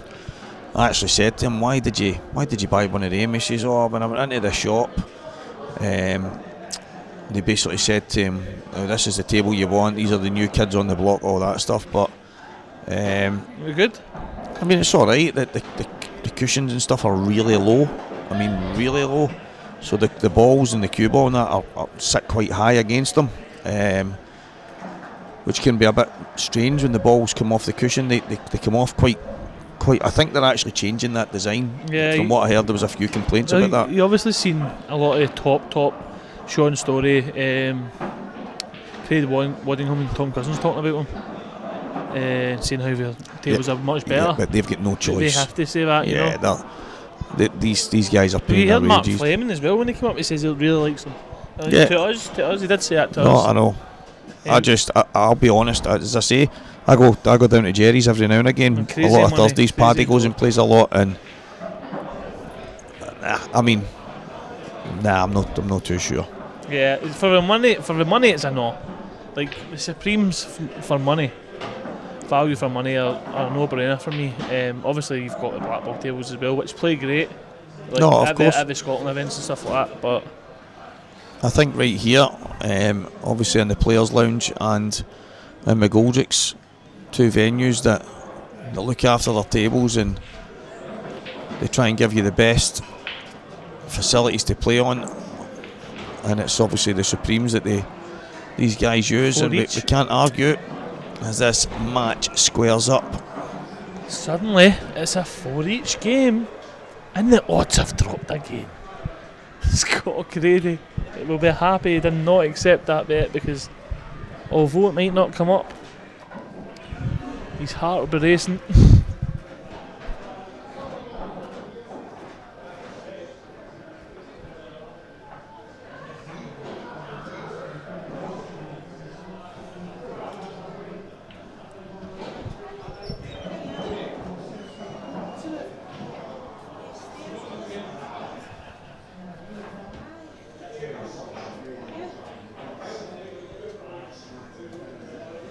Gio to break and a chance to get himself in front.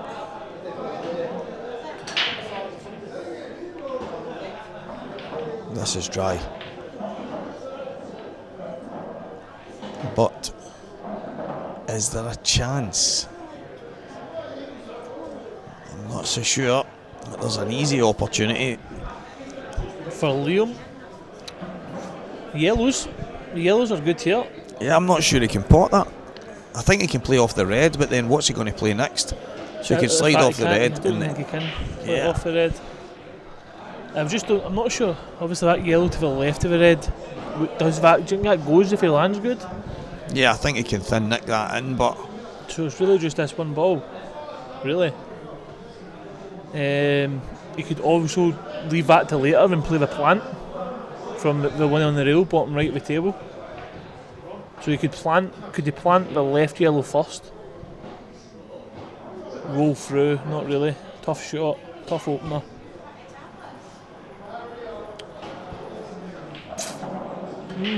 Interesting table layout.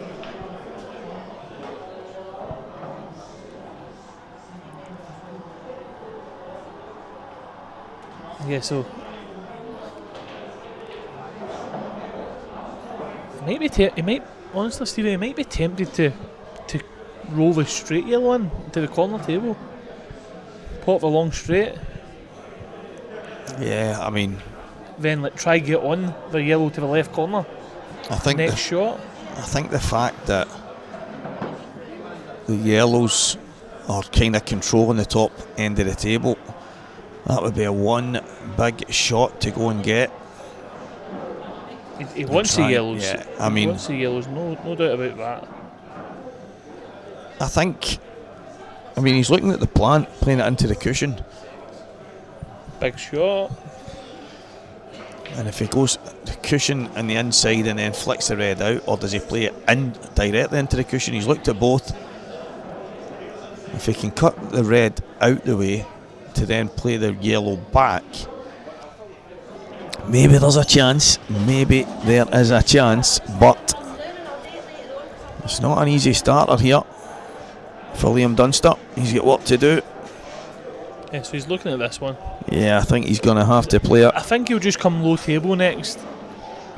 And I think he'll probably play the plant up the rail. She's going to go inside the cushion here. Play it out the way. No, I don't think he's bothered about that, really. I don't think he's that bothered about not getting that. Although he's kidding on, he is.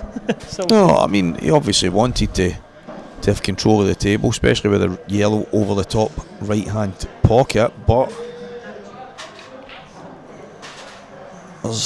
you could argue there's no major harm done.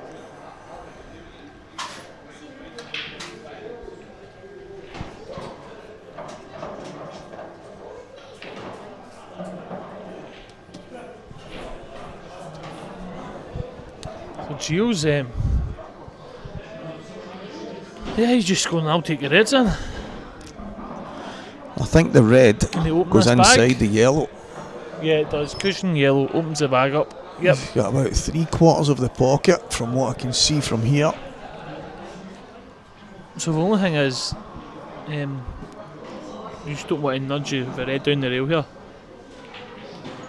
Oh, Did not come out the way he hoped.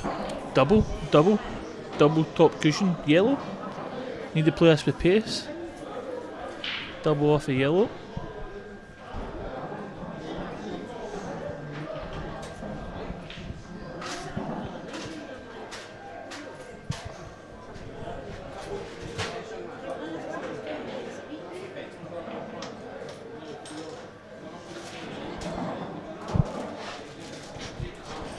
Johnny McDermott here, massive control.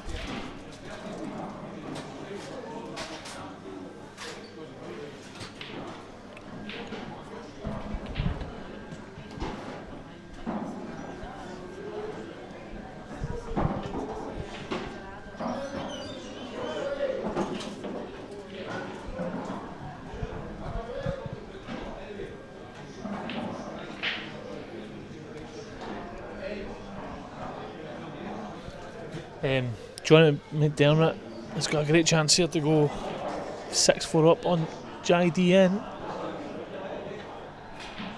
Massive control. Yeah.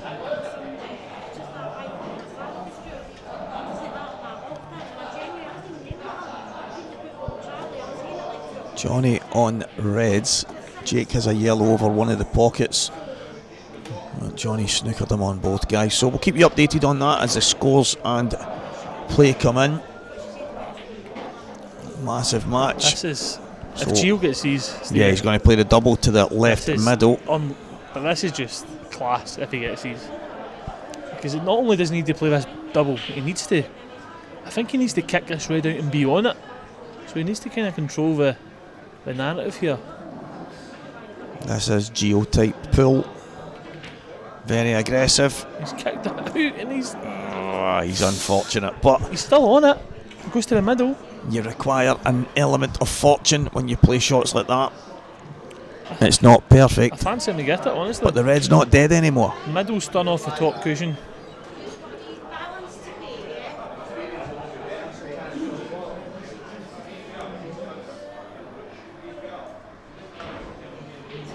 Yeah, I fancy him to get this red.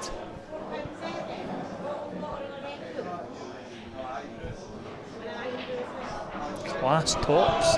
Posty Boy 007. Yeah, I'm sure all the ranges from Onboard Sportswear It's in. are available. Cigarette shot. Cigarette shot.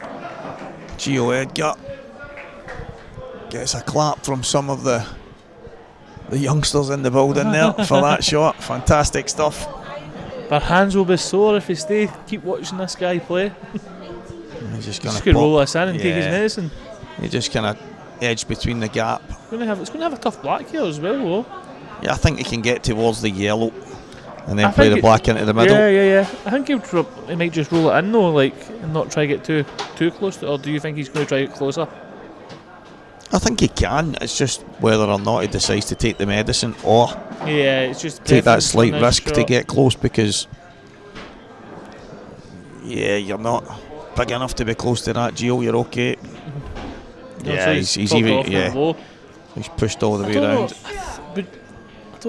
I think that's a preference there. Like, would you rather be low, like there on the bottom cushion or on the side cushion playing that shot yourself? Yeah, I actually prefer the other side. Yeah. I prefer cutting it back. Yeah, so I think that's a preference shot there for Gio. He just likes to be where he's at here.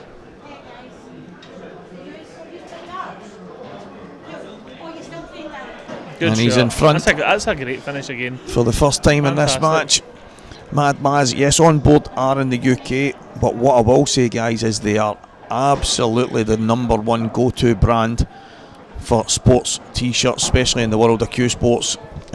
Finding ourselves obviously doing snooker, and even a lot of the darts guys are starting to go there as well. They're in the United States and everywhere else.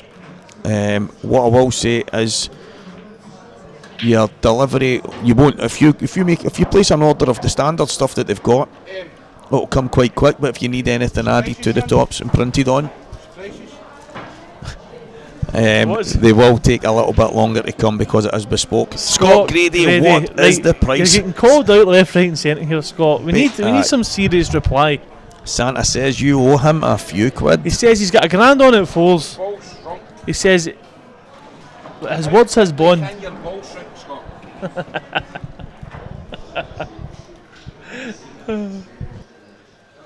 Yeah, what a finish from young Gio Edgar. He was in all kinds of trouble there and he's pulled it out of the hat, and that's the type of finish. Oh, and he's tapped it back. He's not foul broke. He's foul. He's in and off. But He's just going to run right into it. But that's perfect. 2 above. He's happy with that, I think. That is By the 3. way, what is the rule? Like, see if he goes off and puts the white in, and 2 doesn't go by. Is that a foul break? Yes. So So 2 has to go by so regardless. you can take your 2 shots from where they are, or you can re-rack them. Yeah. If that's the IP, it's a full break. Yeah, because it's a 3-point that's rule. true. But he's tapped the pack. He's going to go on and go, Gio. Busty's open. The black's going in the middle. You don't want to bust him too hard in case the black goes in. Yeah, that's the problem here, because if the black is in, he loses the The frame. black's tracking here. He'll play this controlled, I think. He's going to play the yellow into the pack, Red and no the yellow.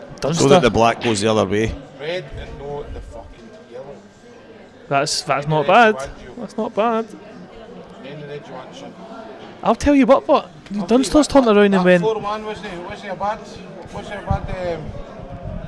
Jordan Dermot was asking who's the daftest on the commentating. Jordan, where are you? You still in Africa or wherever it is you're doing the boats? Lucky guy on these big super yachts. Have you seen some of the stuff he's on? They're incredible. What is it? Jordan, some of the pictures that he puts up are absolutely unbelievable. He just sticks a line out like the old Bellini days and just gets his dinner in the water. Santa, what's the odds you're giving him for Liam? Prices depend on steaks. What? There you go. Prices depends on steak. So basically what he's saying is no sirloins, no rumps, he wants a fillet only. That's a great shot again from Gio there. Yeah, Gio's Just playing it. he's found his groove. Honestly, see when he gets going,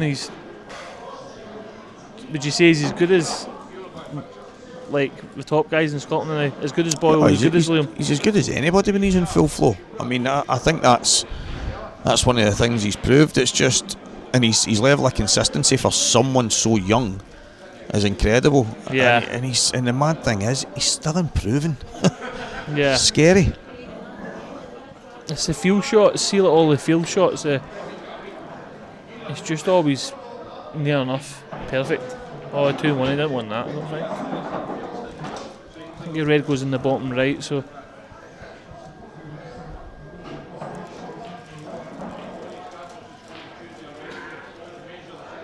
I think Ronan, there was talks that yesterday, yeah, Ronan McCarthy. Is he not in the Worlds? Yeah, he's in the Worlds, but I don't know if that means he's back, because I think you can play in the Worlds, can't you? Well, I don't think the other group allow you. They don't allow you if you're saying the name, because I know Ronan's in it and Arfan Dad's in the Worlds, both of them. Oh, Gio. It wasn't easy. It wasn't easy. I think. What way did they play it? Did they play cushion first there, or did they just flick it on the left hand side? I think it was just that wee flick aside, but. He's caught himself, but Jordan, just in case, Stevie Walker and Sean Michael McGiff. I think you know it's me anyway, mate, but Sean McGiff is in next to me right now.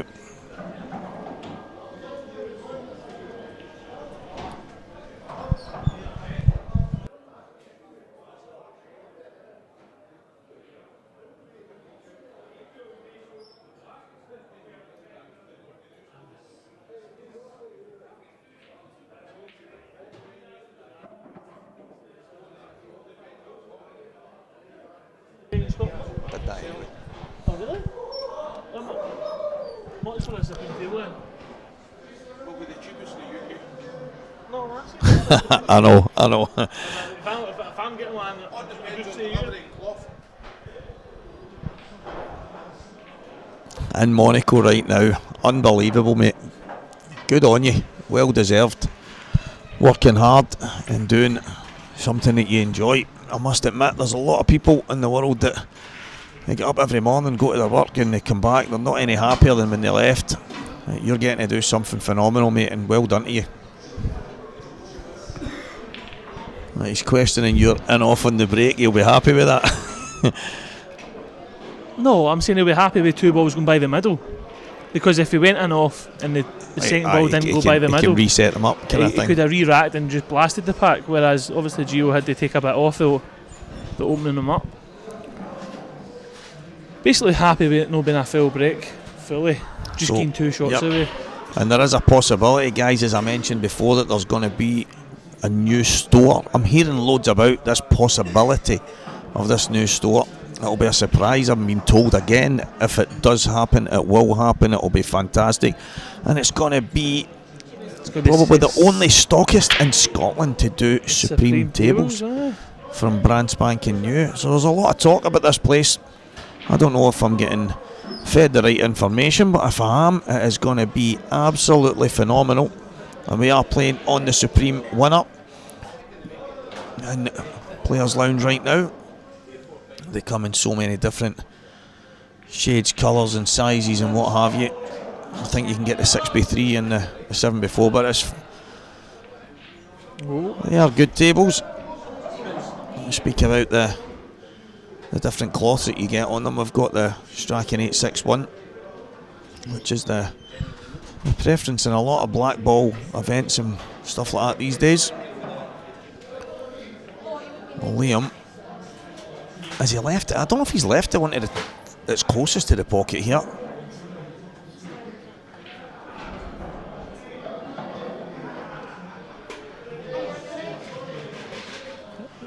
Put a little bit of swerve on it. Oh, he's played that well because he doesn't want to go through.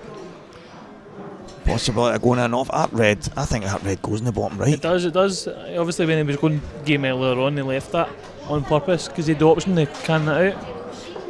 So it definitely goes. So just roll this in and go swing off the side cushion. And then obviously black in the same bag as the last red. So.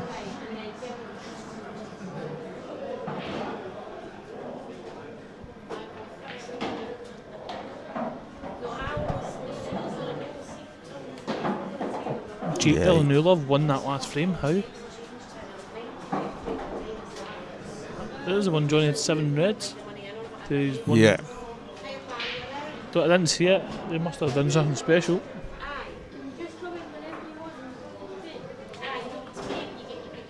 Good shot, Gio. Fantastic. No, Gio's done fantastic here to turn this around. I think a couple of offs from Liam in a dry break, so his break's obviously not going for him. Gio, being his ruthless self, has got himself into a 2-frame lead here.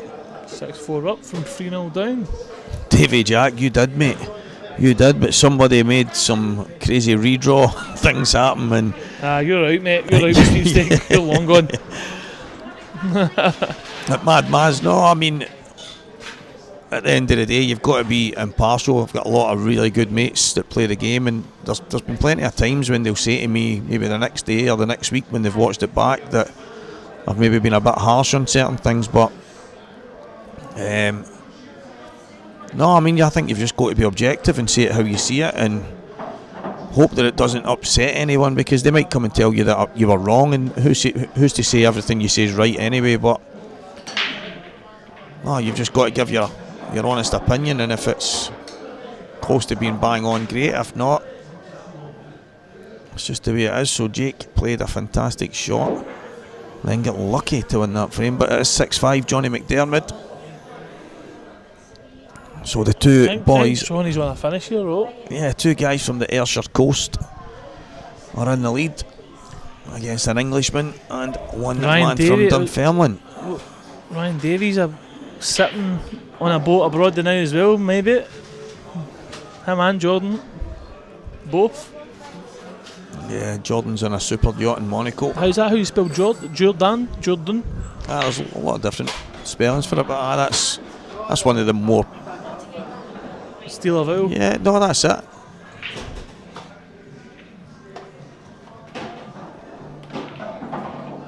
That was a good first shot. This is 7-4. This is first quickly shot. turned away, isn't it? It looked slightly awkward, but he's managed to slide that first ball in. Scott Grady will be over the moon. He didn't give the 4-1 odds away. 4-1 for Gio to win. No wonder he turned his phone off. And when he turned it back on, pretended there was something happening with messages.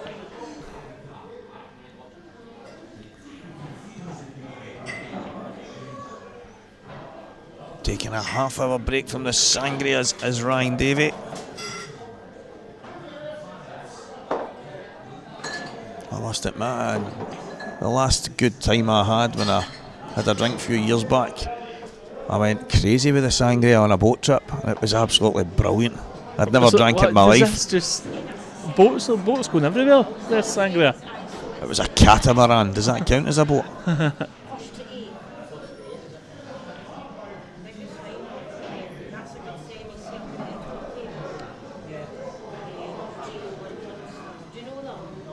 Having a look at a shot that was played a moment ago.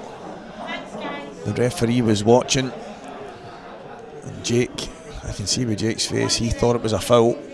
Oh, really? Yeah, he actually asked the referee, he thought it was a foul, but Kevin Chalmers said it wasn't, said it was okay. Well, Johnny sits down after that shot, Jake's back at the table. When Kev said to him that it was okay, he kind of shook his head as if... Are you tripping? Yeah, it was... Unfortunately, I didn't see the shot myself, but just seeing Jake Dillon-Newlove's expression told everything. But it's going to be 7-4 here. What a phenomenal turnaround. Liam's break hasn't been great. Gio has been absolutely ruthless. Yeah, there's been a massive momentum shift, hasn't there? So from 3-0 down to 7-4 up. Scott Grady, Santa is going to forward you the bank details, my friend. So what are you going to spend this $5,000 on, Santa? No, I only win for. I've not won anything. It's on the tournament. I've not won anything yet. It's a tour. That's true. It's a tournament. But I bet it wouldn't give me 1 to 4 now.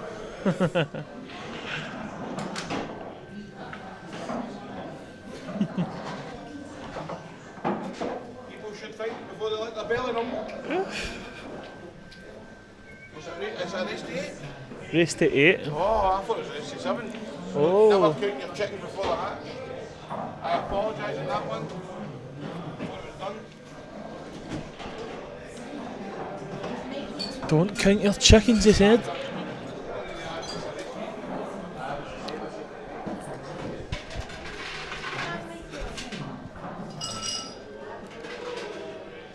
So we'll go back to the score predictions, and nobody said duo, remember? 8-3 No, Dunster, that's it. 8-4, 8-2. Shell. Chance. I'm looking at that. Scott Grady asking for some exceptional odds because his man is 3 behind. Well, I remember when it was the other way about, when Gio was 3 behind and he offered 4-1 And didn't and take did not it. come across. Mad Maz, I think Gio is the best to watch on tour. Scott said you must be giving him some odds now on Liam to come back. I'll give him his 4s, no problem. Minimum a grand. I can have whatever he wants. But I'm not taking a 20 quid bet for Alex. He's giving you 4s. Liam's tapped the pack again. He's tried to do it the first time, Yep. and he'll be happy with that. I know Scott's saying he wasn't daft enough to take that bet, but he throws odds on the board. Someone comes back with a bet. He didn't say any minimum stake. Scott, I think you're letting the side down here. Man United game takes 15 minutes, I bet this game takes... No, I think Santa says he'll have a grand on it. I mean, if say Scott went away, came back and heard Santa says a grand on it, and it didn't come in, would he have said, Santa, give me my grand? This is a controversial topic, isn't it? Would Santa pay up though? Because nobody said called bet on. Men and boys, he never said bet on, so it's no. The bet's no on. Santa's confirmed. So Liam's tapped the pack. So obviously he must think he can outmanoeuvre Gio on the table then. Today's the first time Gio's tapped the pack since COVID, I can confirm. And Gio's He just confirmed- battered him. He confirmed that in the commentary yesterday. If that red goes, which it didn't, Oh, so he doesn't want to fudge, that's for sure. Serious. first time. Do you think it was a foul? I wasn't sure if the queue hit it. Yeah, I on the don't way think through so. there. I think he was alright.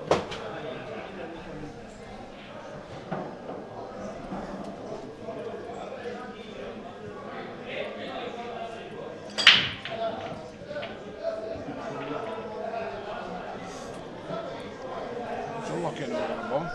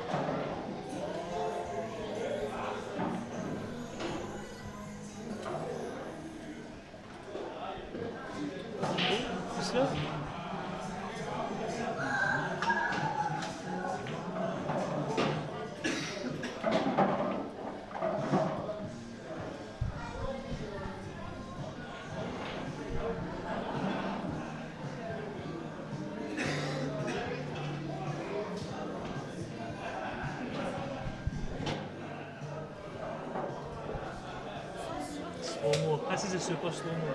Chance. Not easy for Liam.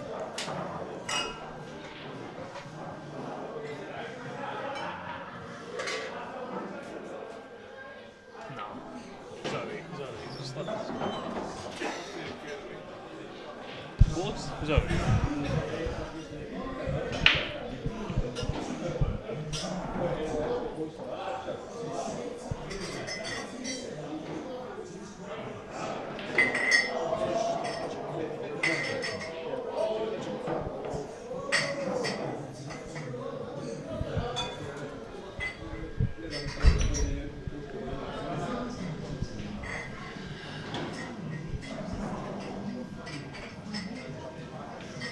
No, I know, Scott, that's what I'm saying. I've obviously got to say to somebody bet on. But I have seen instances in the past where people have been very, very smart with stuff like that. So the yellow next to the black's a nightmare he got on. So obviously Liam's going to get on it just now and play the plant next. Nope. Yeah, he's going to go That'll middle. be. Think that's what he'll play? I think the reason why Liam's changed his break, guys, is he's lost 3 frames in the bounce on his break. Yeah, he can't get a ball So off it. he's There's not no getting a point ball, gifting he's the going match. in off. So he's basically saying to himself, well, I'm going to try and get another shot. So exactly. Basically telling my opponent he doesn't no, he doesn't. It's not that he doesn't fancy a breaking dish, he just doesn't fancy getting a ball. No, that's it, exactly. So Liam, obviously middle bag here, maybe take the one to the top right, swing off 2 cushions, play the plant down the rail. Yeah, he's going to want to get on that plant as soon as possible. But obviously when he plays the plant down the rail, He's just landed a bit straight on this. I think he can just run on and off the cushion, but I think he would have liked it to do be you think he'll straightforward. just stun back an inch? If he's dead straight, then yeah, he might do that. Just hold the white for like 2 cushions for the next shot. Or just slightly more than he wanted to actually, to be honest with you. I think I he can don't like still. that. I think he can still get to the side, but I think Obviously he's wanting to put the white in the brown spot now, but obviously when he plays the plant, that means he'll be floating the white above the black probably for the yellow in the opposite corner. The plant becomes much harder then. I think it's tough. He might actually just run it in and just run onto the black, and then he's got the yellow. Saying that, it's Sean O'Reilly, don't see him planting them at all. What else is he going to do? yeah, he'll play the plant down the left cushion definitely. I just how he decides to play on it. No need to plant. Also, He'd tell us ha- your thoughts, Sean. Yeah, he Get would them in the chat. He would have to drop the bottom one in, then play the yellow the length of the table for the black into the right middle, which is fine if He gets straight on it, which is a hard bit. Yeah, it's not what Liam's going to do. He's going to cut the plant down. Yeah, I think the plant. This isn't easy at all.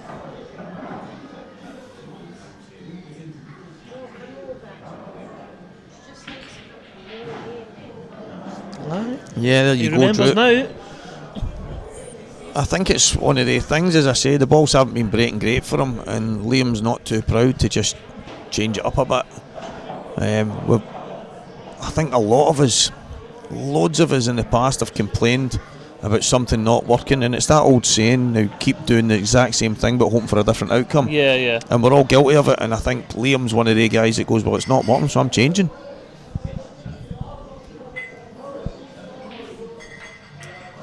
Yeah, Fred, that's what I think. So you just don't want to. But he does need a little bit of fortune at the same time here. Nice. He doesn't want to flick the black wrong side essentially, which I think he'll be alright. Big shot. Got it. No, that's a great shot. So that's the only thing, obviously, when you flick that ball, when you flick the black, if you come too low, your next shot for the Yeah, I think for the yellow. He might go cushion first here. You might need to swing round. See if he can't hold. Can he hold on the right hand cushion for the diagonal, or does he have to swing round? I think he might go cushion first, pop that in, and try and get over here Yeah. for the yellow into the left middle. Yep. Just kind of widen the angle, throw it with some side. I think he had to play that convincingly with that plant. He couldn't just trickle it, you know.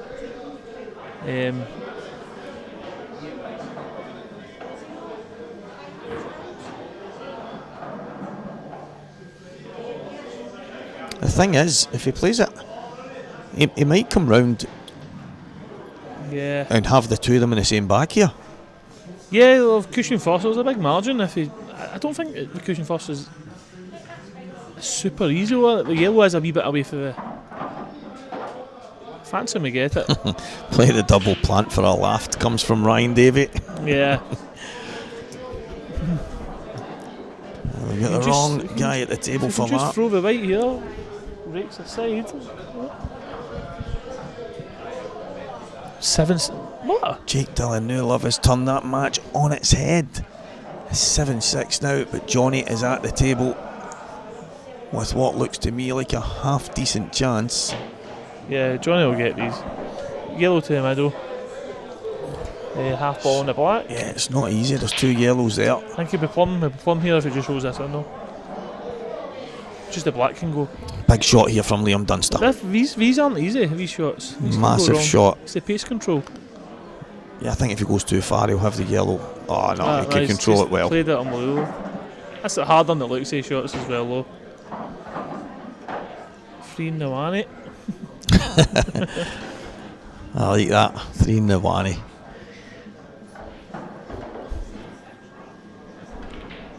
Oh, this has been a good finish from Liam. There was definitely work to be done, and he done all he could do. Yeah. So, question in the chat: do you think Liam will tap the pack if he gets another chance? He might do it. I actually don't think he'll do anything but tap the pack. Yeah. I think that's exactly what he'll do.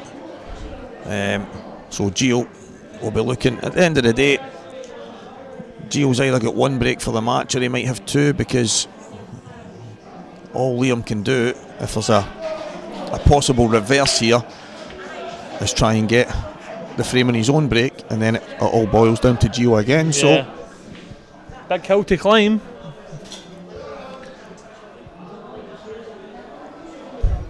That was a really good finish from Liam though. Again. Oh, he's dry.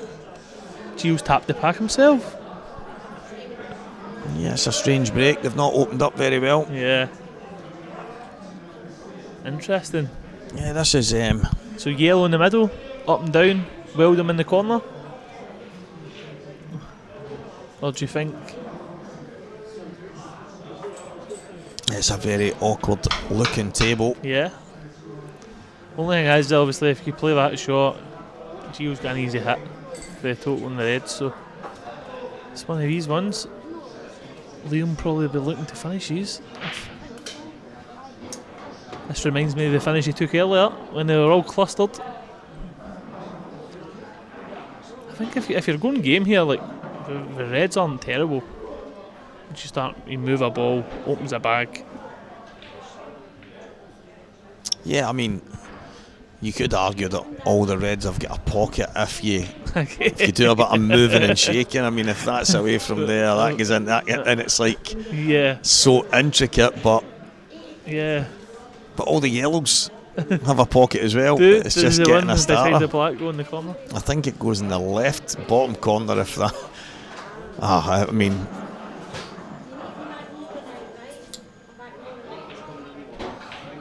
Oh, there it's one of the guys that played on numerous tables, Robert Stephen, telling you. Yeah, they haven't been breaking great here. All the yellows go. Yeah, Liam's had a few problems, and then obviously there with Gio's break. So yellow in the middle, left cushion, and just start picking them off, Stevie. Obviously, the only shot is getting back on the yellow below the black for the bottom left corner. What I will say, guys, while Liam makes the decision to go yellows here, is Jake Dillon Newlove is on rolling reds.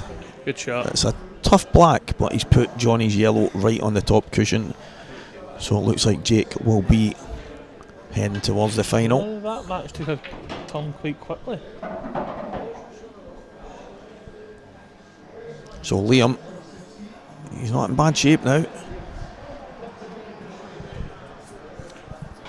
It's just going to be what way he works. Yeah, get us on the one. Yeah. It's really just get on the ball below the black, really. The yellow close to the black is now the only real questionable part of this finish that Liam's going to go for. Mm-hmm.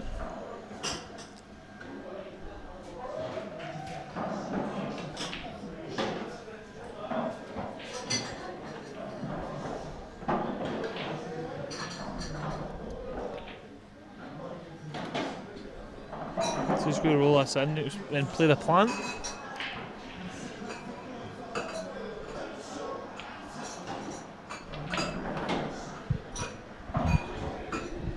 We'll stun it in, play the plant next.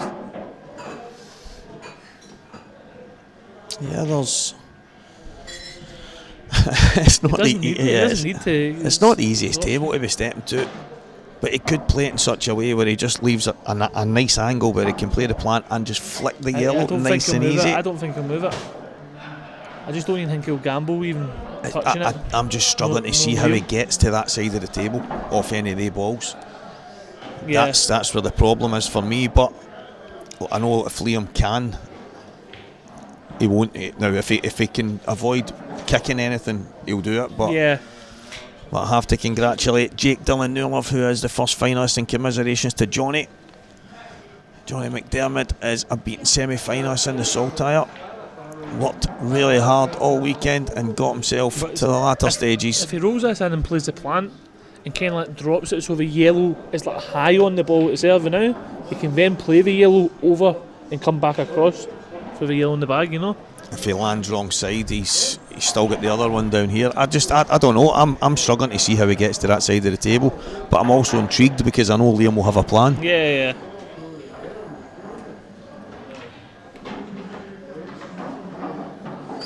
I think he's going to go there now. But then again, how is he? I'm still intrigued about how he gets these.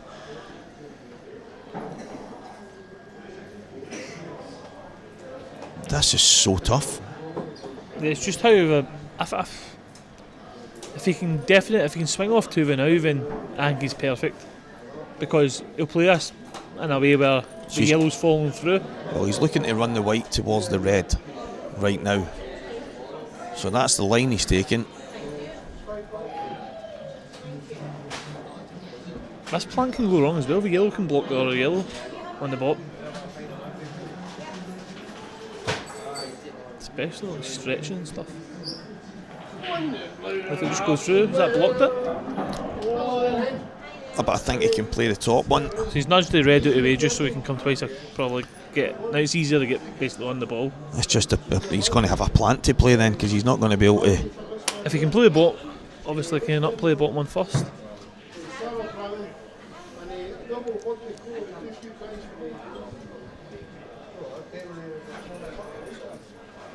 It's not ideal, is it? No, it's still. It's tough. Because obviously you can get, as you say, you can get on it now. He might decide to go into it now. He might decide to run towards the black and red and know that he's going to be on the one over the pocket at the worst case, but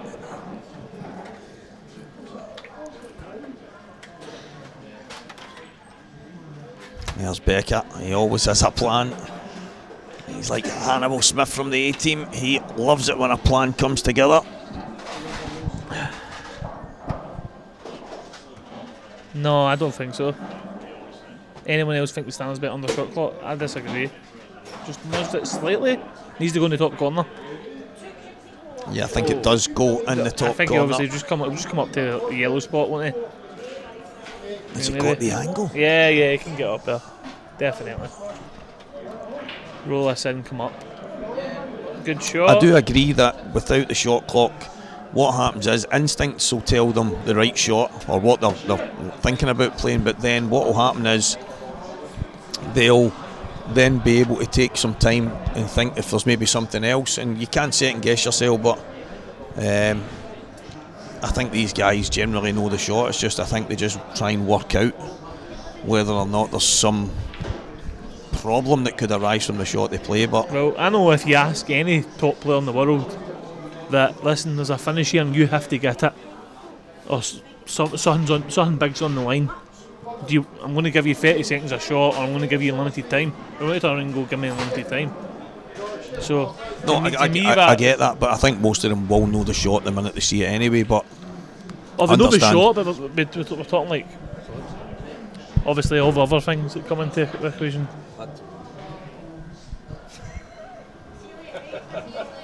Probably tune it as well. Good shot. Is he on it? I think he's on it. Is he? Yeah, he's came far enough. He's already.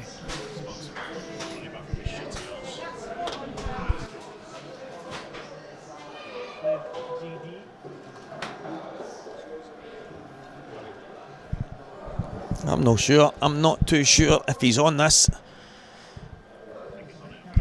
I think he's just milking it because obviously Gio done that earlier with the top red. He's returning the favour here. Now Gio's having a look.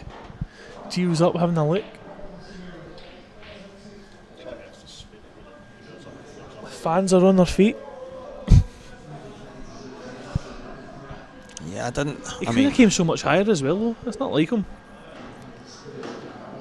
Flick this in the right hand side.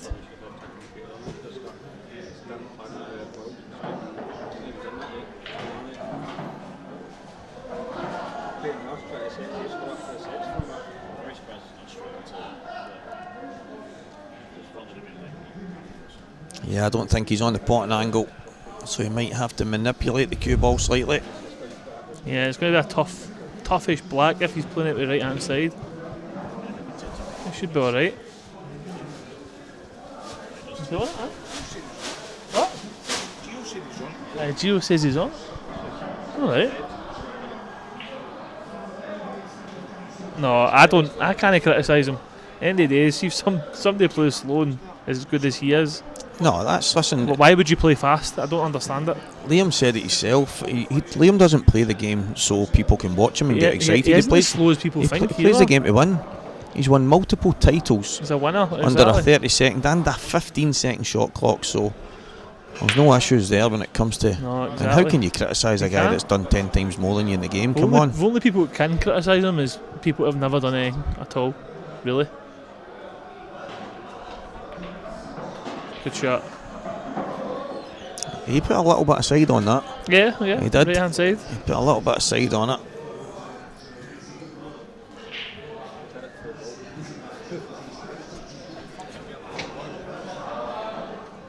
And that is the difference. It will be Liam to break next. And the best he can do. 7-6. Tap break. Right, odds on a tap break here, Santa? You don't think of a tap break? What odds? What odds you give me for having a tap break? Even money, it's a fucking. Even money? Heads or a tails in it. Even money for odds to tap break. I'll take 50 quid, Santa. Even money tap break. Eh? What is it? We did it for the last.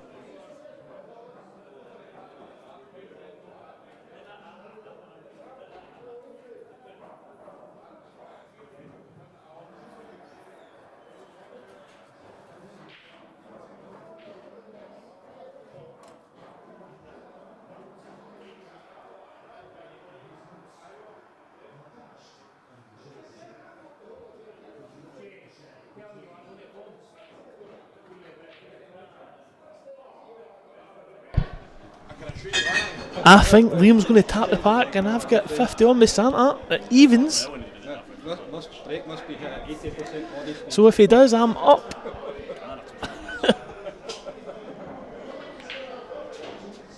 Oh, that is what you call a tap break.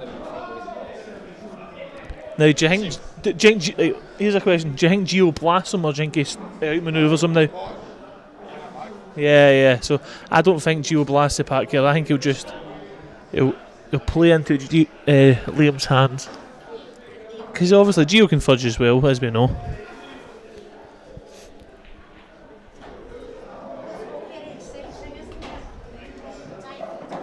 Oh, going to pot us and he might be going game here. I don't screw into the pack.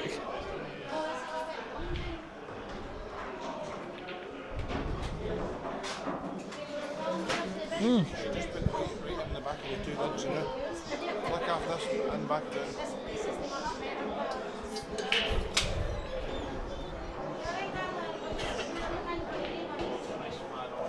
Cheers, Paddy. You're damn right.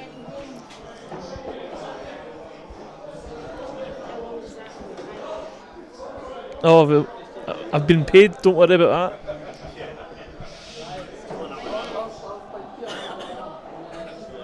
Mad Maz will the tap. I don't think so. I don't think the tap break will annoy Gio. Gio is, although he's young. Oh, good shot. Although he's young, he's mentally tough. So I can't see it annoying him.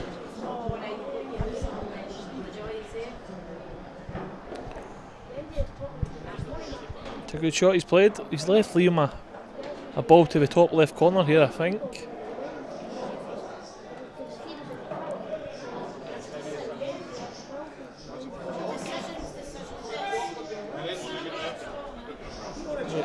He probably refused it as well. He doesn't want to open them up too much.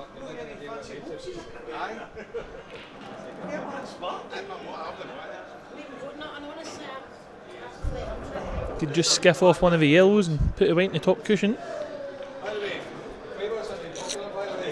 I wonder if Liam can get the white in behind the yellow at top right. Can they feather off the yellow to the left of the black spot, go side cushion, top cushion, and in behind the yellow at the top right? Can he? So what's he looking at? He's looking at this line, so he's looking at going the other way. So he's looking at going off the right yellow towards the top left corner. If this was a race to 10, I'd put it on the block. So Liam's tapped the pack here, Walker. Yeah, I expected him to do that.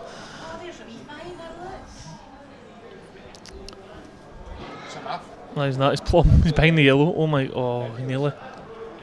Yeah, good shot. Becca, yeah, I kind of. Last time I tapped the pack against Dunster, I won the frame just so. Can anybody manoeuvre him?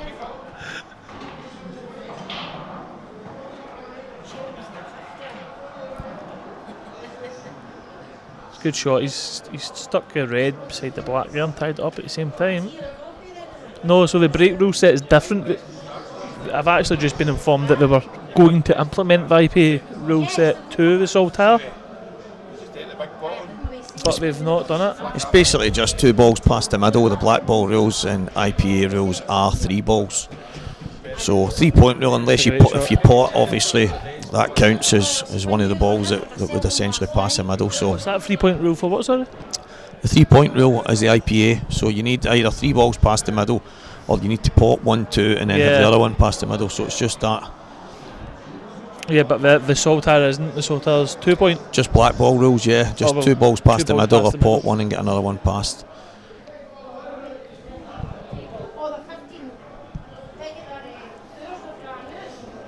Ross Ewan, I hope you are good, my main right, man. Ross, all good. Double the yellow down. Try to get the bag here. White on the left. Cushion off the red. Even better. That's a great shot.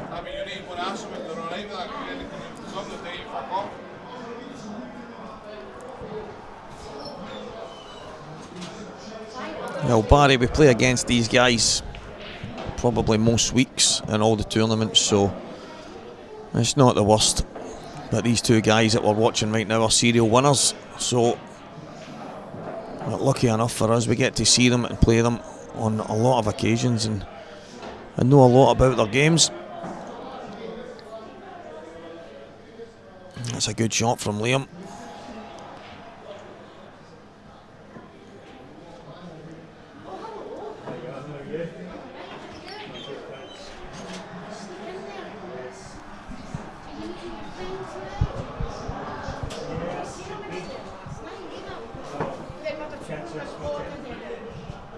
No, Barry, don't be daft. That's what we're here for, mate. Fire away. Anything you need to know. If we have the answer, we can definitely get it out there. 10 times international. It's 10 times. How many is it? 10, 11, 12, 15? Quite a lot. No, it's listen. The Dan Davy nemesis. Do you know how it looks like an English name there? Just in case. Yeah, Liam's he's just solid. I mean, you really struggle.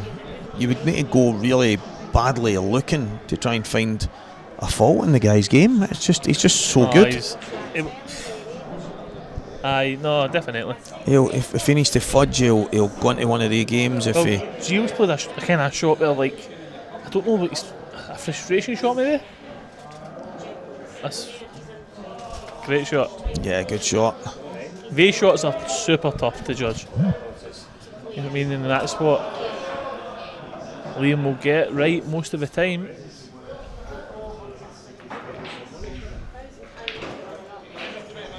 Right, so I think Liam will just be going game now. Yeah, I mean, looks as if Gio played that little bit. I mean, he's 7-6 up. He looked frustrated, yeah. I think Gio's just maybe accepted. He's like, listen, I'm just going to, if I get a ball, I'm going to finish it next frame.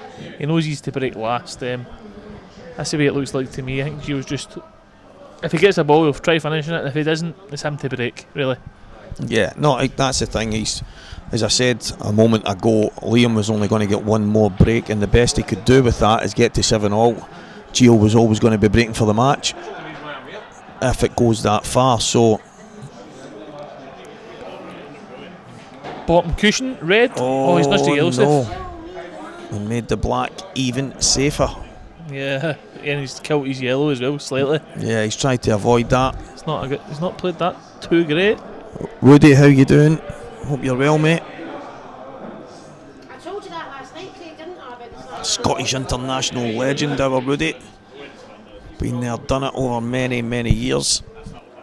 And what a guy. Used to buzz light there on the table. That's right, and it's absolutely vile. I hate it, Sam. No, it's rotted. Disagree with the rule set, IPA. All right. I think the rules are the exact same. There's no difference in the rules. It's just the break shot. Yeah. Yeah, I think our rules are okay. Yeah, there's only a couple of things I think that need looked at in the break-off shot. I think if you go in off on the break, it should only be one shot. And if you go off the table, it should be two. The one free shot, one visit. What's happening here? Liam's just sat down and says, do you know what, I don't know what to do here, I'm going to sit here for 3 minutes. No, I think Gio's asked if he can go to the toilet. He's taking his time to the next level. He's took it to the next level. Oh.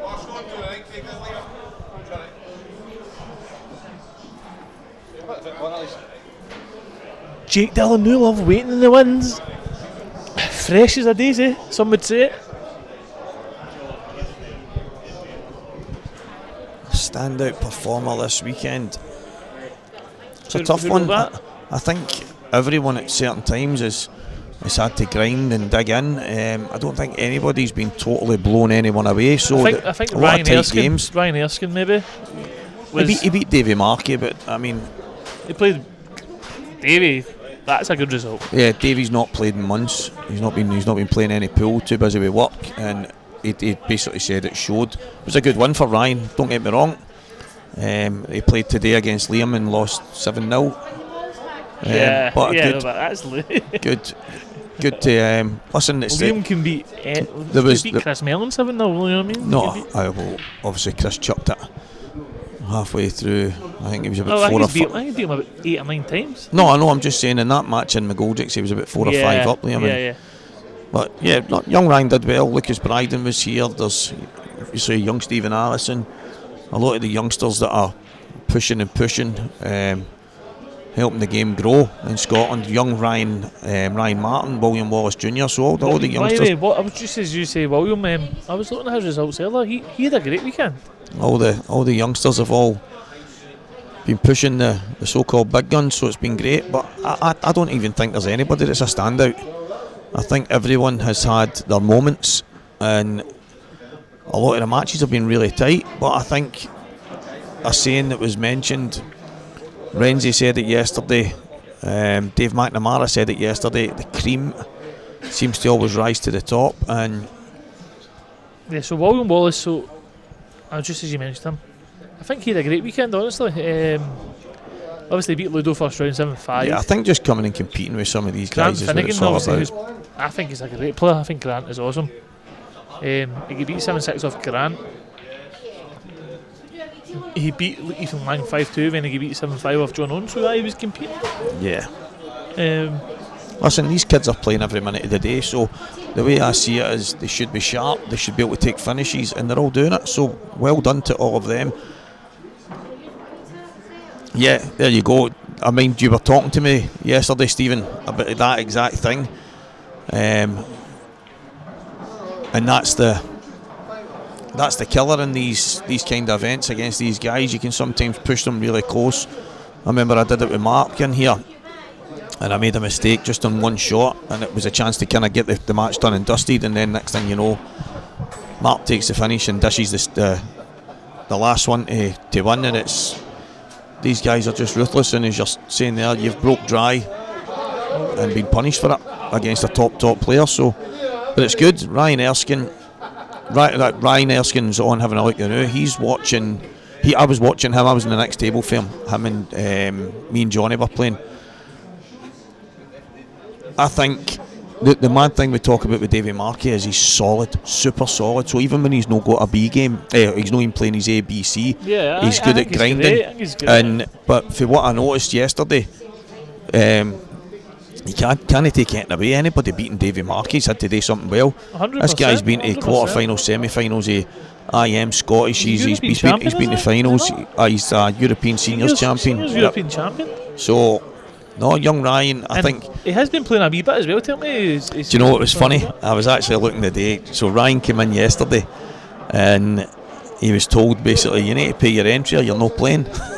So everybody get dug for their money when they came in yesterday, and I'm watching him today getting his payout for getting to the last 16, getting his 175, and I'm thinking you should have said to him yesterday, listen mate, I'll give you half my winnings tomorrow. I'll get my winnings tomorrow. Well done Ryan, superb. But it's just good. I just think the Scottish pool's in great hands. Yeah. As I say, wee William Wallace, Ryan Martin, Kieran Kay, Ryan Erskine, Lucas Bryden was here yesterday. You've got young Reece Egan, Stephen Allison, Jamie Syfe, is it? Even Gio, young boy. Even Gio. I mean, he's still only a pup himself. Sean Millen as well. I think Sean's class, by the way. Yeah, well, obviously he's a lot younger. No, yeah, a lot younger than them, but no, I think he's brilliant. It's great. Scottish pool's in great hands. Young Jamie McPherson winning the under-16 Scottish at 12 years old. He beat Sean Millen in the final. So, yeah, I must admit I'm buzzing for the future of Scottish pool. Declan Malley had a good run as well. Declan's only just getting himself back into it, so it's good to see Declan back as well. Former Scottish under-23s international. He came through. I think he was 15s, 18s. Juniors. I don't know. Declan would be able to tell us, but it's just great stuff, and a fantastic. That shot for Liam there's ridiculous. Yeah, that is ridiculous. He's making a. Yeah, he's. Oh, that's not. I mean, you'll take it. Liam had a little smirk there. The only thing is, if obviously Liam could, if he can drop this yellow in the middle, I can't see him. Even going. No, but the thing is, he can play as a shot to nothing. Yeah, but I'm just thinking with black still. It's like one of the ones. Yeah, the 5-man, the young one stepped up and just Preston as well. He was Preston McInnes. Such a talent. Yeah, well, Preston was here yesterday. I was actually thinking of the guys that were here yesterday. Preston was here. Yeah, he was. Preston was here. 5 dishes he had against. Preston came in, and again he was standing at the bar, and it was Preston, get your cash out. Is that what happened? It was quite funny. It was really funny. But it was just when I was watching Ryan waiting to get paid the day, I was sitting thinking about it. I was obviously doing the Morgan and Scott Gillespie match, and I'm thinking. Just took it up the top, and it's turned out a week. It still went in, but it did do a bit of drifting there. Yep, good shot.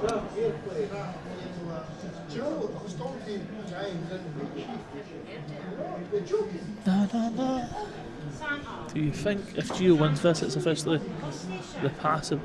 No, I don't think so. Well, I mean, I don't think that. I think it might be the baton getting passed for this event, but it'll get passed back again. I just can't see likes of Liam and Mark and stuff like that going anywhere anytime soon. But I think Scott as well, Gibbsy as well. Scott's got the bit between his teeth, but I think time will tell, Felix. I think obviously Gio being in the IPA Pro scene this year, you said, Walker. I think time will tell exactly, because we all know he's went up a level. It's obvious, it's quite obvious. But it's hard to gauge exactly how many levels, or if it was 1 level, 2 levels, do you know what I mean, half a level. I think obviously with playing with the pros, we can obviously, 2 are in, 2 are out this year.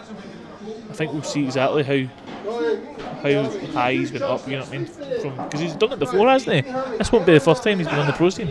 Aye, no, I know. That's the thing. It's as I say, Scottish Pool's in great hands, and Liam's obviously been one of the guys at the forefront for so long, and it's testament to the hard work and effort that he's put in.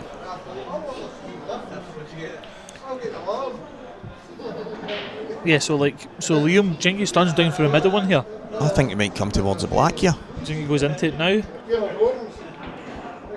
Yeah, just flick the red. Plum. It's like it just controls it so well. Oh, who's going on in the Couple of people having a good time at the bar. Couple of owls have walked in the building. Some people having a good time. Nothing wrong with that. It's good to see you back, Declan. Good to see you competing.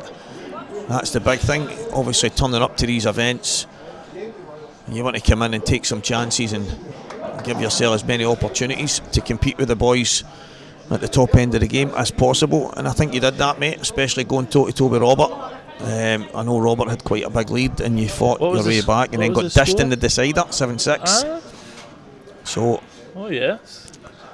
Yeah, very well done, very well played. But it is, I just think all these youngsters are just, it's amazing right now. The talent is incredible, and it's good to see them come and having a go in these events. As Liam has worked this finish brilliantly well, the shot to flick the red away from the black. I actually thought he might have left the one over the middle to last, but he obviously felt he couldn't get up, so he just needs to drop this in. Flat in the middle, it'll be that all she wrote. 7-7 decider. Will be Gio to break, but Liam has to make sure there's no mistake here. And then it will be a huge deciding frame with Gio Edgar pulling the trigger on the break.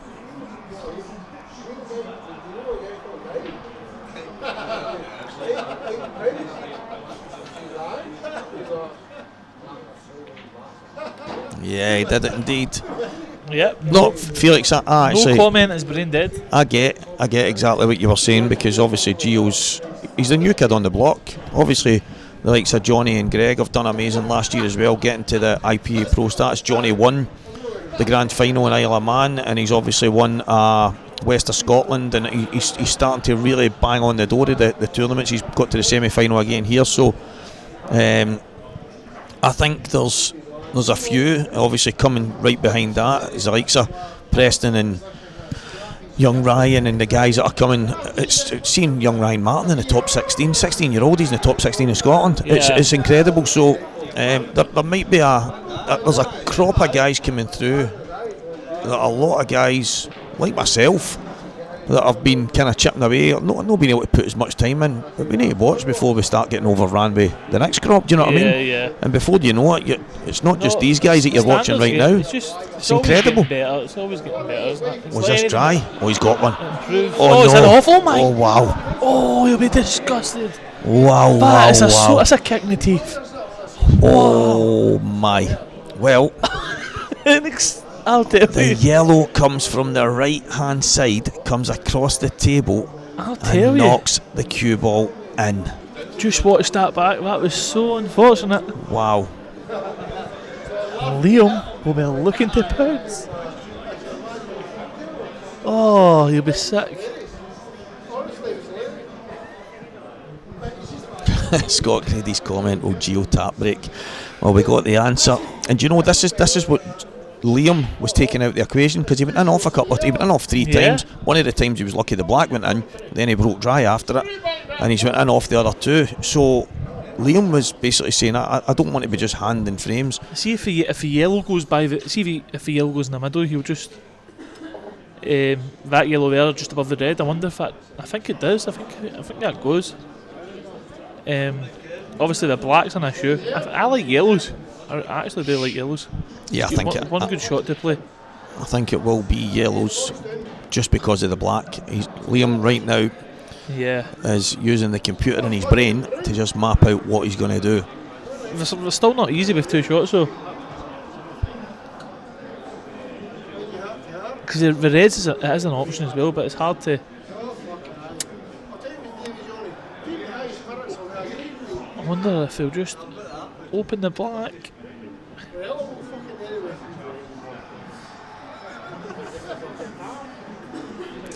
James Dunn, the answer is yes. I mean, at the start of the year, it's first come, first served to get your tour fees in. Once you get your tour fees in to the team at Saltire, that is you on the tour. However, if you cannot make an event for whatever reason, you can actively sell your own spot and get someone in, or Is he playing red off a yellow? you can let the guys know and they will actively try and do it for you. Yep, down over the bag, and that'll be him. Good shot. So here we go. Liam Dunster with a chance to steal one at the end The only thing is, from Gio's break. he'd have liked that ball being right over the bag there. So when he swung round, it was like an easy plan. He swung round for that ball. For last, one below the black. Yeah, I think he's okay. I don't think he's got any major worries here, but it just depends how he plays this one.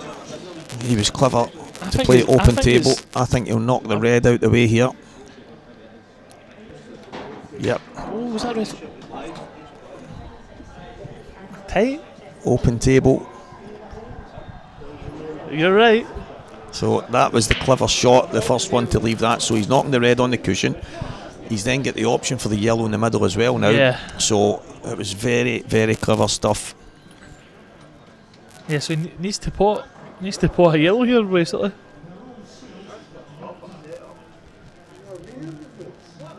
Oh no, he's on yellows now, because his first shot was to play the ball down the cushion. Then the open table, so he's now on. He's on yellows. Yeah, he's on yellows. So just take his top two. Do you think he'll take the hanger and swing round for the yellow in the corner? Or He might play round the back of it. He might decide to drop it in the middle. I think he'd love to get rid of the one right side of the black. Third last. Kyle, exactly. Come on, Sean, wake up here. He's getting all excited. Oh, I'm a big fan of vowels.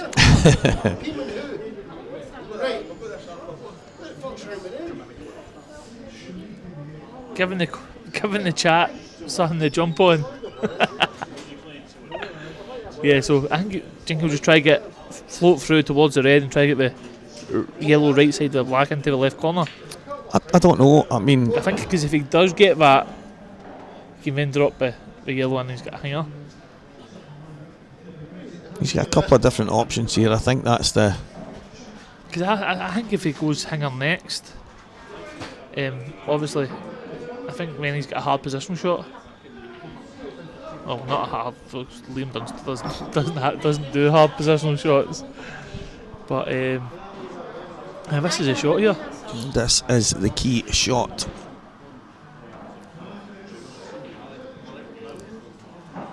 That's how much is what for the season? It's 550 for the season. £110 per event. Is that what it is? Did it not go up? I'm sure that's what it went up No. to. It might be more, there might be more now, but I thought that's what it was. No, I think it's dearer than that. I could be wrong. Maybe. Can't remember. So you think he'll just swing round towards the red, left side, for the bottom yellow in the same corner? It just depends if he's got the angle here. Yeah, he's playing the plan. He can make the angle. He's playing the plan. I don't. This is tough. That's what I'm saying. He's playing it with loads of check side. Great shot. Great shot. Don't get me wrong, he's still got a bit of work to do. I think he'll be happy just anywhere low in the black next shot for the cutback. You seen him eye up the plant there. So look, just a thin cut on the yellow. Holding the cue ball. is the key here. Actually, I didn't think he needed to play plan though. Do you? He didn't have to play plan. He obviously felt he couldn't get. So can he get through the gap to the hanger? And I think he can get through the gap to the one over the pocket. So he's having a look at the yellow like to the middle. So yeah, because I think he needs to get high. I think he can just roll a yellow in, but bounce off the cushion. I think if he gets a big bounce, he's in trouble. But I think he's going to be what? He's not even halfway towards the red. Just over.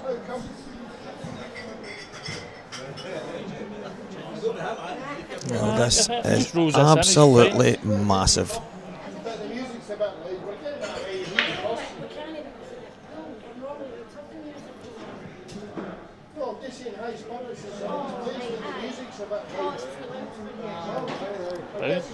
See, not even halfway towards the red. That's fine because he'll just come twice across. Yeah, he's potted it into the bottom end of the pocket to widen the angle, but so the black's going to go in the bottom left corner basically. I fancy him just to float this in twice across, find the gap. Even if he flicks the red, like which I can't see him doing.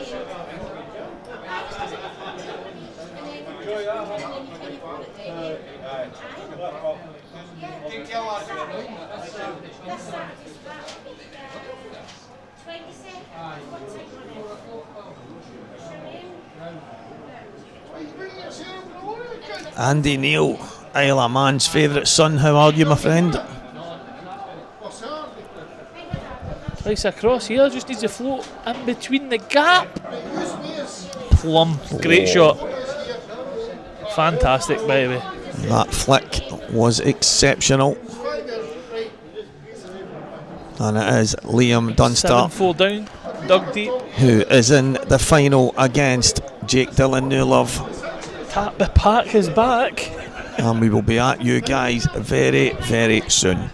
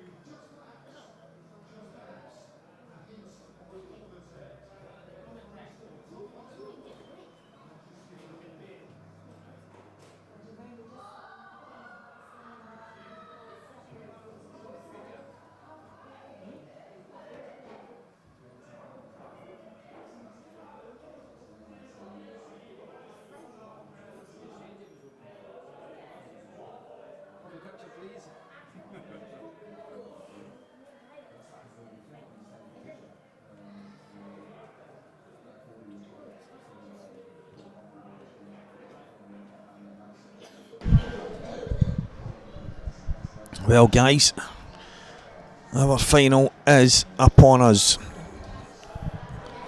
It is Jake Dylan Newlove going head to head with Liam Dunster. There's no chocolate. What chocolate you want? He's going to go to Tesco for you.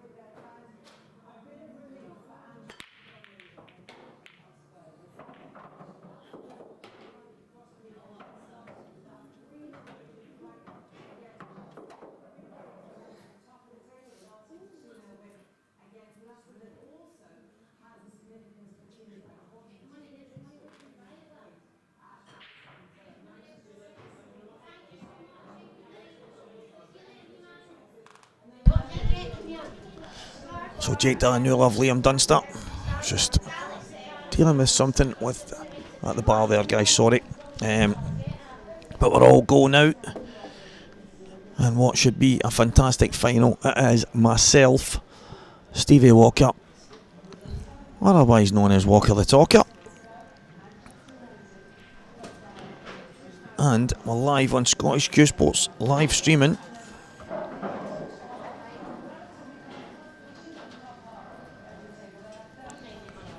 And this should be one hell of a final. Race to 8. Who have you guys got? The last match, the semi-final, Just missed it here. Just sent away now. Billy's, is it Billy's name? was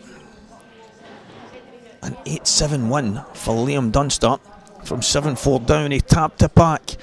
He fought hard, he grinded, and he got into the Saltire Belhaven Brewery Scottish Series event number 1 final.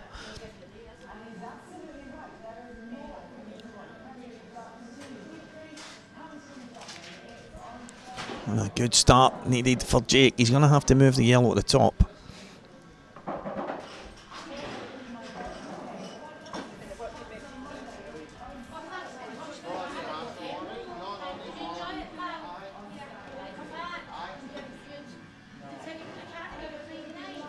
So that's a big shot at the early stage of this match.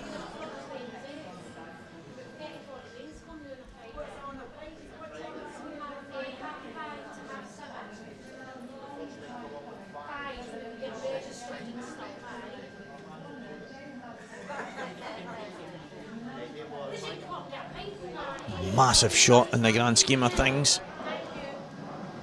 Well, it's not the worst. A tap on the leg from Liam.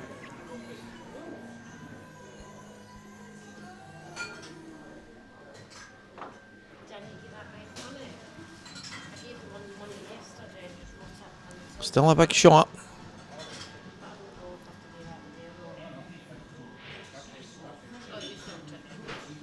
Can he cannon? I think he was trying. I think he was hoping that he could maybe cannon the reds there. Or maybe he was just taking his medicine and making sure.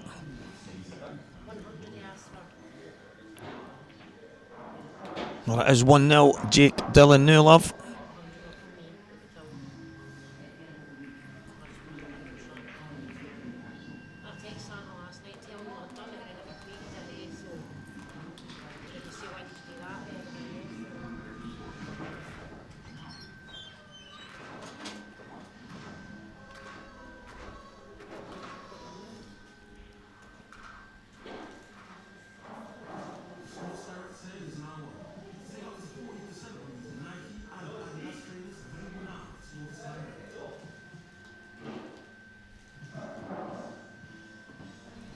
So Liam to break frame number 2.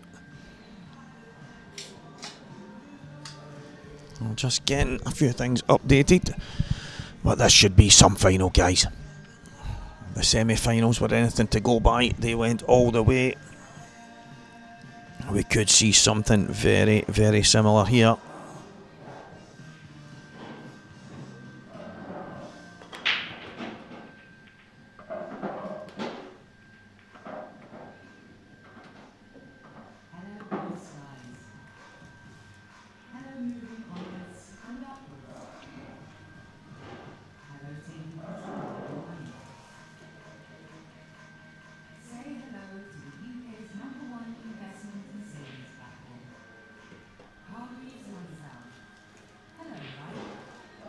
Liam doing the usual stuff here, getting it all figured out.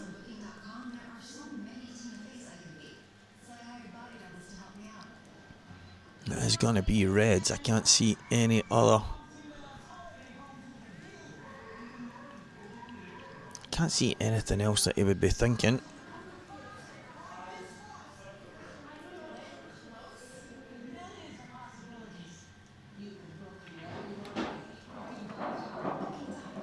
So he's just working it all out, and it's definitely all there.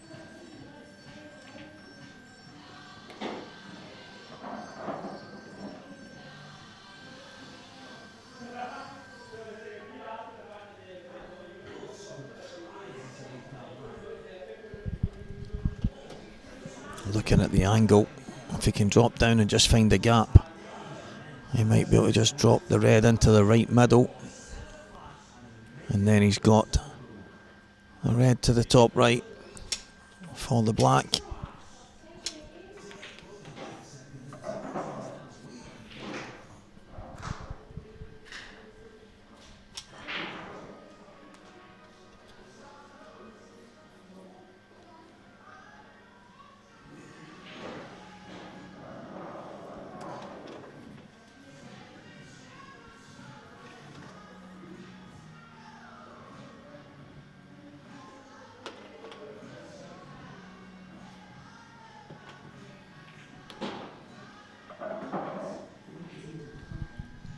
I think he can just about nip this.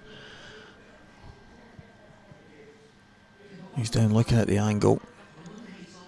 The worst case is if he hasn't, he can run towards the black, maybe just flick the black out the way.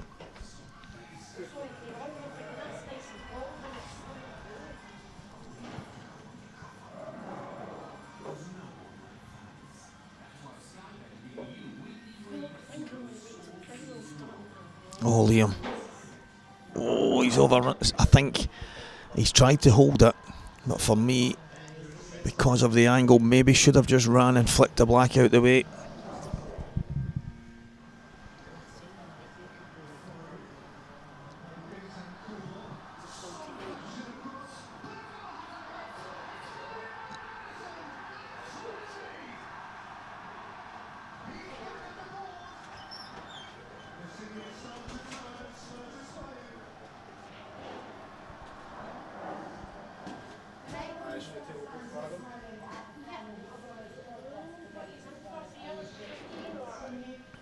So a couple of people thinking 8-6 Liam. There is no doubt this will go all the way. Had a brief chat with Liam just before stepping on for this final.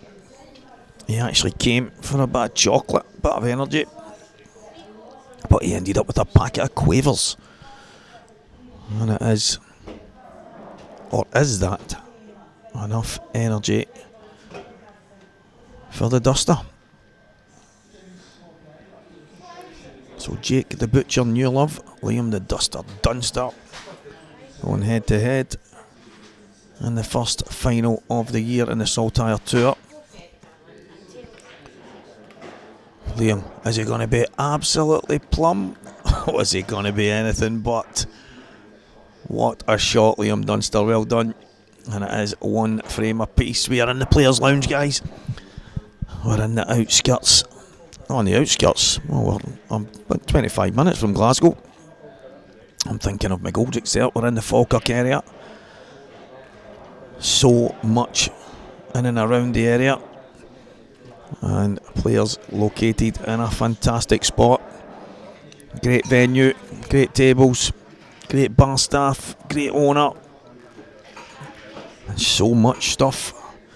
If you're involved in Cuesports and even darts, I've seen there's darts and dartboards and that for sale as well. So with the darts corner down the back, all the pool tables, there really is loads going on. Big massive screens everywhere for the football. Now get yourselves down, guys. If you've not been and you're in the area, you should definitely pop in. And we are live on Scottish Cuesports streaming. RJM Sports, Coors, Onboard Sportswear, all the partners. And we are on the Supreme tables.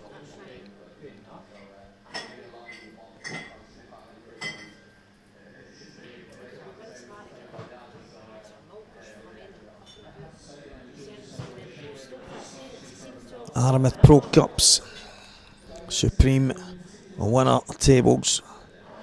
It's all about the Supremes in the Saltire Tour.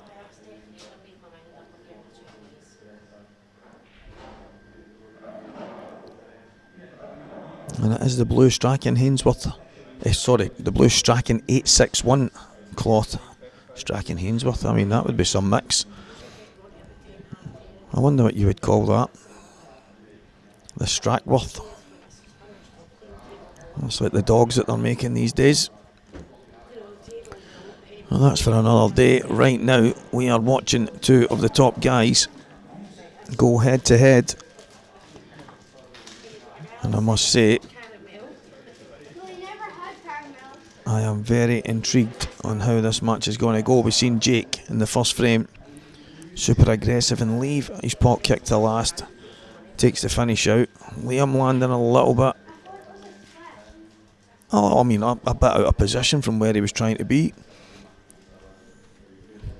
But he strokes in a fantastic red and flies all around the angles to land plumb in the black. So the evidence is such that these two guys are definitely on it. Yeah, Ryan, I think that's one of the big things about, if you want to go deep in these tournaments, you're generally rolling on and off. I remember, I think it was a Scottish in here not last year, the year before, and I had played through to the last 16.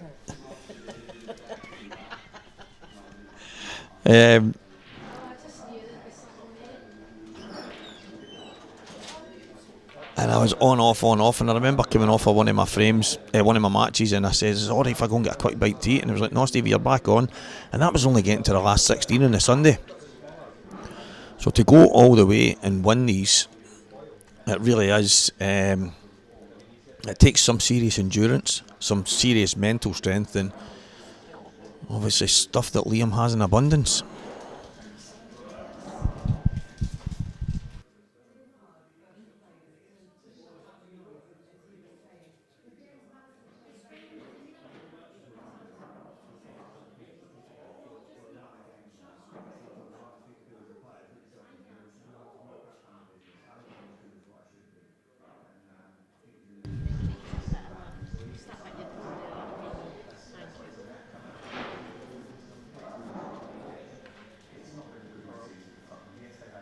Slightly awkward.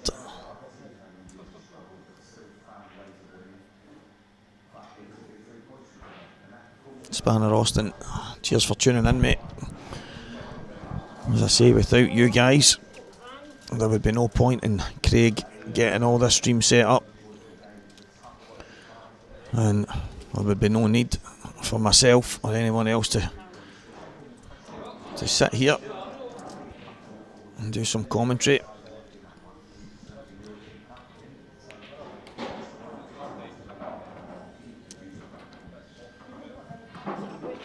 Now he's got the top right hand pocket well and truly covered,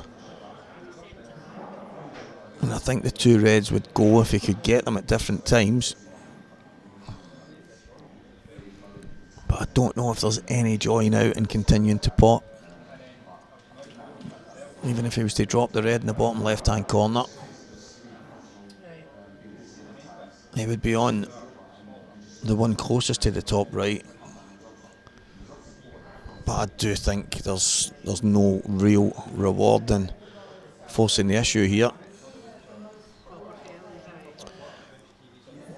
Mad Maz is 1600 to the winner, 1000 to the runner up.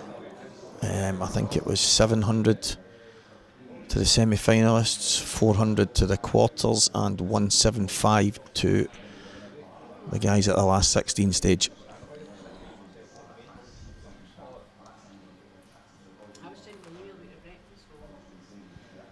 So not too bad for a weekend's work.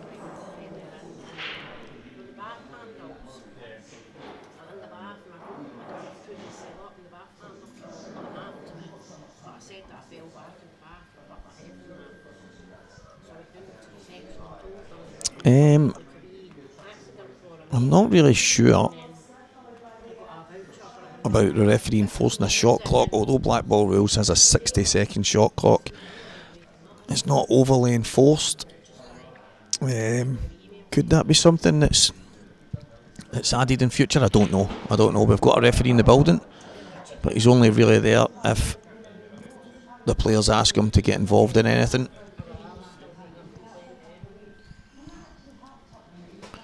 But again, maybe that's just the way the guys have.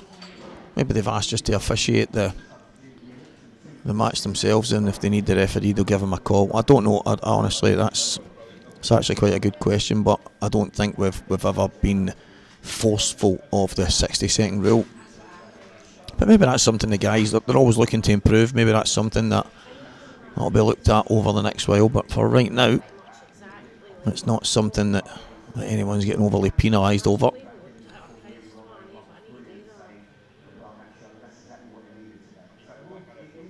Woody, that's quite a good question. I think, if I remember correctly, when we did the Scottish in here in November, I think it was November, the final was played on the middle one. So I'm not so sure.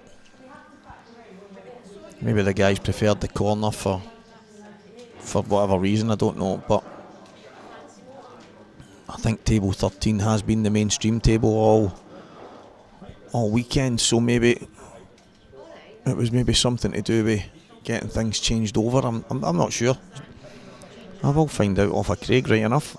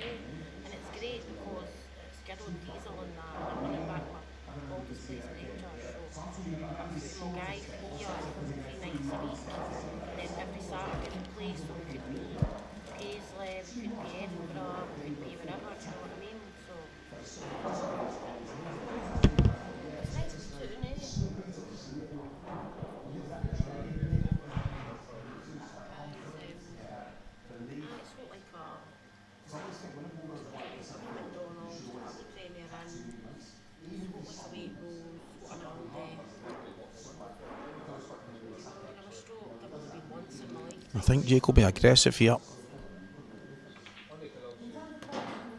Yeah, so he's giving himself an angle to play another pot kick. I think we've seen in the first frame exactly the way that Jake was going to play it.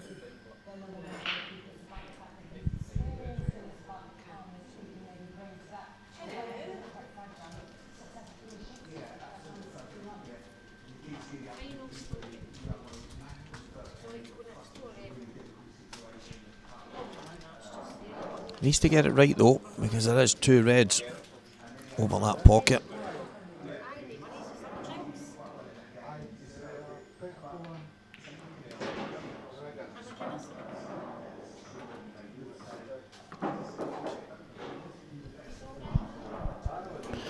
He doesn't get it right.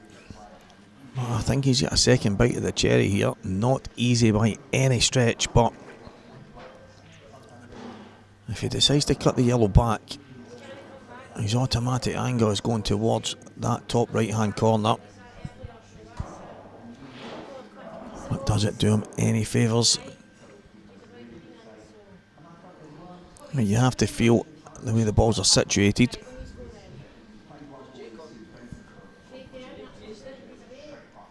He has to be aggressive. I don't think he's got any choice.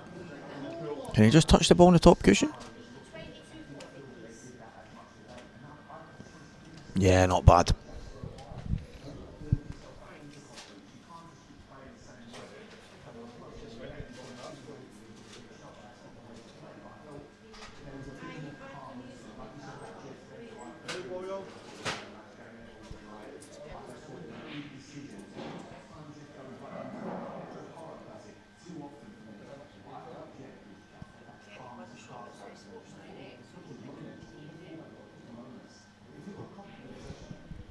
That is a great snooker from Jake Dylan Newlove.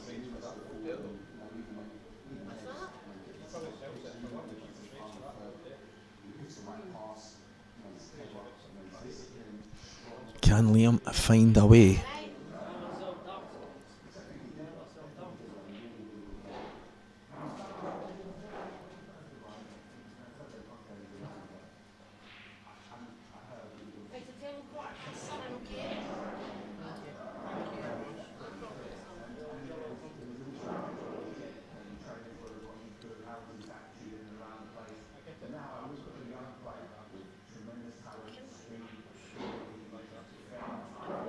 Cheers, Andy.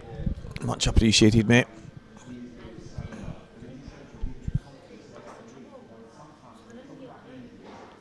He's going to be... Yeah, good. I thought he was going to get round the back of it and then behind it, but that's good enough.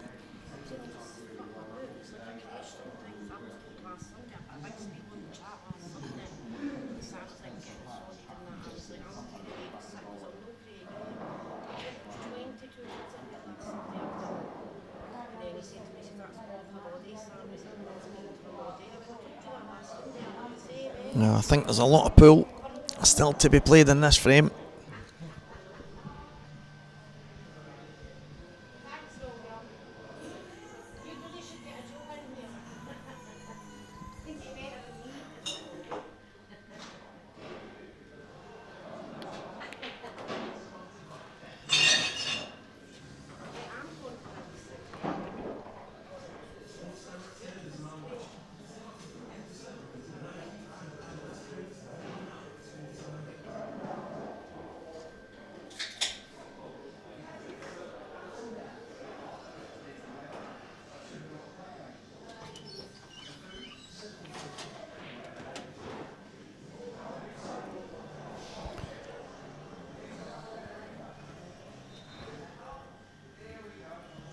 It's going to take something pretty special if Jake's going to ever get to play a shot to open that pocket up, because if he hits one, the other one's still going to be in some kind of trouble. So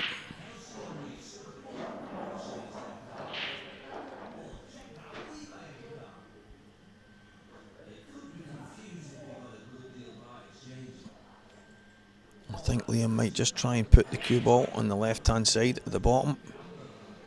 If he does, he might get some kind of snooker, or at least leave Jake off the one loose yellow.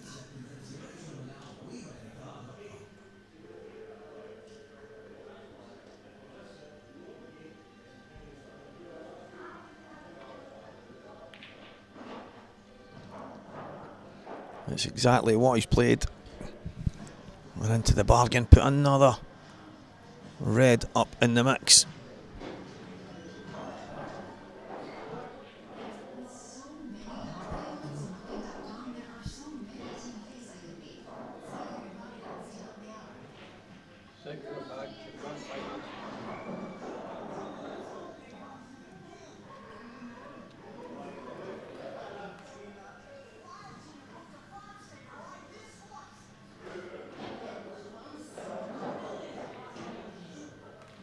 Yeah, decent hit. Straightforward one cushion escape.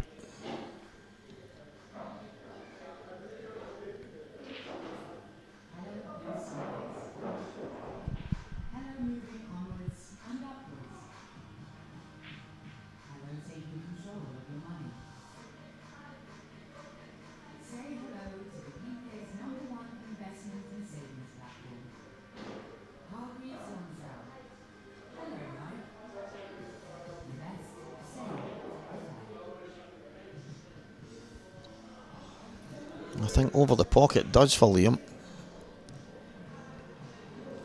The only thing now is there's no real loose reds.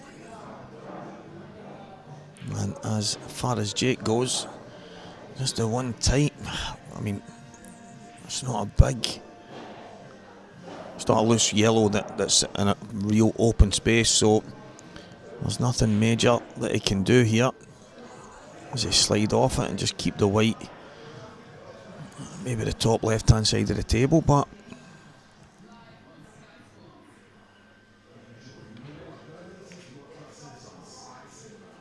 it's kind of what he was playing.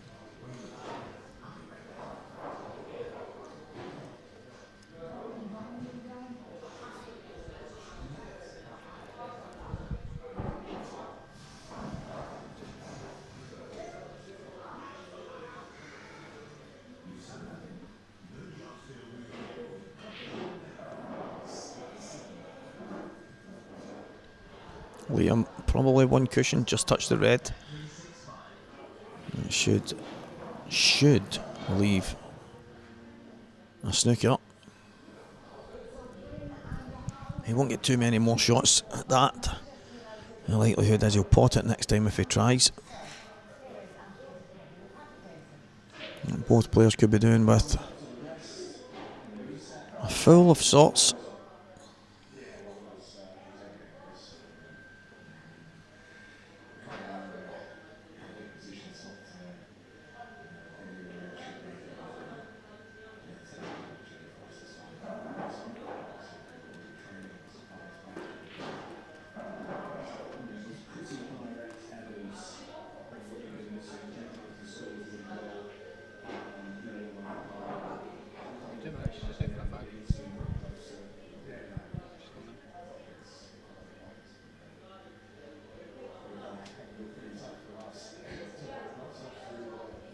What is Liam thinking here?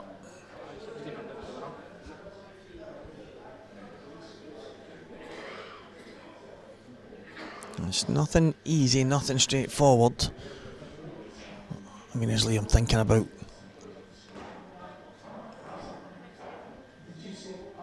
doubling the red out? He's not going to be a crazy smash into them, that's for sure.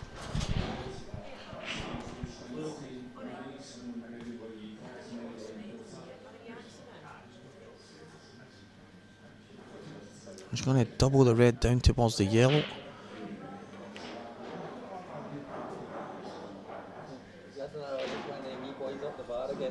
Just try to open things out slightly.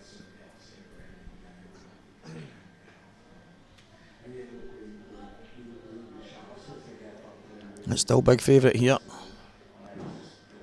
As I say, even if Jake was to get some kind of pot and kick here, he's going to have at least one other red in the way.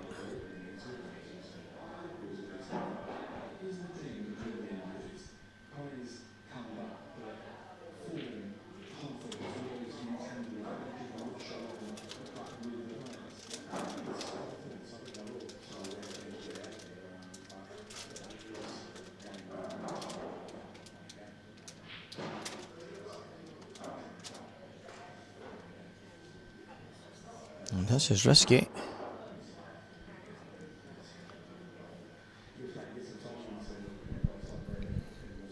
He's given himself 2 balls in the open that can obviously be used to try and kick into the cluster at the top.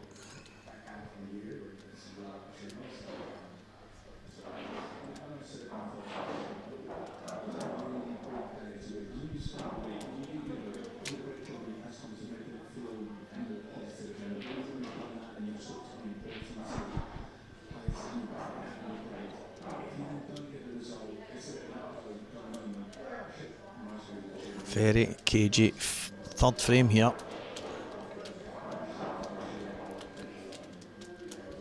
And as you can see on the top right hand corner, our partners, Onboard Sportswear, Coors, RJM Sports, McGoldricks and Players are the venues that hold these great tournaments. We are on Scottish Cuesports live streaming. The best in the business. The Saltire Event 1, brought to you by Belhaven Breweries.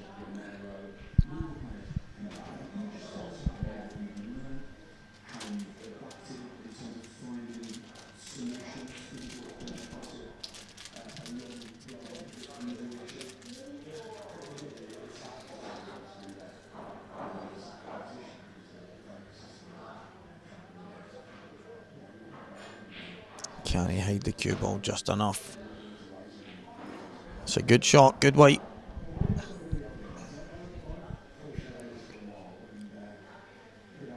He's not giving Jake too many options. And the thing for Liam is Liam can go at the next available opportunity.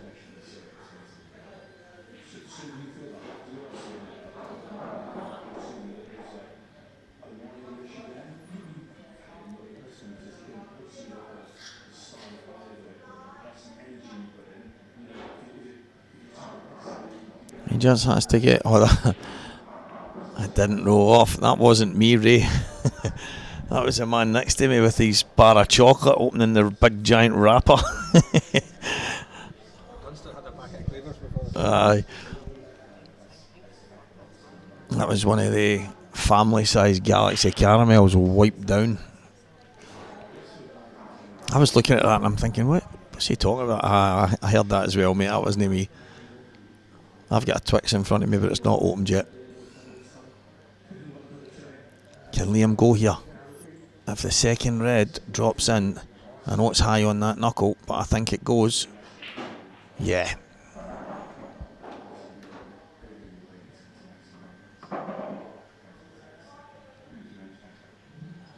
Yeah, I also think, I know Jake was trying to bring that out into play for a second ball to maybe get a kick, but all of a sudden it meant that Liam, his next chance at the table was likely going to be a very straightforward finish, so it's turned out that way, and Liam Dunster is about to go 2 frames to 1 in front. And I think maybe Jake would have been as well going down swinging, because I think he ended up making it easy there. 2 frames to 1, and Liam will break in frame number 4.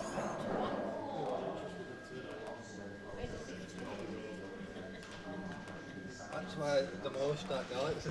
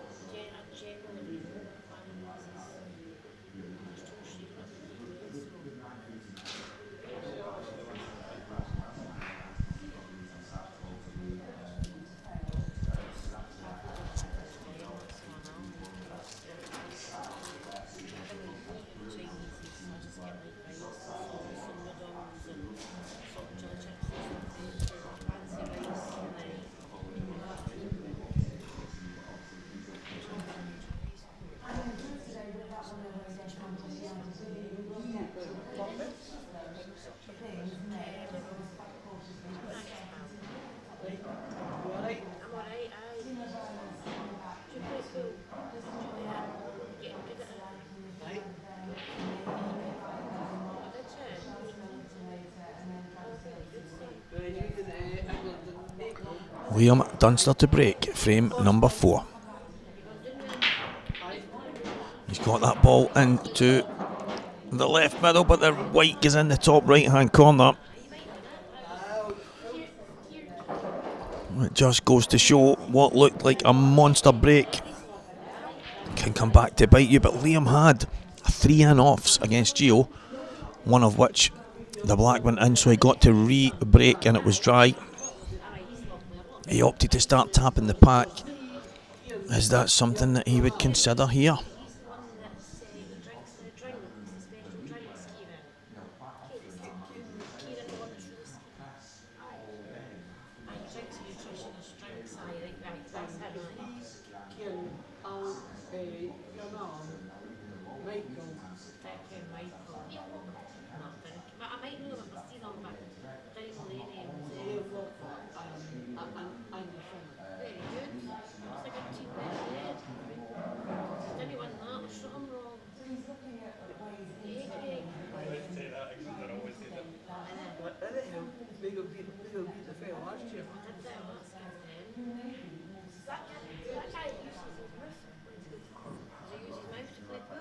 Is he getting the red out?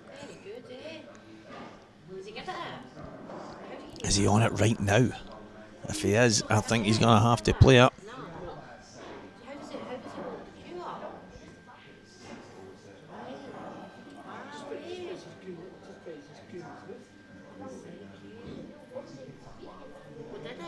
Yeah, there is nobody that works time management like Liam. On the 30 seconds that he plays under, most times he's missed it. Oh, Jake. And I think right there, I don't know if it rolled off a bit. It looked like he had it to start with, but I think he just wasn't on it. I think he's been forced to play it because of where he landed. His first shot just wasn't good enough.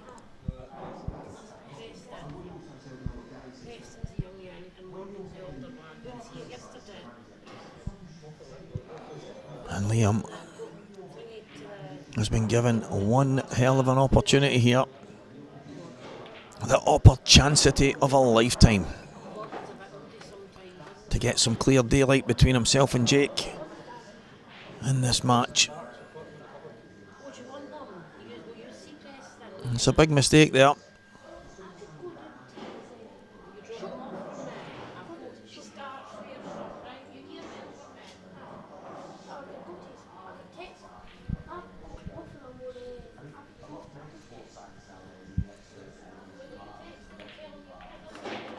He's played the 2-1. The pace he played it at, and how perfect he cued it. It was pretty deliberate.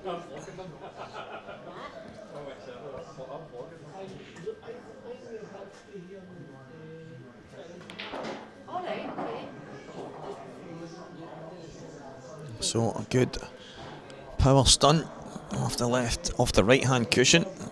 Trace the left hand side, get himself up beyond the middle pocket.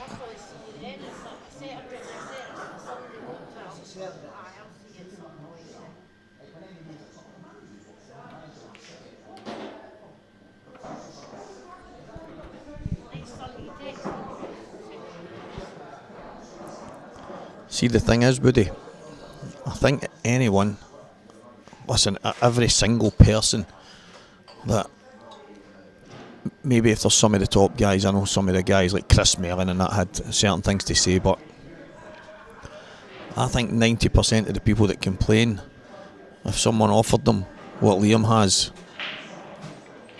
they would absolutely bite their hand off. So I agree with you, mate. There's no doubting in my mind. If someone says, by the way, you can play this way, that way, and what have you, and it's going to bring you all this success, I'd have my hand out shaking and saying, cheers for that, I'll take that. Giving himself a tougher black here than he had to. I think, is that to trace aside? didn't really take there, so he's came straight down. It seemed to more check than come back towards the left, but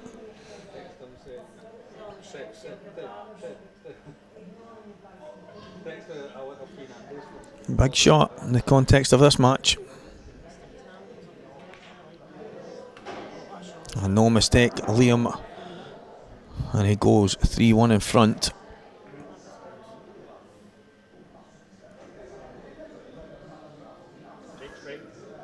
And it's Jake to break.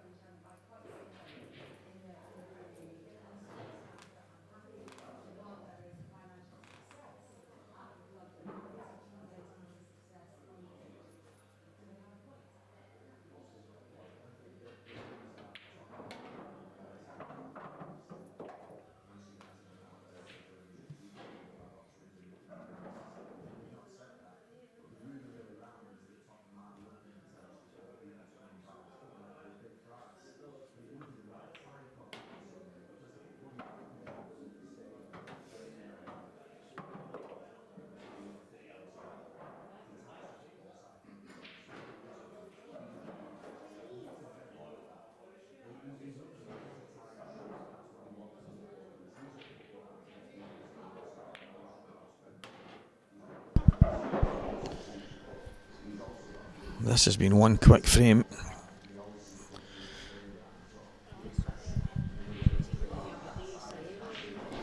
A quick comfort break. Well, I thought it was a quick one.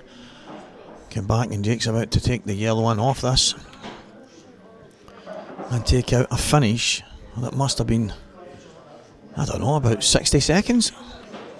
Fantastic stuff, and back he comes. Yeah guys, I can't believe I actually missed that entire frame in about a minute and a half. Unbelievable stuff. That is Jake in the way he plays, super aggressive, and that's a fantastic last pot for the black. So Jake back within one, Liam Dunster to break.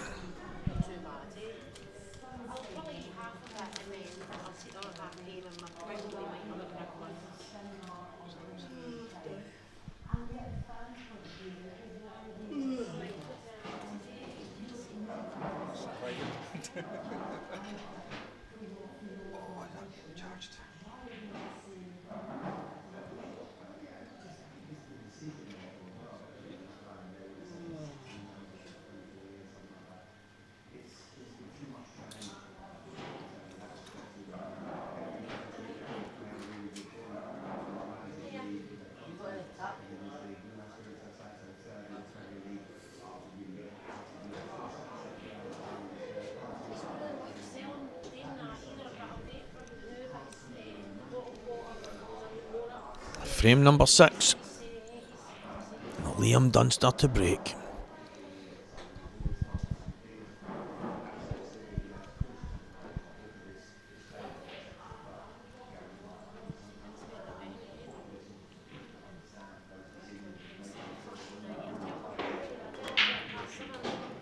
He's got one. And he's got a chance. Adam Myerscough, the main man, IPA professional for 25. Looking forward to see you go head to head with all the top guys. Earned the right from having such a good year.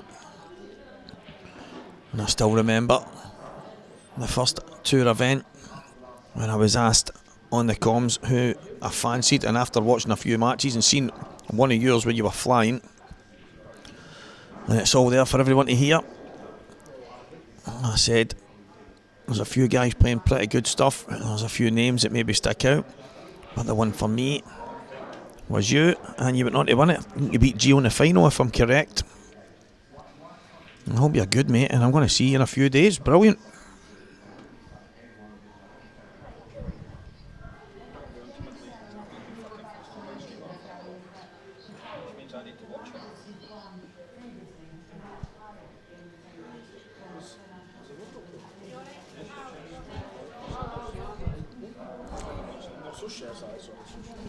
Team Lola's, there's Drew Burbage, the man behind the music. Hope you're well, mate. Liam Dunster 3-2 in front of Jake Dylan-Newlove here. He's broken off. The balls have opened up not too bad, but there is a bit of work.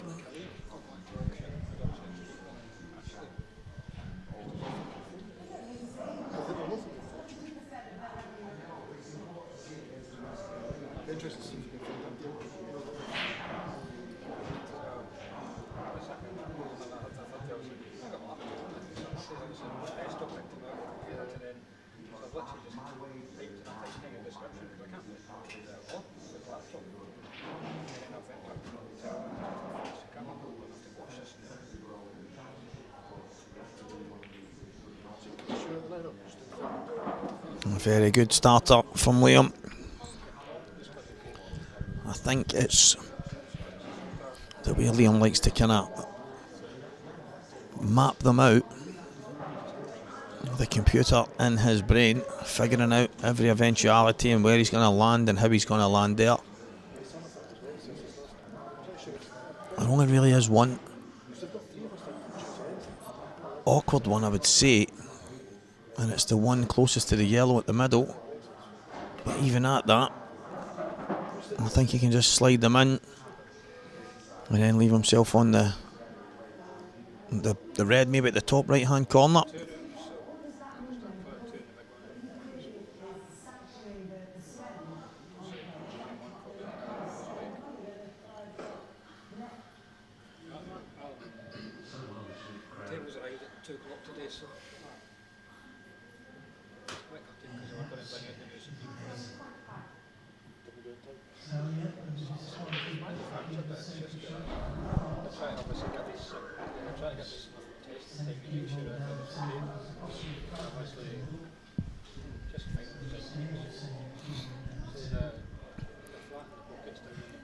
Big shot here.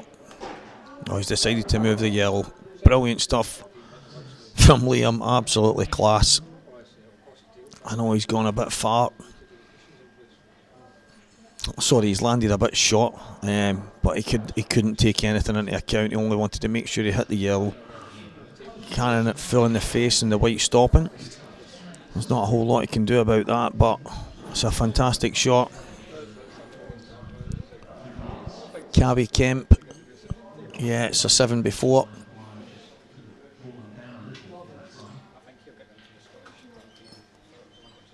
I think the actual bed of the table 6 by 3, but all the way around the outside is 7 before.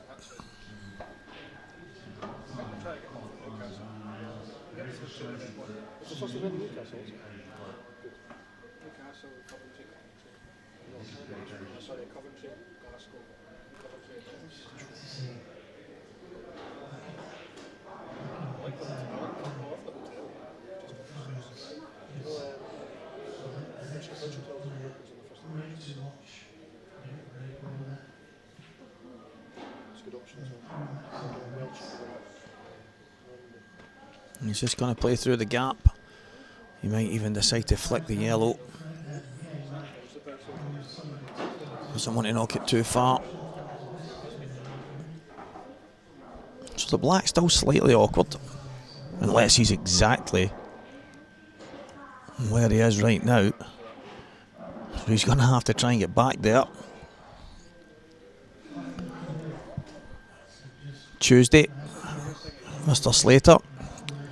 The World Championships start on Tuesday, and then it runs all the way to Sunday. So massive week ahead. But right now, the most important thing, especially for the two guys on the table, is the Belhaven Brewery Saltire Series Event 1.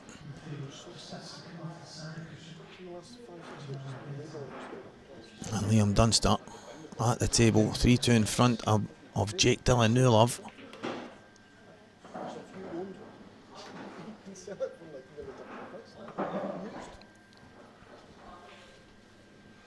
Now, how does he get to this red? Is it just a simple case of two cushions and down the right hand side and play it into the left? Does he run it in with a little trace of left hand side and come towards it and play it into the bottom left? And then there is the question of the number 8 ball.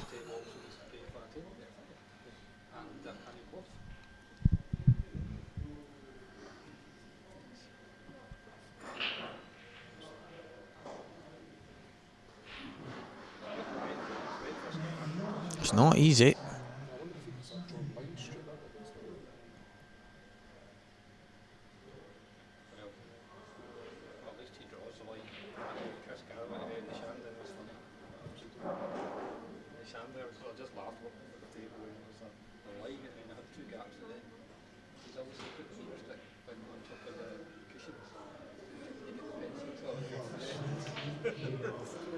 Oh, he's missed it. It's came quite far out as well.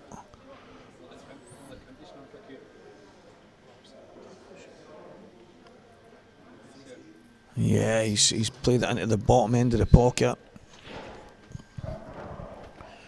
Had a second look at it on the slight delay.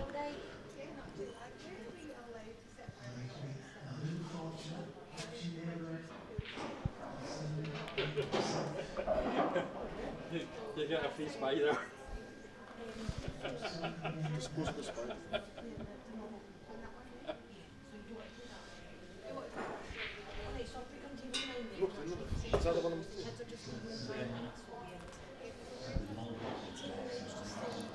So big chance for Jake. Liam with an uncharacteristic miss, trying to get down on that red. And as I say, guys, even though the break was quite good and the balls were all in the open, it was never going to be easy. There was so much to do. And unfortunately for Liam, he didn't manage to get over the line in the frame. And he's given Jake Dillon Newlove a great chance here. Both yellows passed to the top right hand corner. I don't think it's straightforward to get on them, so he's going to take it now. Just cushion the one to the bottom of it. Needs it to stop. No, I don't think that goes.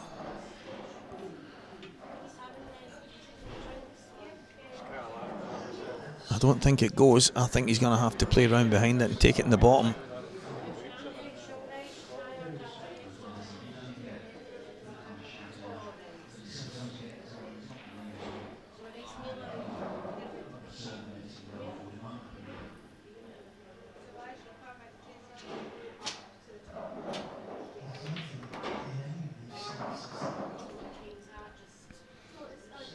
I actually think that two cushions would have been better there. The fact that he's played it with loads of reverse side has killed the cue ball. Now he might make me out to be a liar and drop this in. I think this is tight. Ah, good shot. It was tight, but he's played it very well. It was obviously easier than it looked on the camera, but he had no hesitation in dragging it home. And it's going to be 3 frames apiece here between Jake Dylan Newlove and Liam Dunster. Not every match, but a lot of the matches that came before this were really tight affairs. 7-5, 7-6s, 8-6, 8-7s, stuff like that. It was all really tight all the way to the end. And it is 3 frames apiece here.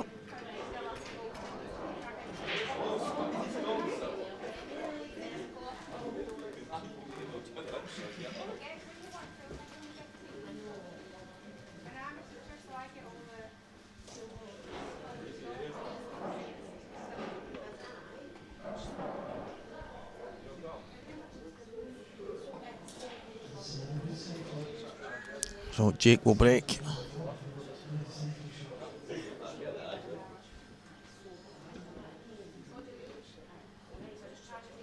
In frame number 7.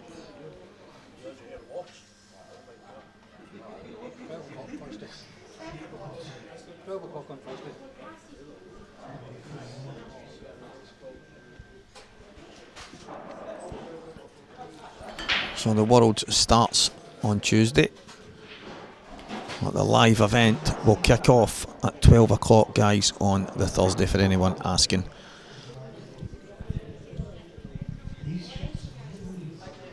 Stephen Leslie, cheers mate, I really do appreciate that.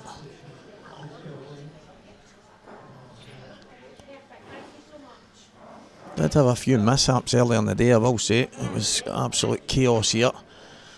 I kind of lost the chain of thought while there was a big match on, and there ended up a few big moments missed. However, it's been all good for the last while, and with everyone tuning in, that is what makes it great. So it is appreciated, guys.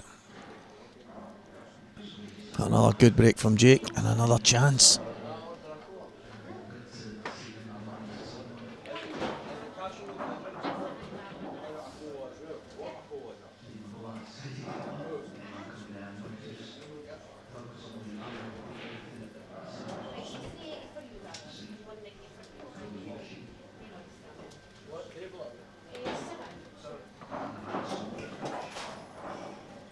I think he's got just the right angle.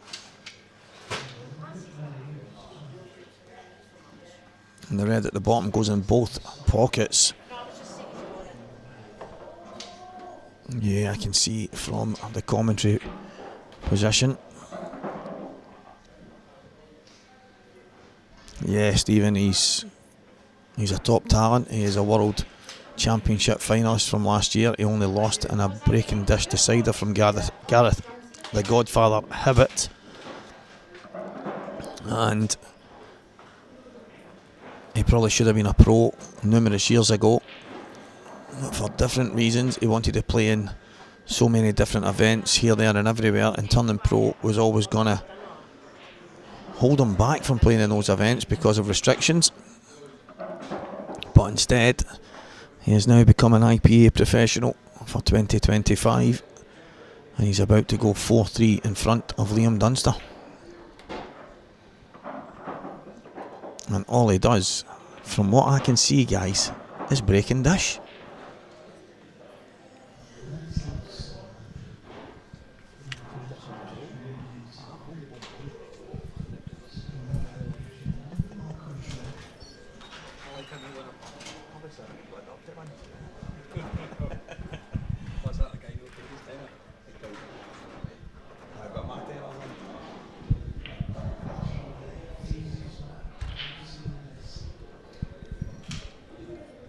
Yeah, Jake does not mess about.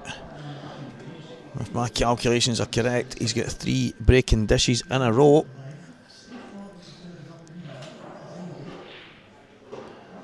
Someone might tell me his other frame was a breaking dish as well, but I know he's had 3 in a row.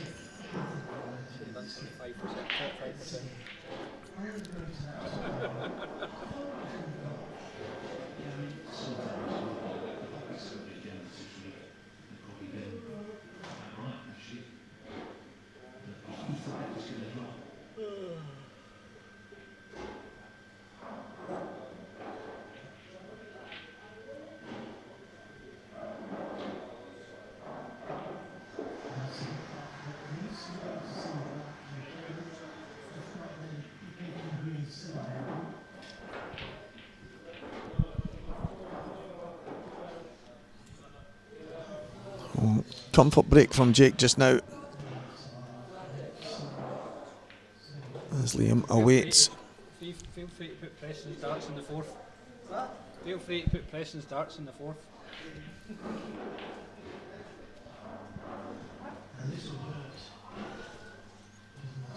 If Preston McInnes is watching, his darts are currently being delivered. Yeah, Preston McInnes, if you are watching, your darts have now left the building. I don't know if these darts can fly themselves out with a dartboard, but they're coming your way.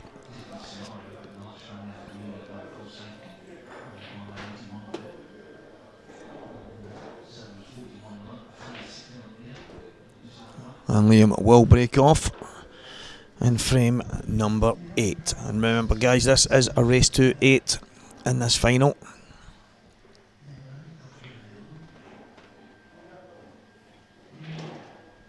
Yeah, Michael, he's been probably 2 or 3 years too late being a pro.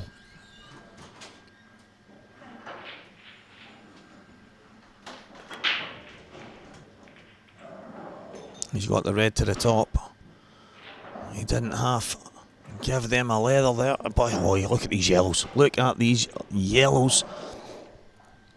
Yeah, Michael Firth, I think he's a couple of years late.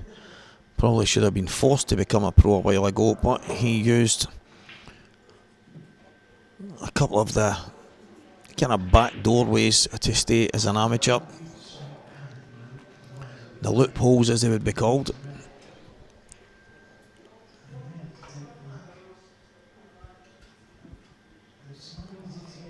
I know,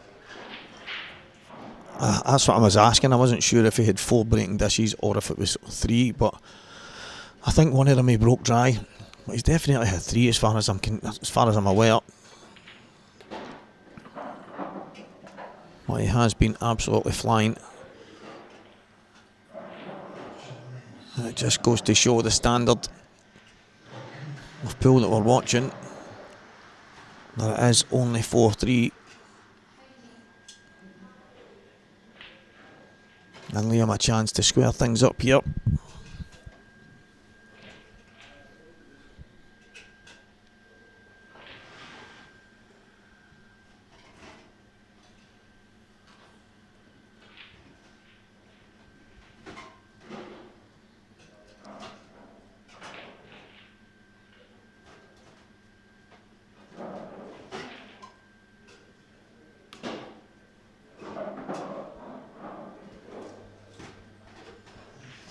Yeah, I think one of the big points was the amount of restrictions that come your way from going pro.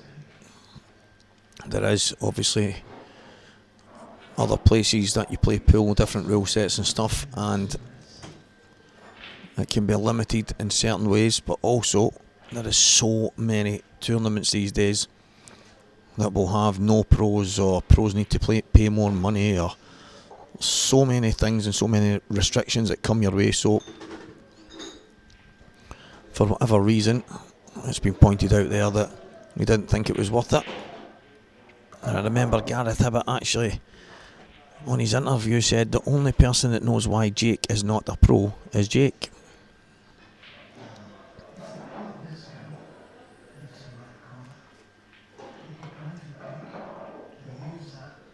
Cheers, Jamie. Liam on for a breaking dish of his own here, and he didn't half get into the cue ball on the break, and it's led to this opportunity. He just come down for the one. He might screw between the two of them. I don't know how straight he is, so he might not be able to stun down, so he might have to change it slightly.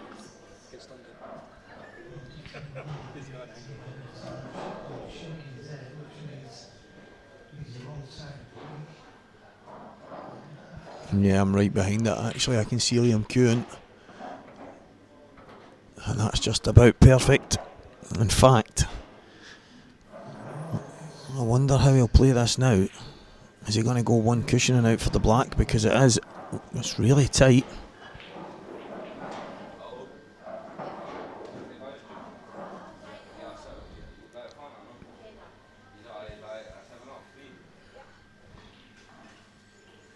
So he can't get through unless he runs towards the red.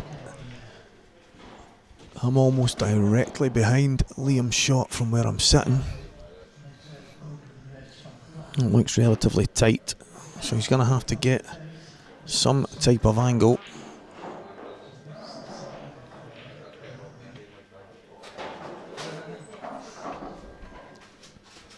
I think he's just about got it.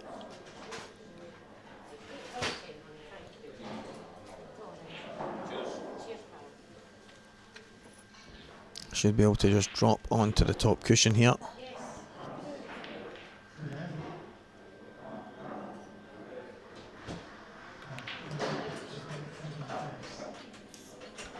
Yeah, just powering it in, widening the angle.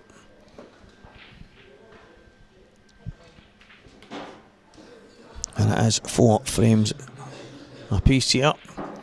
Yes, Jake Dillon Newlove is a new pro for 2025. That professional status will come into effect after the World Championships next week for Tour Event 1, which is in Newcastle, not so far away.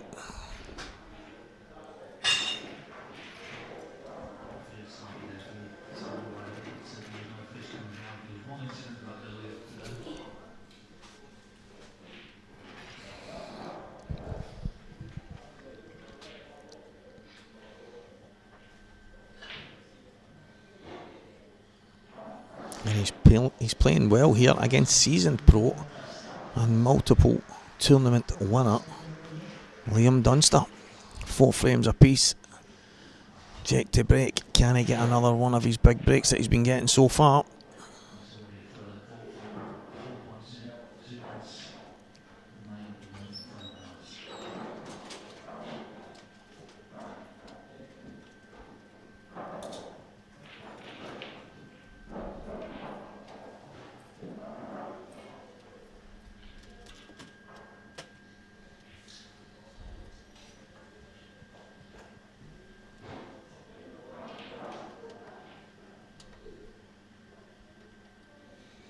Jake Dillon Newlove, frame number 9.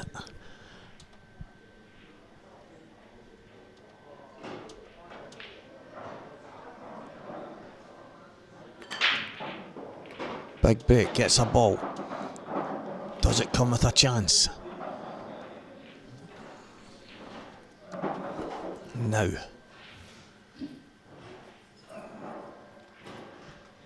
The yellow's pretty good. The one closest to the red is the obvious awkward one. And of the reds, the red closest to that yellow is the obvious kind of problem ball there as well. So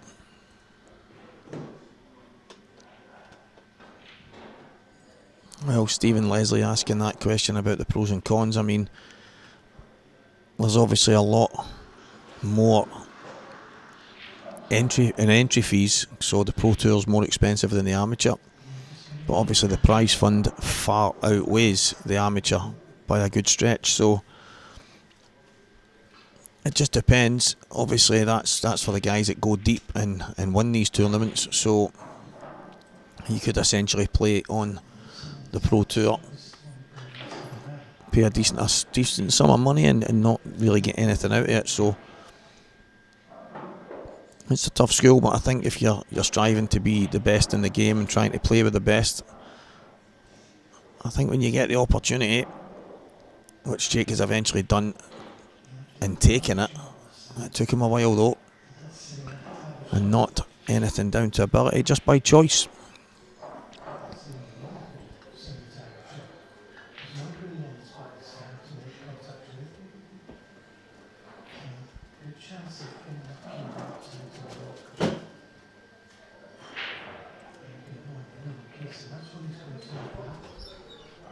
He's missed that yellow, and that so far in this match is very uncharacteristic.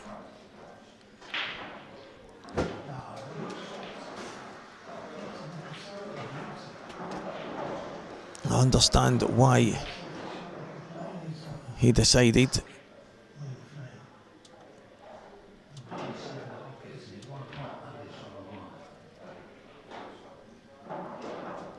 He's decided to take the yellow because if he gets it, he's got a pot kick next for the frame, but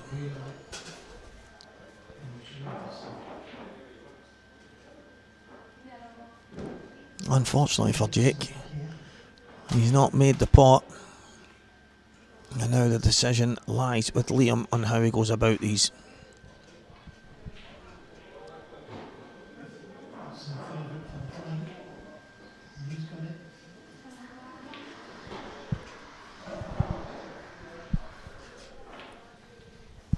Yeah, Anthony, not only does he deserve to be at this level, he truly is well equipped at this level. He's probably always been a top player, but in the last few years since I've got to know him and see him at the major tours, he is just such a talent, and it would not surprise me in the slightest if he wins 1 or 2 events this year.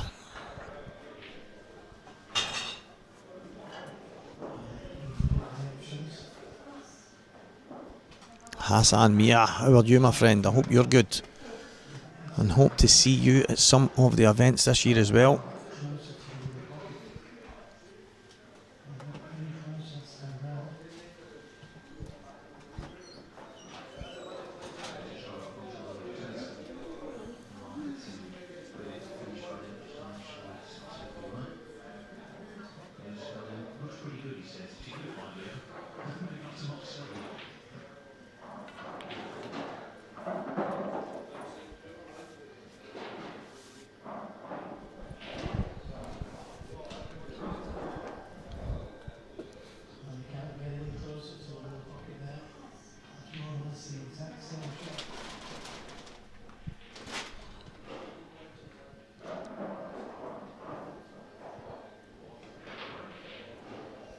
Is he going to play the plant? Is he going to maybe slide off it, knock the yellow in?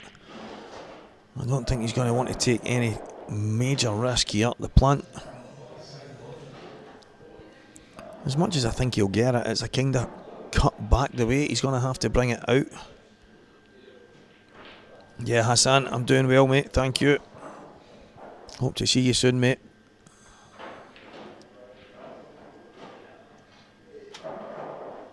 Yeah, it looks like he's going to play the plant.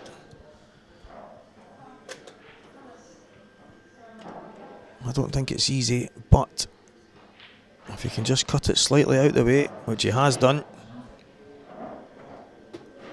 and all of a sudden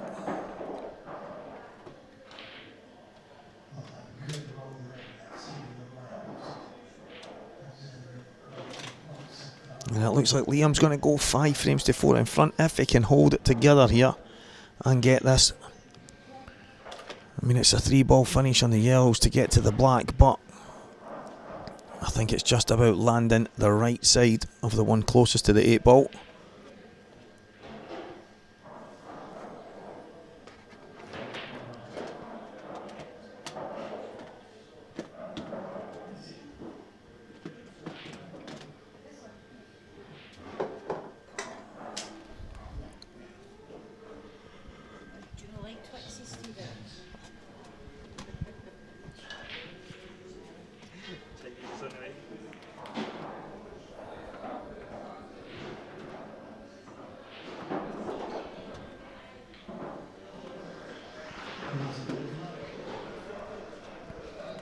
Yeah, I'll definitely see you in Bradford.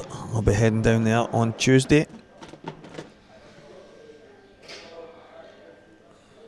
Liam just working on making sure he gets the right side here.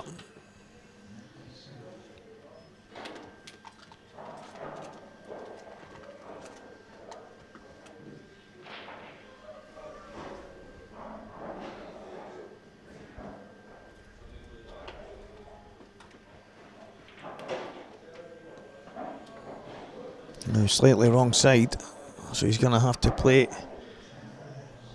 a cannon.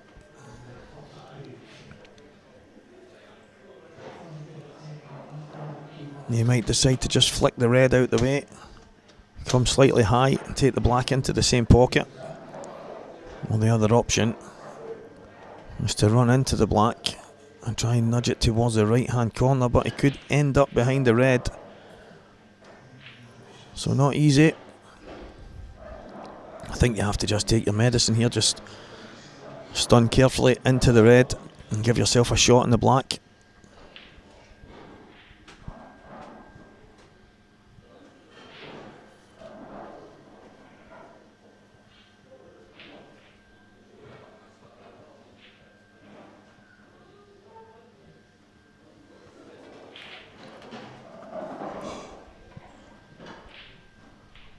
Oh, like I said, run into it, and I was worried he was going to end up behind that red, but what a shot, Liam Dunster.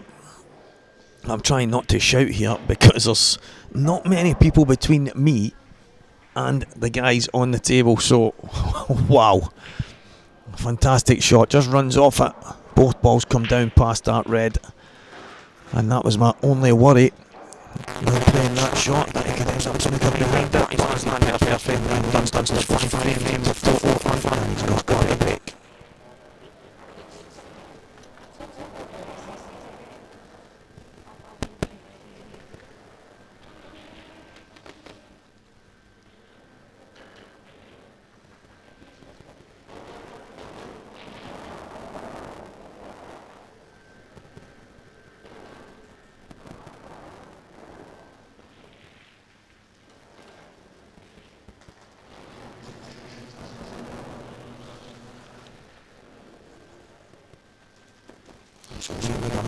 Lately, in his last frame. What will you get from this one? Steve Cochran, the man that can win these, who's just joined the live stream. Well, Stevie. See you soon. Audio is what you're saying.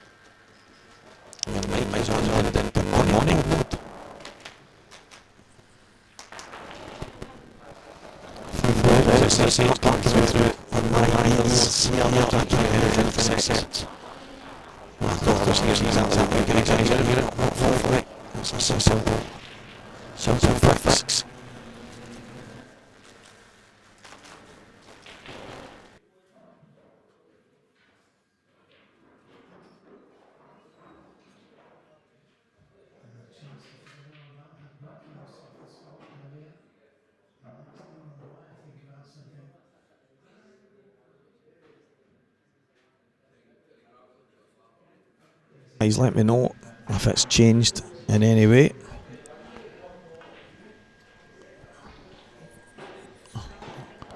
Craig's just had a look at it there.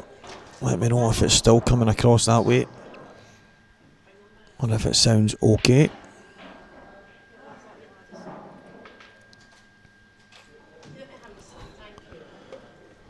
So I think we're all sorted now.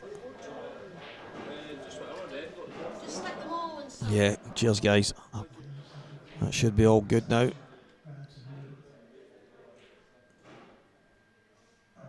I think it was, I don't even know what it was, but I know it was sounding okay in my ear, and I think that's the problem. So cheers for letting us know, guys, and we get it sorted from there.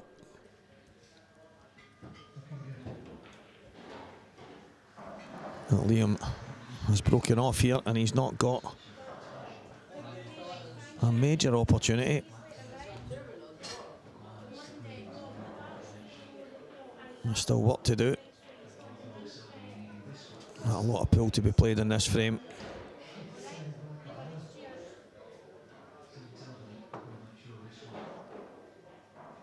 Is he going to play the plant here?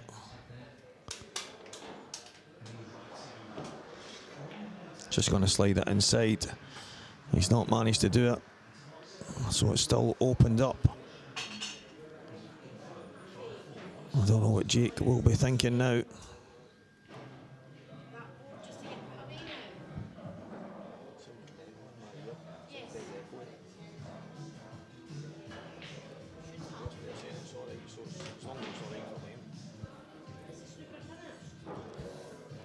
I don't know what Jake will look to do here. Maybe just touch the ball at the bottom. Might decide to go upstairs and then work his way back down.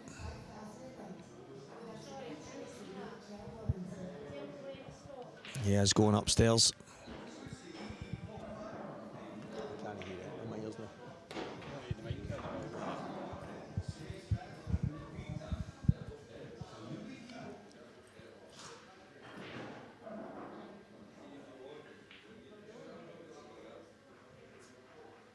So he's going to play the pot kick here. Try and run into these and open things up.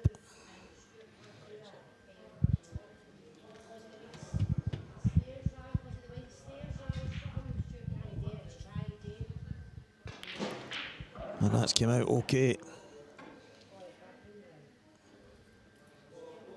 The two balls on the bottom cushion, not exactly perfect. Well, they're better than they were just a moment ago. Yeah, Stephen Leslie almost there, probably in the next 3 weeks. The first one will be done, and there will be a few things happening over the week ahead as well. In regards to some interviews and stuff with some of the top guys, hopefully including these two guys on the table. We'll get some of that done in the week ahead.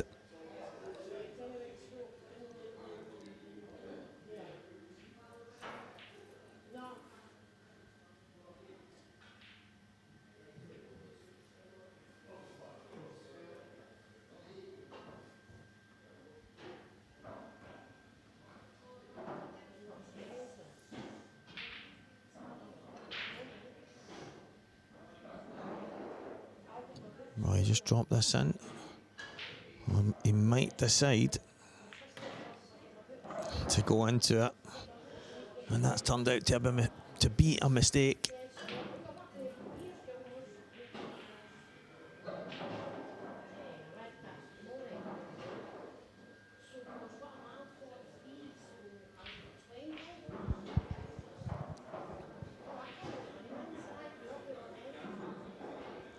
Guys, let us know if the sound is coming over okay. One more comment there saying it's coming over quite echoey.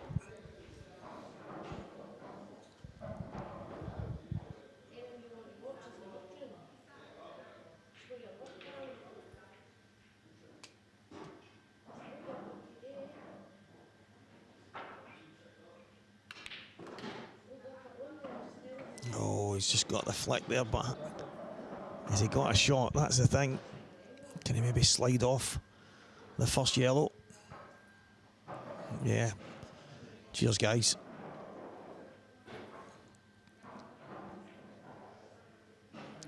So he might have to slide off the first one. Knock it towards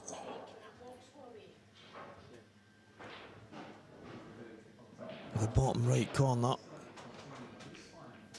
Oh, he's played it with a bit of side.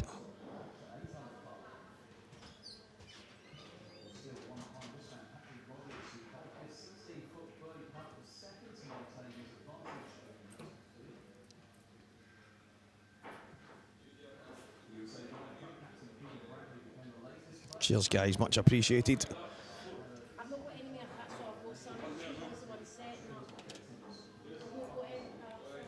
I don't know what happened. I know Craig was taking some stuff out and getting some stuff packed away, and he might have just knocked one of the wires at the back. Everything okay now, that's good. Yeah, this has been some match. Liam is 5-4 up. But none of these two guys have really made any major mistakes. It's just two guys going at it, playing some of their best stuff. He's played the pot kick, and he's absolutely nailed it.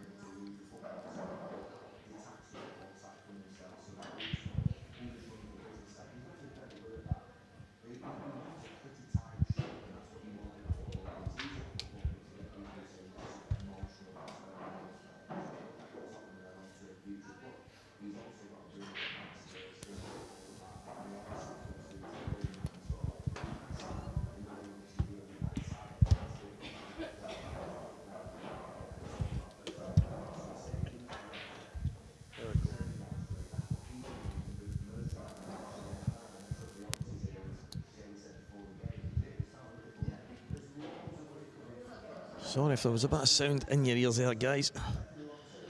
Just some confusion with the wiring. I almost pulled everything off the table there when it caught my hand. So I've managed to sort it now.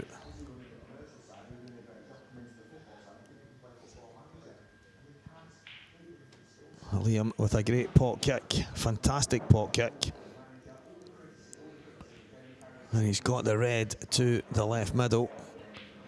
And it could be a chance to get some daylight between him and Jake. It could put him 2 in front and only 2 away from victory.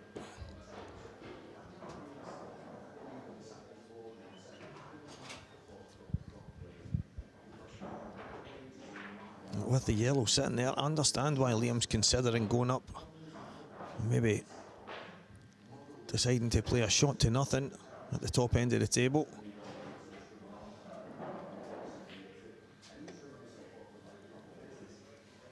If he decides to pop the red in the left middle and he doesn't get it, it could leave Jake a chance. Taking the red to the top, it limits that opportunity that Jake will have.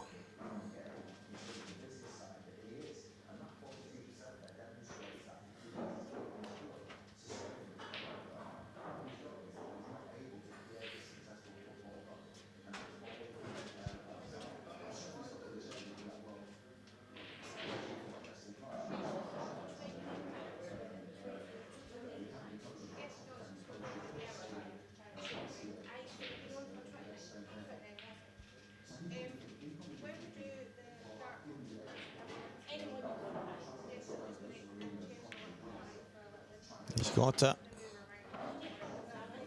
He's got it. Fantastic pot. The shot beforehand to open up the bottom right corner. And now he is on course to get that 2-frame gap.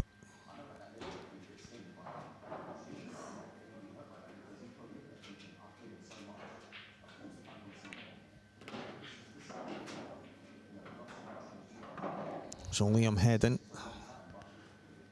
to a 2-frame lead.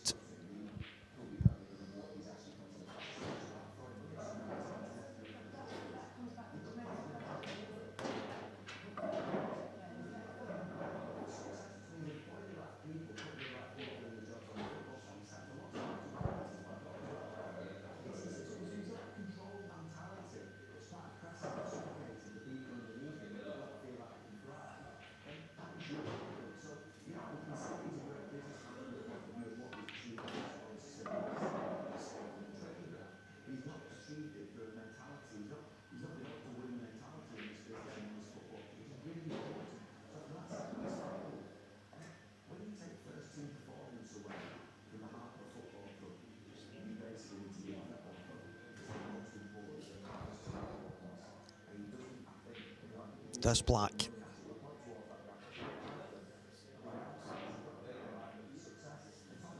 For a 2-frame advantage and only 2 away from tour number 1 victory. Jake Dylan Newlove won't be going anywhere. He will be fighting all the way. But yeah, Liam did take his time. He did make sure and he got it done.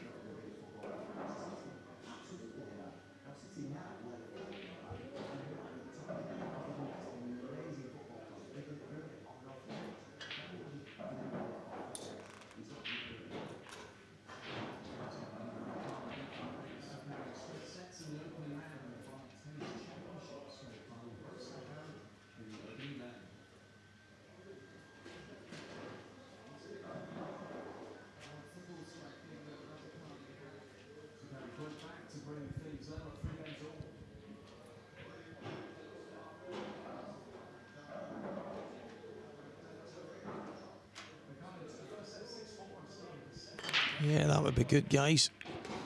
Everybody tuning in, if you can hit that like button, subscribe, whatever it is, the more the merrier. That would be absolutely fantastic. Even hit the dollar sign if you want. Send them dollars.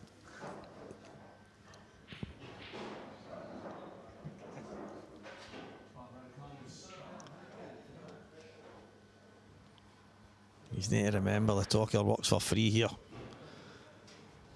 Send hundreds of dollars. So Jake, what a chance here. Again, some work to do. The yellow closest to the red obviously goes into the right hand middle, but getting on it is what he's going to have to do. And I think Jake will want to get there as early as possible. Well, it looks like he'll try and take these three away first. Oh, he's going to have to play. He's going to play on it just now, I think.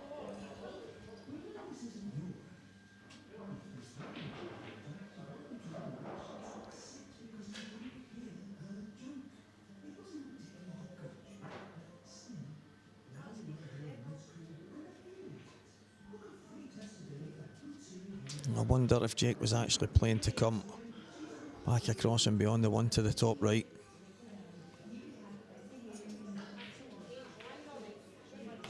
He's landed short on that. Or does that yellow go? I don't think it does.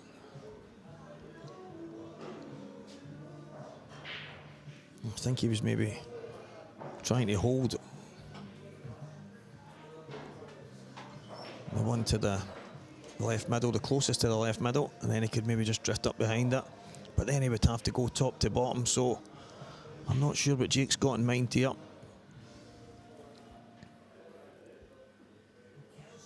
It doesn't look like it doubles, maybe it just goes. He's doubling it. He's going to play the double. He's got it. And he's still going to have to play one or two good shots here. None more so than getting on that black.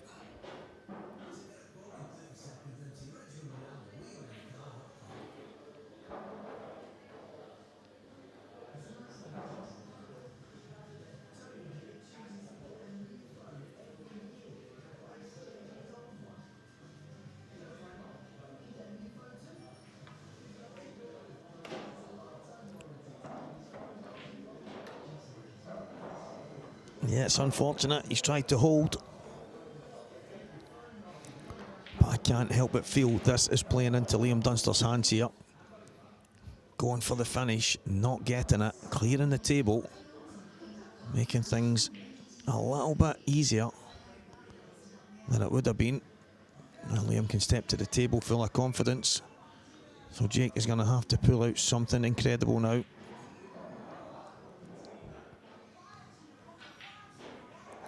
Is there an exhibition shot somewhere here? Thin nick it in, left cushion, top cushion, right cushion, bottom. I don't think so.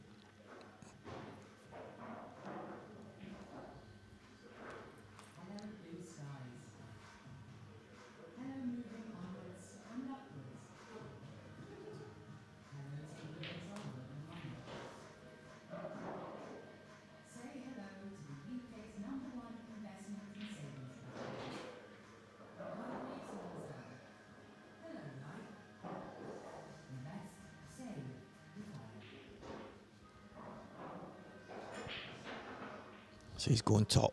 Oh. I think the thing is, if he goes top, he's going down towards the bottom right corner pocket. If he takes on the double, I think that's what he's looking at. If he takes on the double, he's got a really tough last yellow.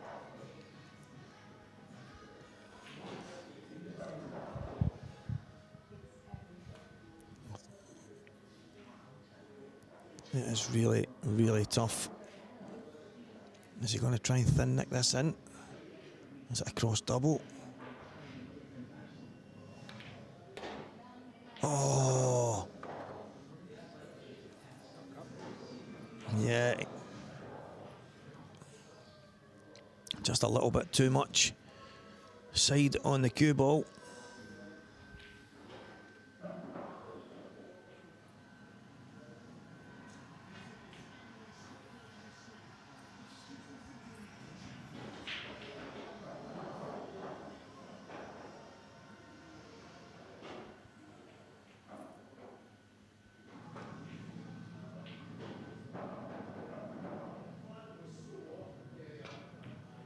Oh, was it going to fall?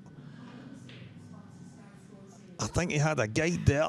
He was unfortunate that it didn't drop, but did the black go anyway?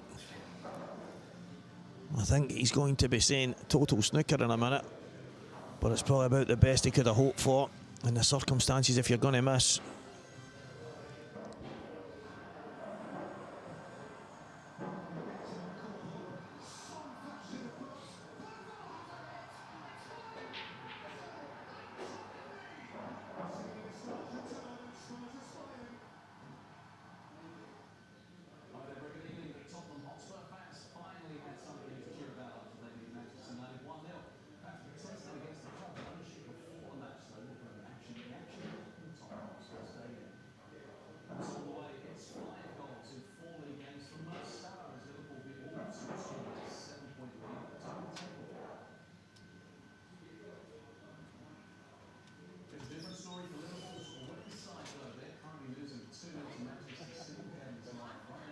Check your Chinese are right.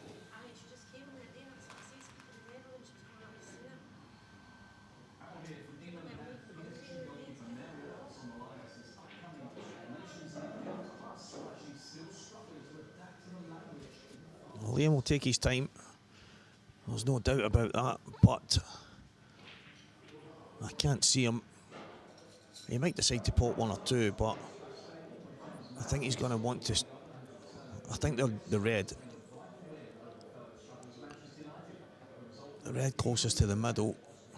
I don't think it stops anything. So, well, it does. It actually stops Jake having the angle to come down and maybe check it back towards the yellow. But I think any kind of snooker to the top right here, Jake's going to be in a world of trouble.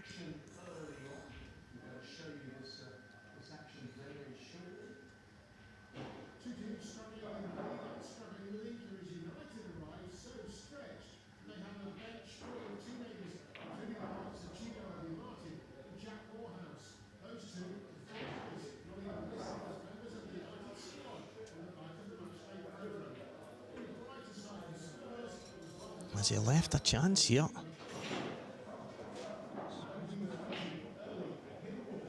Can he swerve through the gap? Possibly not. Can he go the knuckles? I think the knuckles are the shot here. I think the knuckles are the shot here.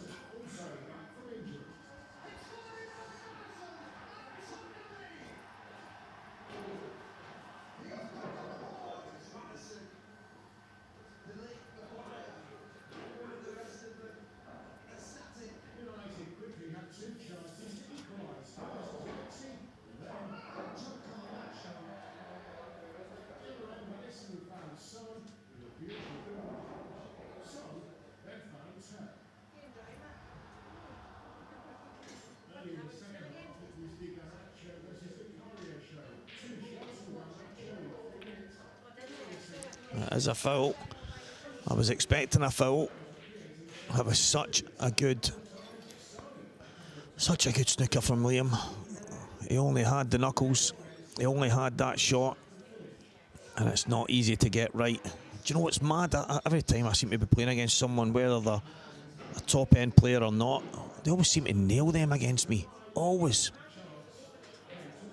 Maybe I'm just imagining it, but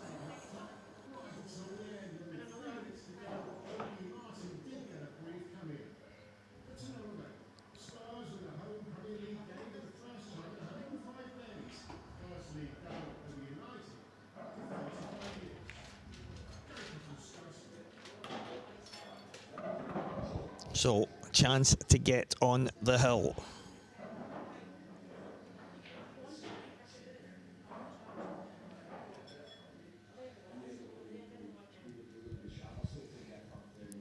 I'm struggling, guys, to see any way that Liam doesn't get these.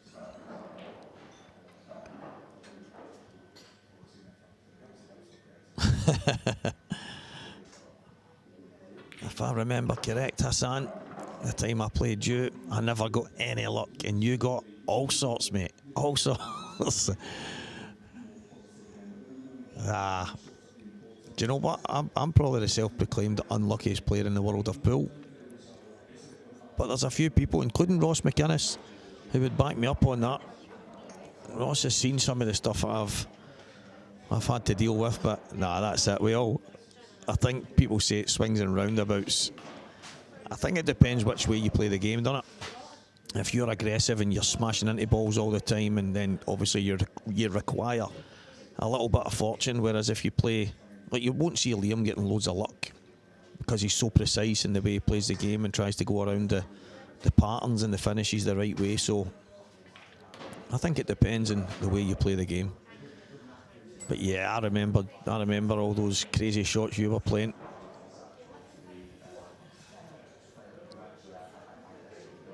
Liam, I have to say, it's very rare you see him getting. Oh, I think Liam thought he missed that.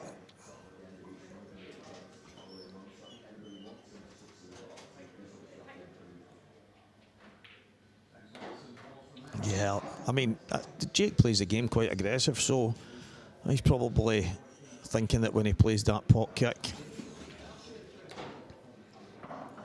that when it comes out perfect, it's just a good shot, and if it doesn't, it's bad luck. But I think a lot of guys that play that style of pool, really aggressive, that's the way it is. Liam, very calculated, has gone 7-4 in front here, one away from the title.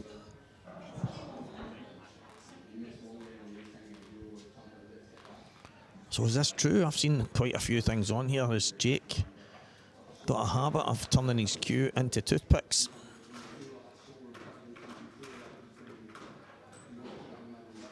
I don't believe it. He doesn't look the type.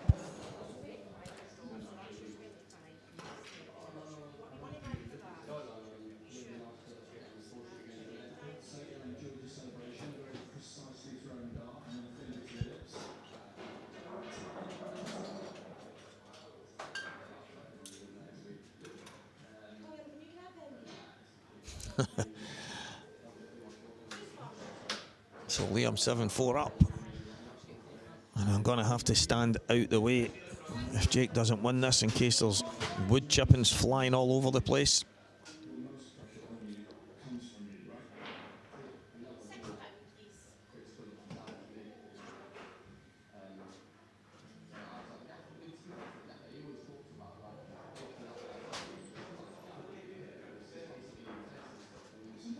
Is this the break?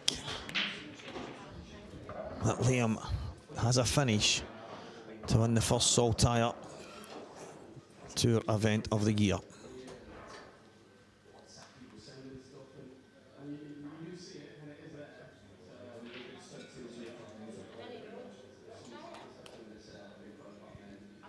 Eddie Sedgwick in New York City. Well, that is nice and far away, and it's good to have viewers from around the world, but that is first class, mate. And Andy Gibb, Kenneth, I had one of them. I actually told the story earlier about the accident I had in a car living in the East End of Glasgow. It is a high probability that your cue will turn to ash in the back seat of a car, but my Andy Gibb was absolutely ruined. Fantastic cue maker, and I know a lot of people have had great cues from him over the years. I think Liam uses a Tom Classic, and he's won many titles along the way using that type of cue. Yeah, 7x4.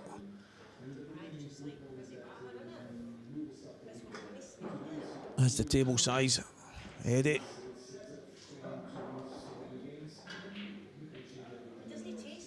Simon Dixon, thank you very much, mate. Really appreciate that.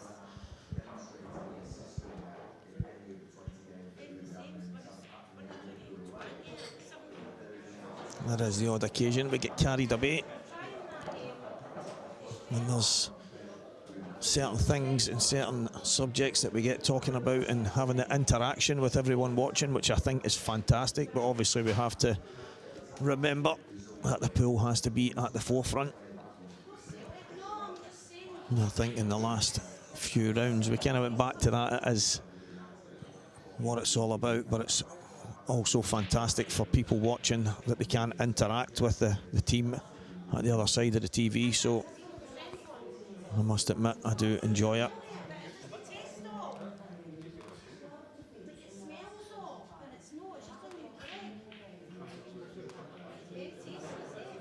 So Liam,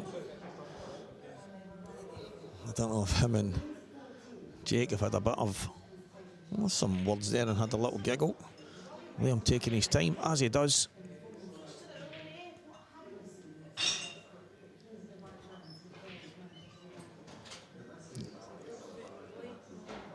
Incredible cue maker Andy Gibb. Some of the nicest cues, especially when you consider the improvements in the machines and stuff at this day and age. And his cues are definitely up there with some of the best. I'll put a Tom Classic in Liam Dunster's hands and look at what you get. Liam playing some fantastic stuff. He's in the final, he's 7-4 up. He's just so difficult to keep down. Well, I must say I'm very surprised at this. Although the red at the top end of the table is not easy. You can see Liam's face. He is raging with what he's just done.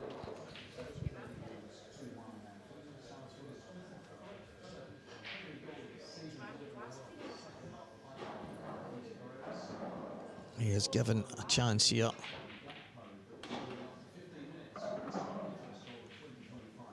To Jake, because the red, although at the top left-hand side the yellow covers it, it goes to the top right-hand corner.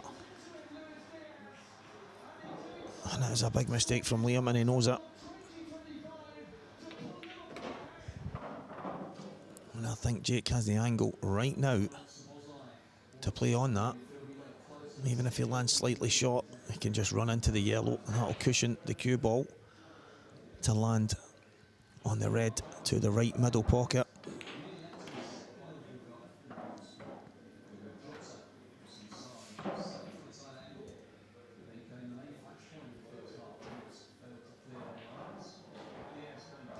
Yeah, he's probably got the best pre-shot routine in the game, Liam.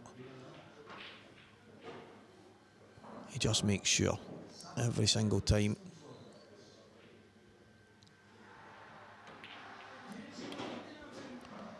But right now he's made a mistake, which is so uncharacteristic of Liam. And he's given an opportunity to Jake that just, it's not usually in the logic of Liam Dunster. And Jake, no messing about, has pounced. Liam knew the minute he played that shot that he'd given Jake a chance. So instead of getting over the line and winning this title, it's Jake to break.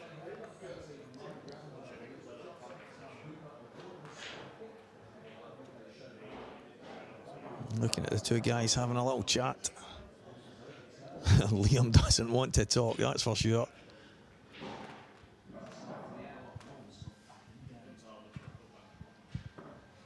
A brilliant finish from Jake Dillon, no love there. Although they were all there, he had a little bit of work to do, and he's done it in fantastic fashion. And it is 7-5. Jake to break. And he is only a dry break away from getting close to the title himself. So still all to play for here. Can Jake put some pressure?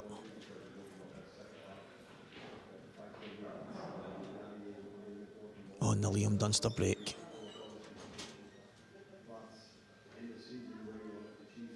Yeah, he definitely was, guys. He was trying to just run the yellow through and leave the cue ball as close to the red as possible, given no shot.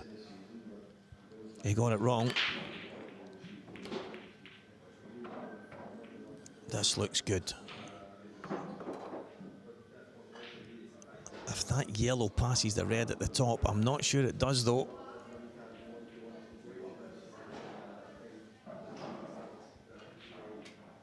Yeah, big shout out to Mark and all the guys.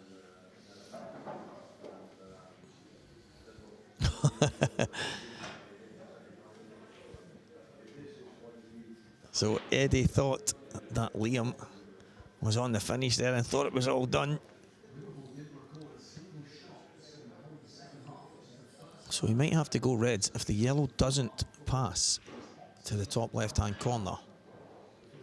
It will be a case of maybe pumping the red. No, I think if he goes for the red into the middle, he's going to knock the red over the yellow at the top right as well. So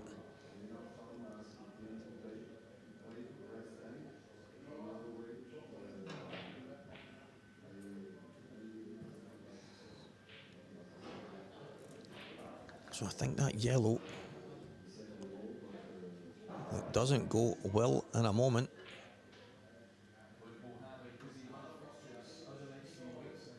So he's going to try and kick these reds right now. Oh. And he's got no shot at all from that attempt.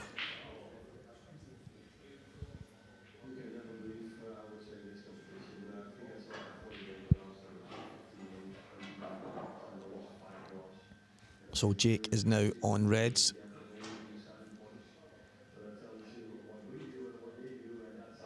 For Eddie watching, yes, Jake is now on reds.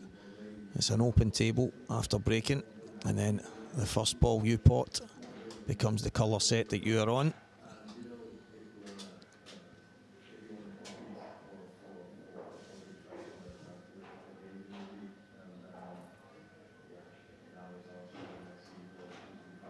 So the plant here,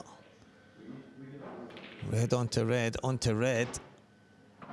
If that stays out, which it has done.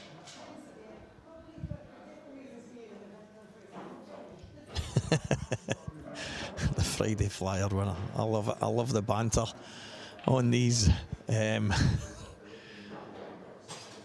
on the chat function. It really is what makes it.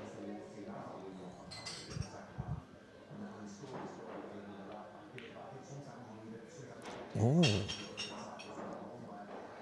I don't know if that's fortunate or unfortunate, but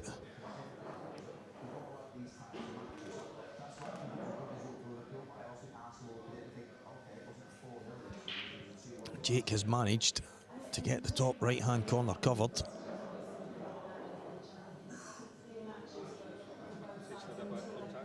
Yeah, I think so. I think a bit of a kick.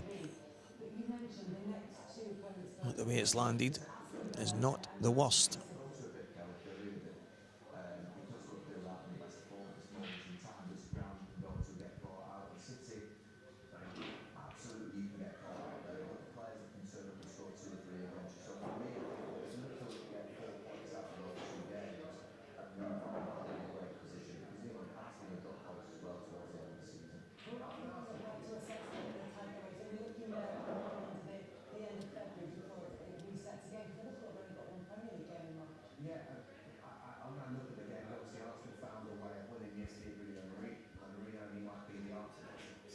Yeah, Liam will take his time here.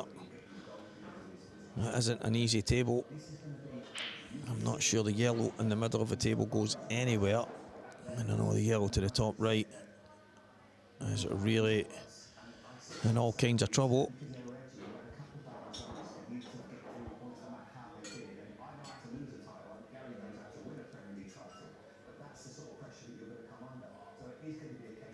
I'm not sure what Liam's going to do here. And the fact is, if Liam doesn't know what he's going to do, then sure as I don't know what he's going to do. So I don't think there's any aggressive shot that he can play that can open things up.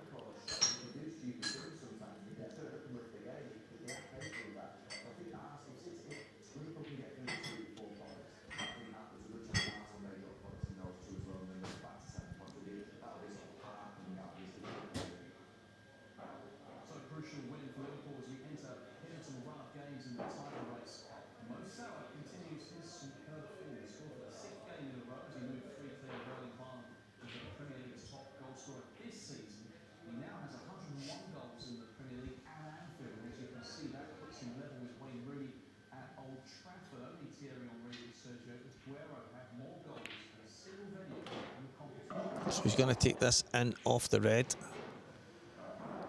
And then we've got one yellow in the middle of the table. He's having a look at it just now. It looks really tight. But if there's just a tiny gap, it could go.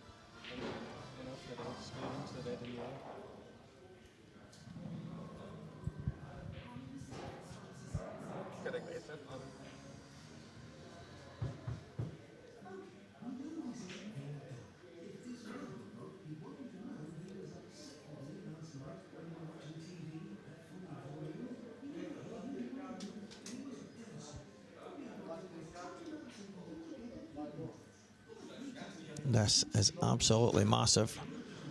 If Liam can somehow take these out to win this title, it'll be one of the best finishes of the weekend, maybe of the entire event, especially when you consider it's to win the championship.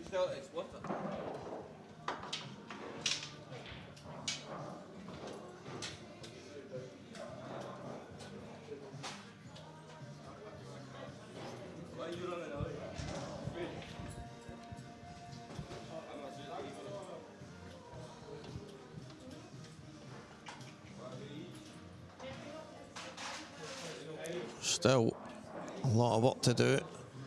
Yellow at the bottom cushion. The one in the middle is definitely the one that stands out for me. I think there might be a tiny gap.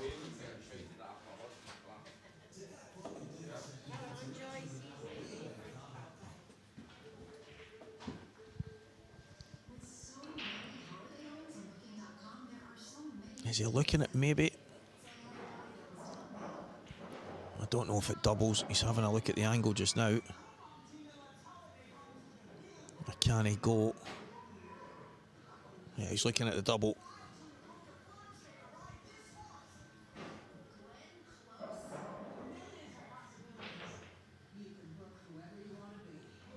That's going to be the key shot for me. I honestly do not think it would be too tragic if he pops this in. In fact, I don't think it would be terrible if it ended up over the top pocket. Yeah, I know Jake could play some kind of combination and what have you, but there would be two awkward reds at the top right, one at the kind of bottom left cushion.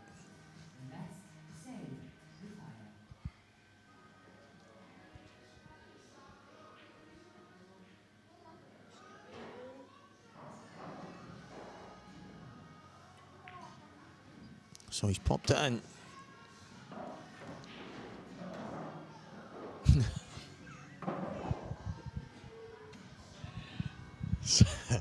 Sorry for laughing out loud there, guys.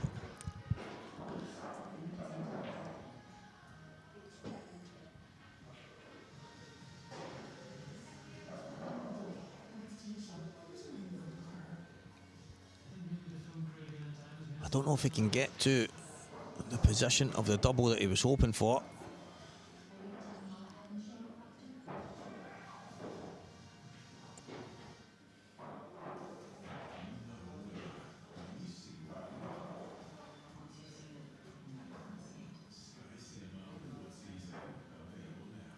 Is he going to screw into it?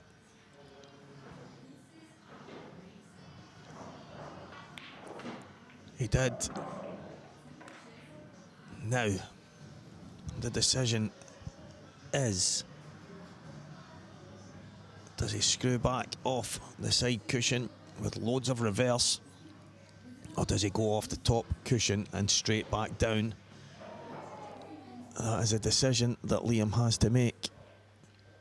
I think, after 30 years, now's the time to talk about it.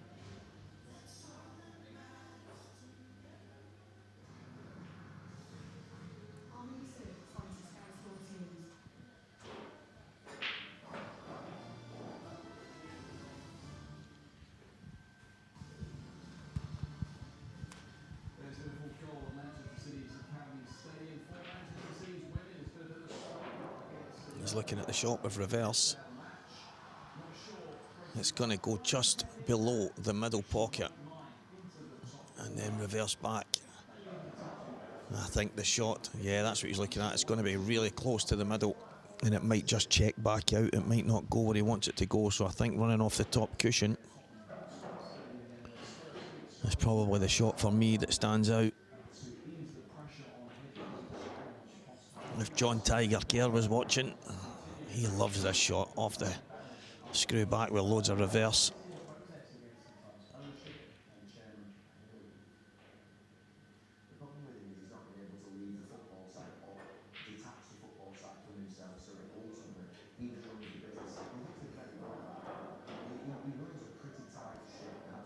Looks like he's screwing back. Can he get the side on it he needs? He did. And he's now this yellow away from a nice position on the black to win the first tour of the year. The Belhaven Brewery Saltire Tour Event 1. We're in the Players' Lounge in Falkirk. Live on Scottish Cuesports. Live streaming. I am Stevie Walker, otherwise known as Walker the Talker, and this has been some event so far, and can Liam bring it to an end?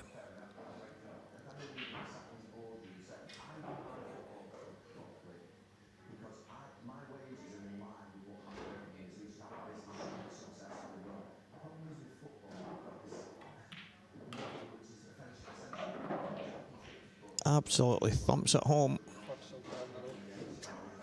And this is one frightening human being on a pool table. He is literally about to win his third Saltire, I think, in a row. After last year's multiple wins. And he does indeed become tour event #1 champion, Liam Dunster. Congratulations, commiserations to Jake Dillon, new love. Almost 800 people tuned in towards the tail end. Massive thanks to each and every one of you. It has been a bit of fun. Some of the pool has been second to none. Jake coming up from England, managing to get himself at least the runner-up. But Liam is just first class. He might not be everyone's cup of tea, but I tell you what, whatever he's drinking in his, I wouldn't mind some of it. Massive thanks to Coors, RJM Sports, Onboard Sportswear, the Players' Lounge in McGoldrick's Pool and Sports Bar. They are the guys behind this, and as I say, live on Scottish Cuesports streaming, it has been nothing short of phenomenal. I am Stevie Walker, massive thanks, and we will see you guys again very, very soon.